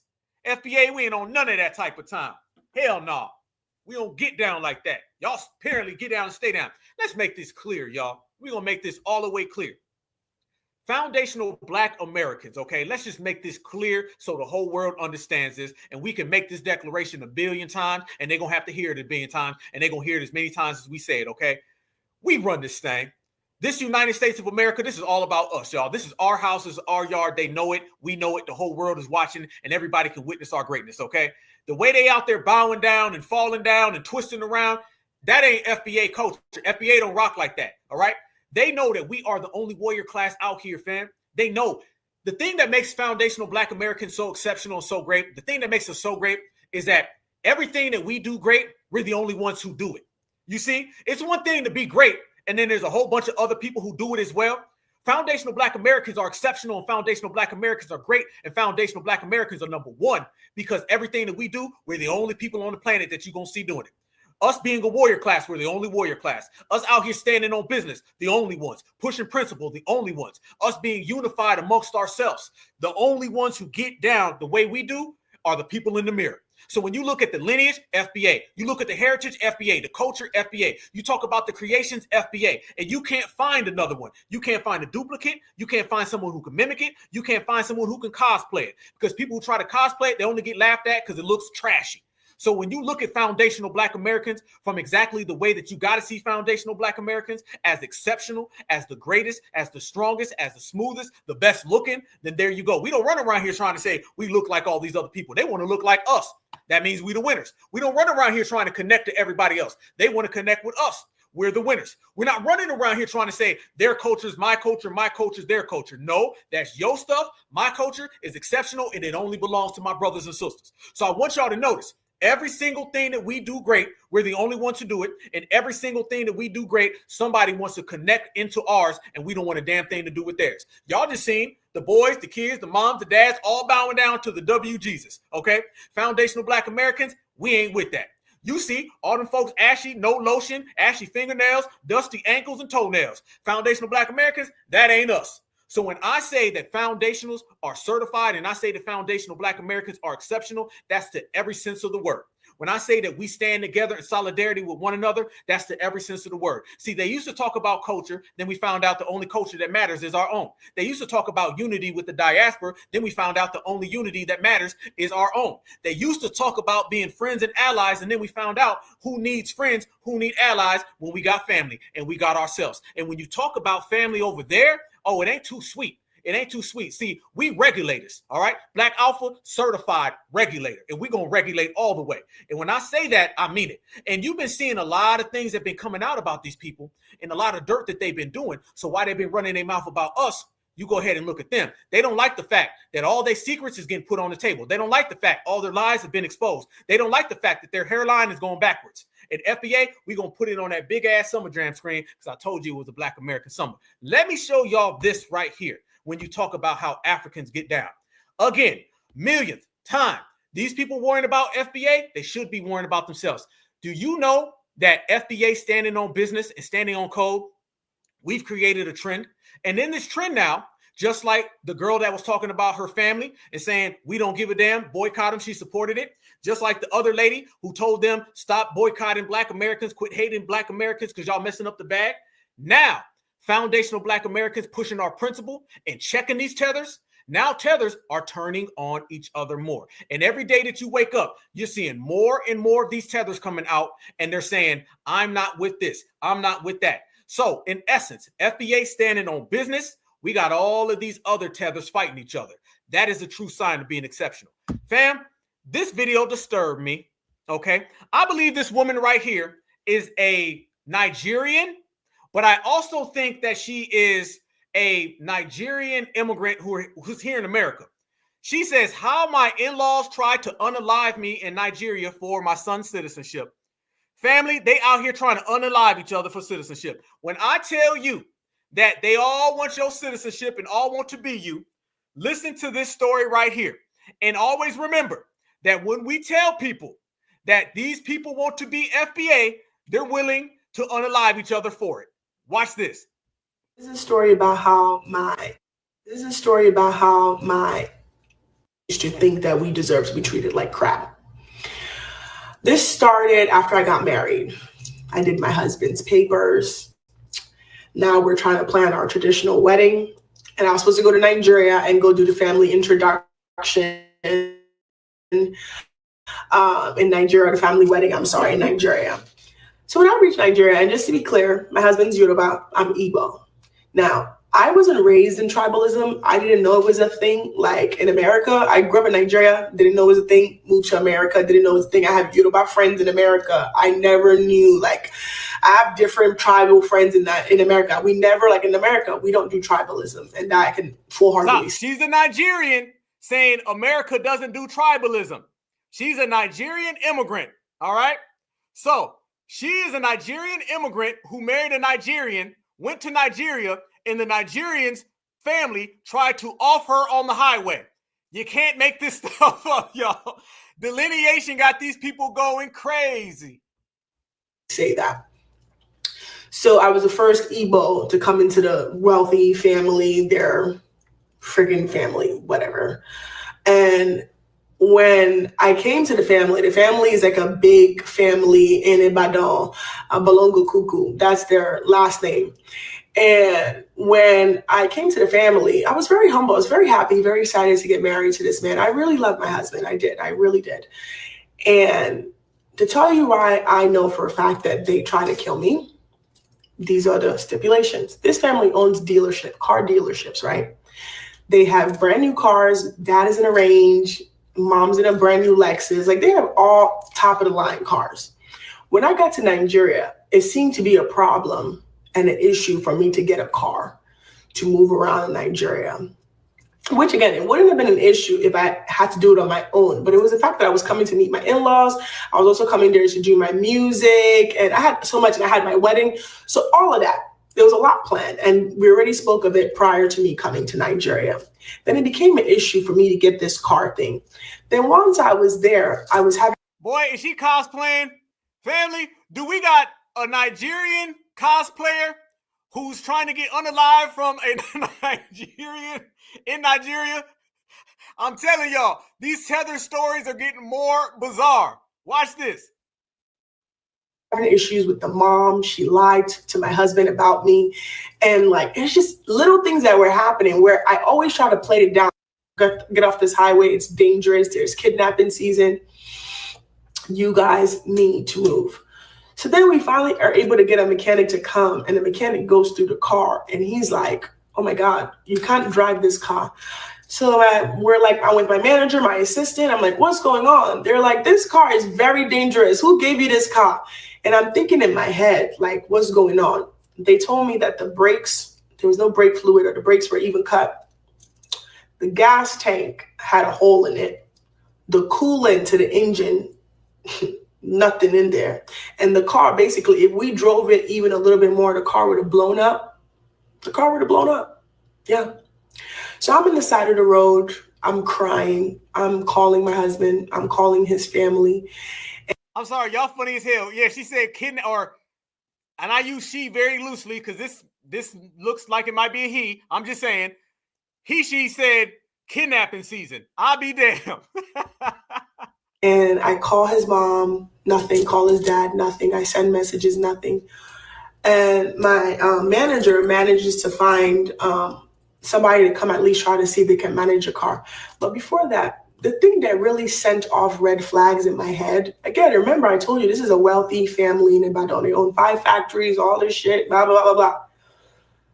The thing that sent red flags, because I didn't think about this until I realized if I came to America and brought this up to court, this is manslaughter. The mom texted me and told me, I asked her, I said, she was trying to get a tether slaughter case. She was trying to get a fleer slaughter. You guys didn't check this car before you gave it to me. She said to me that, oh, we just checked if the car turned on. Very weird. Remember I told you they own a car dealership. They all drive the latest. They knew I had a wedding. And the weird thing about it is, again, I told you in America, my husband and I were already married. And if I would have died in Nigeria, my husband automatically, he gets his papers, widow. He's a widow, so he gets his papers. I've already signed off. I've already done everything. So he signs off, and he'll actually get his green card or citizenship. Freeze. There you go. There you go, fam. Boy, it's getting weird out here. Fam, it's getting weird out in the streets. I seen about 17 identifies as in that whole video, and I'll be honest with you. I think it's true. I'm not even gonna lie to y'all. I don't put it past a Nigerian dude to try to off his man, his woman, his cousin, his friend, whatever it is. It looked like it was really about to get off by Mr. Nigerian Mutombo. Okay, I really believe it. And all for citizenship. And the reason why that individual is running to the internet and telling the story, because they're throwing each other under the bus. That's why they're throwing each other under the bus. She's basically saying they no good. They no good in the hood, in the neck of the woods. You know what I'm saying? So I think RuPaul, that was a Nigerian RuPaul. She done got with one of them Nigerian men because they love them Tether RuPauls. And he basically tried to offer him, them, they, those for some American citizenship. I truly, genuinely think that has a strong possibility of happening. But what I know for a fact is y'all have been seeing every single day, these people have been having more stories about Africans having dysfunction. We were talking about all the dysfunction before, right? Remember the first dysfunction when we were just showing videos of these people getting snatched up and everything? Now what I'm noticing, fam, these people are crashing out so bad that they truly, genuinely are pointing the finger at each other. The people in Ghana are kicking out the Nigerians. Zimbabwe is kicking out Nigerians as well. Hell, everybody kicking out Nigerians, ain't they? Okay. South America's kicking out people from Zimbabwe and Ghana and Nigeria. Okay. Mr. Nigerian, he tried to unalive Mr. RuPaul on the side of the road right there in that damn story. Everywhere you turn, these people are crashing out. And that shows you what we've already known as foundational Black Americans. It ain't beyond us to see that these people want our citizenship. It ain't beyond us to try to get what foundational Black Americans have created. And it ain't beyond us to sing a little song and do a little dance about it, okay? Because let me tell you something, family, okay? Why Mr. Mutombo was trying to unalive Mr. RuPaul, foundational Black Americans, we've been out here having a great time. Wow, Mr. Joloff is trying to get rid of Mrs. Fufu, foundational Black Americans out here having an even more great time. And why these people are trying to expel each other from their countries and their homelands, FBA's been having the greatest time. This is how foundational Black Americans feel. Because remember, last week, the Africans said they were going to boycott us. Now they see we boycotting them. So it's a bad day for them. Watch this. Tell me what you say now. Tell me what you say. Tell me, can you please say it again? I heard y'all is boycotting and it is really good, but you got to start by leaving first, because the only people that come to your salons is Black Americans, and not a Black American actually goes to your fucking African stores that's located in the little towns that you have them in America. As far as your hoe ass grocery stores, you got to leave first. You don't think you gotta go? So boycott all you want. Do you honestly think we give a fuck about you doing our hair? We got a cousin that know how to do hair. We don't need your salons. As a matter of fact, I ain't been to your salon since 2013. And I only let my kids go there because everything was cool. But now I just found out everything wasn't cool. We're not gonna lose our own money. You is. But first you gotta start by leaving first. The fuck up out of here. How about that? Boycott from Africa. Damn. Because an African can't boycott in America because we don't give a fuck. We not gonna, you're gonna lose. I promise you. And you don't have shit here in America that belongs to you that we go to. Besides the fucking, what is that? The brain shop? Girl, bad. Tell me what you say now. That's what you call unaffected. That's what you call I feel nothing. I apologize to nobody. FBA winning. And the boycott right now is powerful. And you've seen on this broadcast, every video, every receipt that we laid out, they are trembling in their boots and they are terrified. We got them all shook. They was running their mouth a week ago thinking it wasn't going to happen. Then they found out this week, oh, not only is it going to happen, it is happening, and all the foundational Black Americans as a family tree are standing together. There is a foundational Black American family tree unity right now, and we boycotting all of them folks. And we going to run all them people out the paint. We going to take every penny out their damn pocket, and we going to do like Dr. Martin Luther King said. We going to have them folks wondering where the money went. You see? When we start flexing FBA muscle, it ain't funny no more. When we start flexing FBA influence, it ain't funny no more. When we start flexing FBA power, everybody stops smiling, they start frowning, and we out here still showing out. And family, I got to play this for y'all because this really disturbed me, okay? How about this?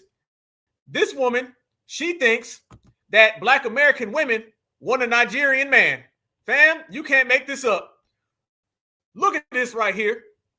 This woman says, are y'all going to boycott Nigerian men? And sisters, I'm going to let y'all go ahead and roast this. Okay, I'm going to let all my foundational Black American sisters roast this because I already know the answer to this. And I know ain't no foundational Black American woman worrying about no damn Nigerian man. But somebody tell Mrs. Crooked Hairline that FBA sisters don't want Mr. Mutombo. Watch this and laugh and enjoy the roast. Hey, don't shoot the messenger. I just have a quick question for like my Black Americans and this whole boycotting African braiding shops, restaurants, and things like that. Just a quick question. I did not mean to offend you guys. I'm just asking, like, does this boycotting whole shenanigan, does it include our men?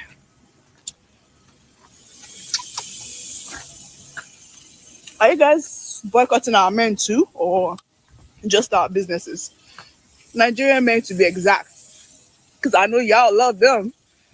Because I know y'all love them. Because I know y'all love them. Because I know y'all love them.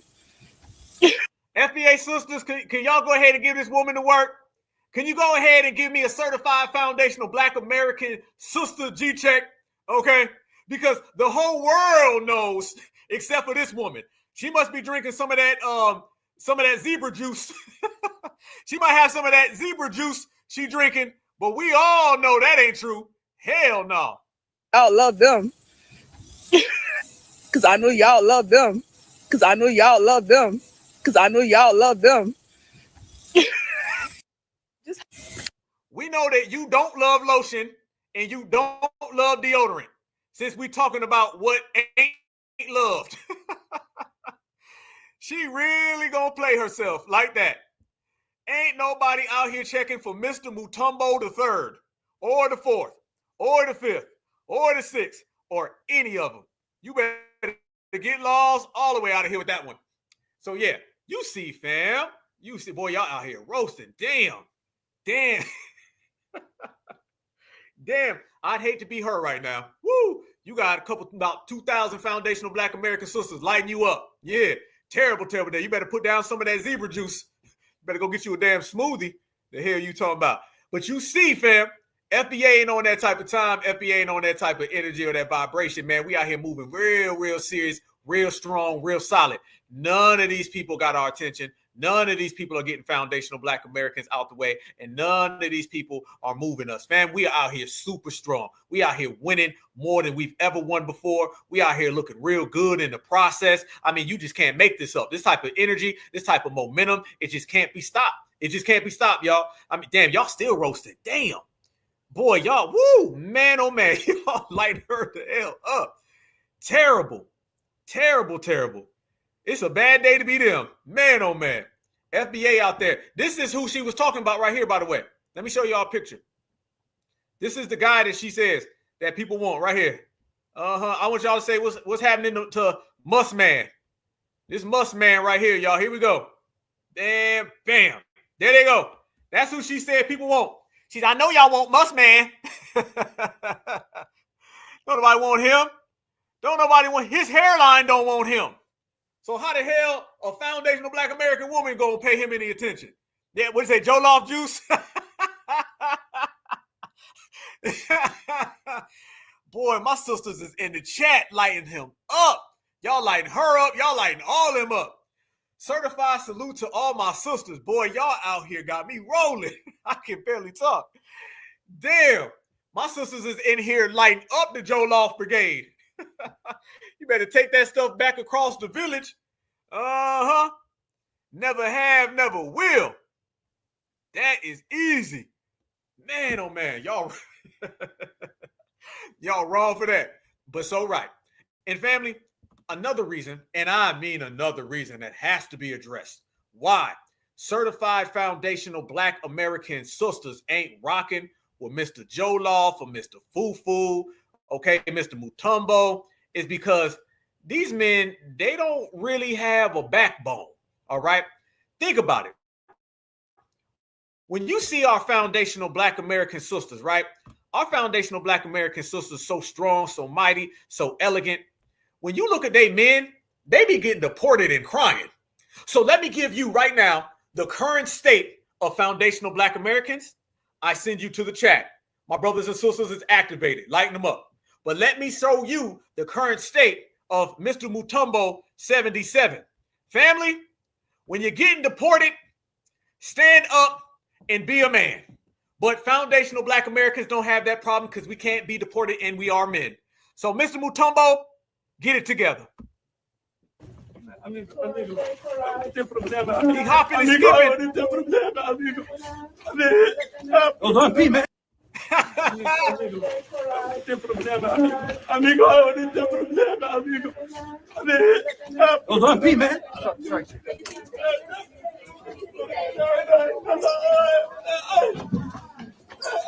Man, get up! Move back, move back, move back, move back, move back, move back, move back, move back, move back, move back, move back.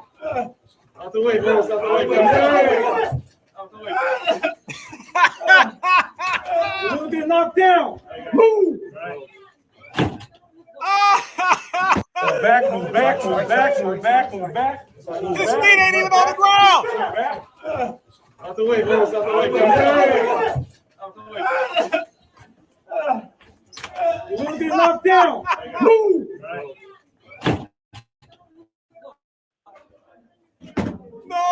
Não tem problema, amigo. Eu não tenho problema, amigo. Hold on, P, man. If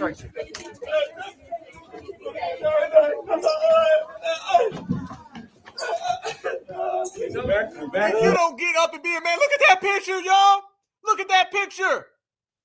How come getting sent home is always this bad? Oh, I get it.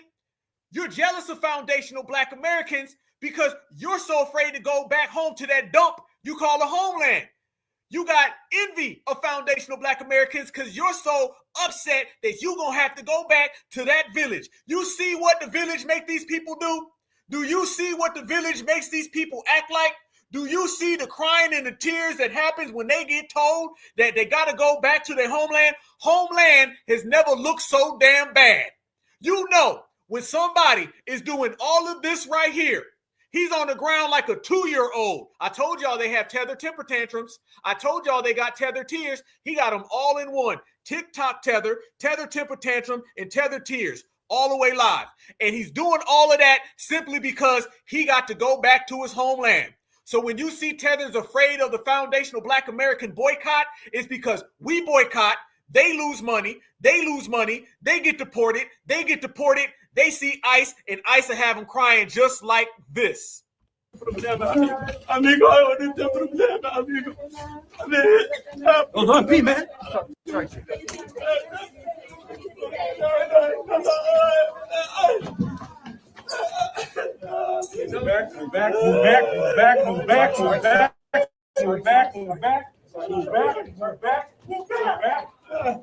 the way, boys. Out the way, guys. Out the way. We'll get knocked down. Move.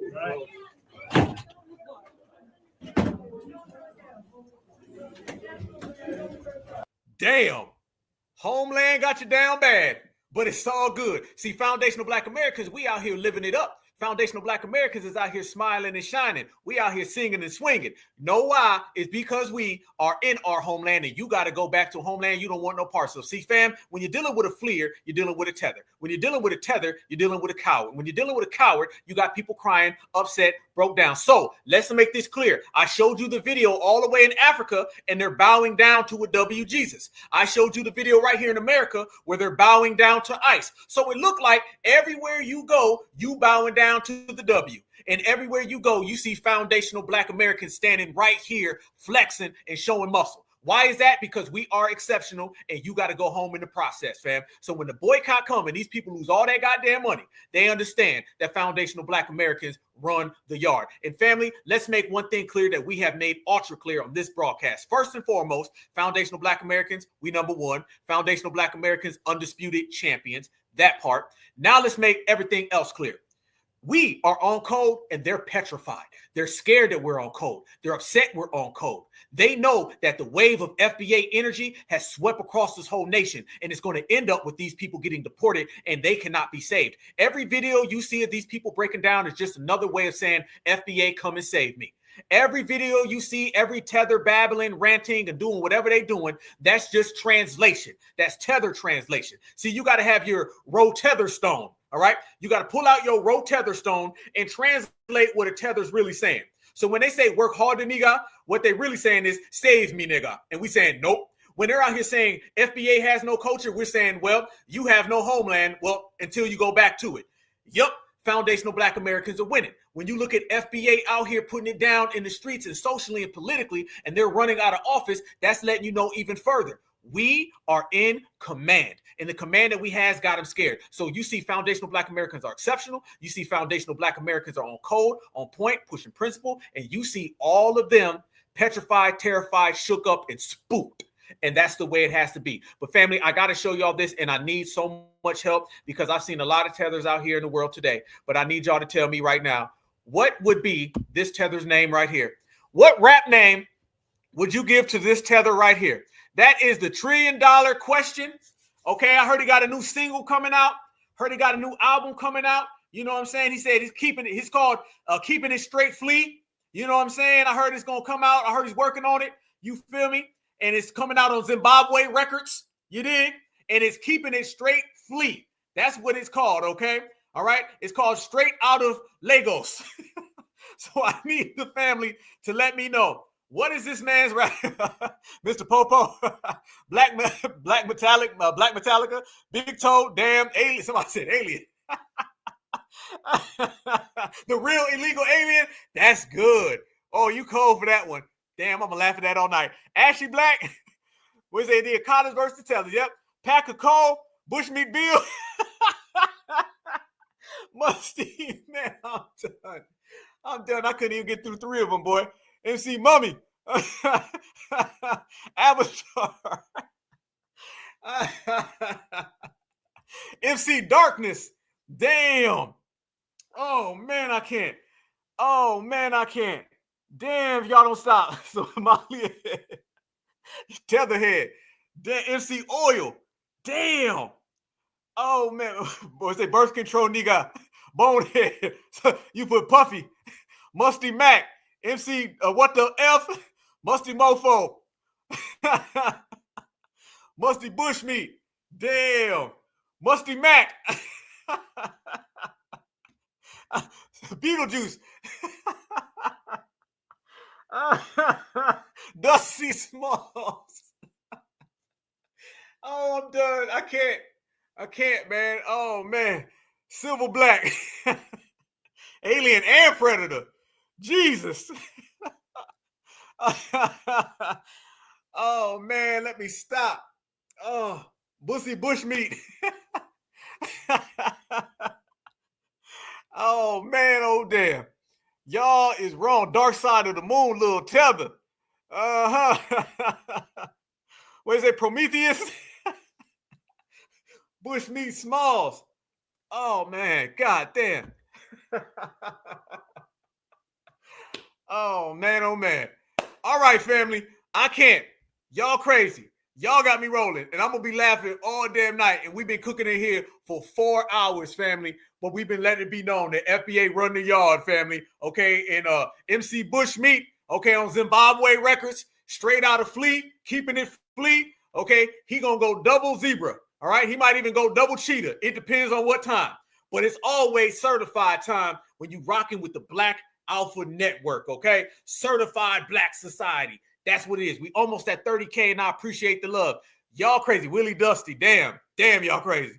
The real illegal alien, boy. We're going to have to call ICE, you dig? So we let it be known, fam, that FBA, we are the greatest, and FBA, we're the champions. And everybody else, they just got to fall in line all the way behind, all the way back to where they from. But when you are an American, the United States of America, and you built this country, your lineage, heritage, and culture is strong, you got the ability and the power to shut everything down. And that's exactly what we're doing. We're not in the era of what we need to do. We're in the era of what we are doing. And we're doing it as a collective, as a family. I told y'all, fam, we are an astronomical anomaly. You got about 100 different things that are the all-time high, and foundational Black American handwriting is on all of it. Our fingerprints are showing it. So we shutting down all the tethers. It's a wrap. We shutting down all the ops. It's a wrap. And anybody else who wants some, come on and bring it. But guarantee foundational Black Americans is going to check you and put you on game, because we run everything. So I need y'all to stay good. Somebody said 15 cent. Shadow. Damn. You said I'm going double deserts. Damn. You don't want no FBA smoke. That's what FBA smoke look like, okay? And your ashy little fingers, you can't hold the bag. That's why you keep fumbling the bag. And FBA, we on top of the world. Keep watching.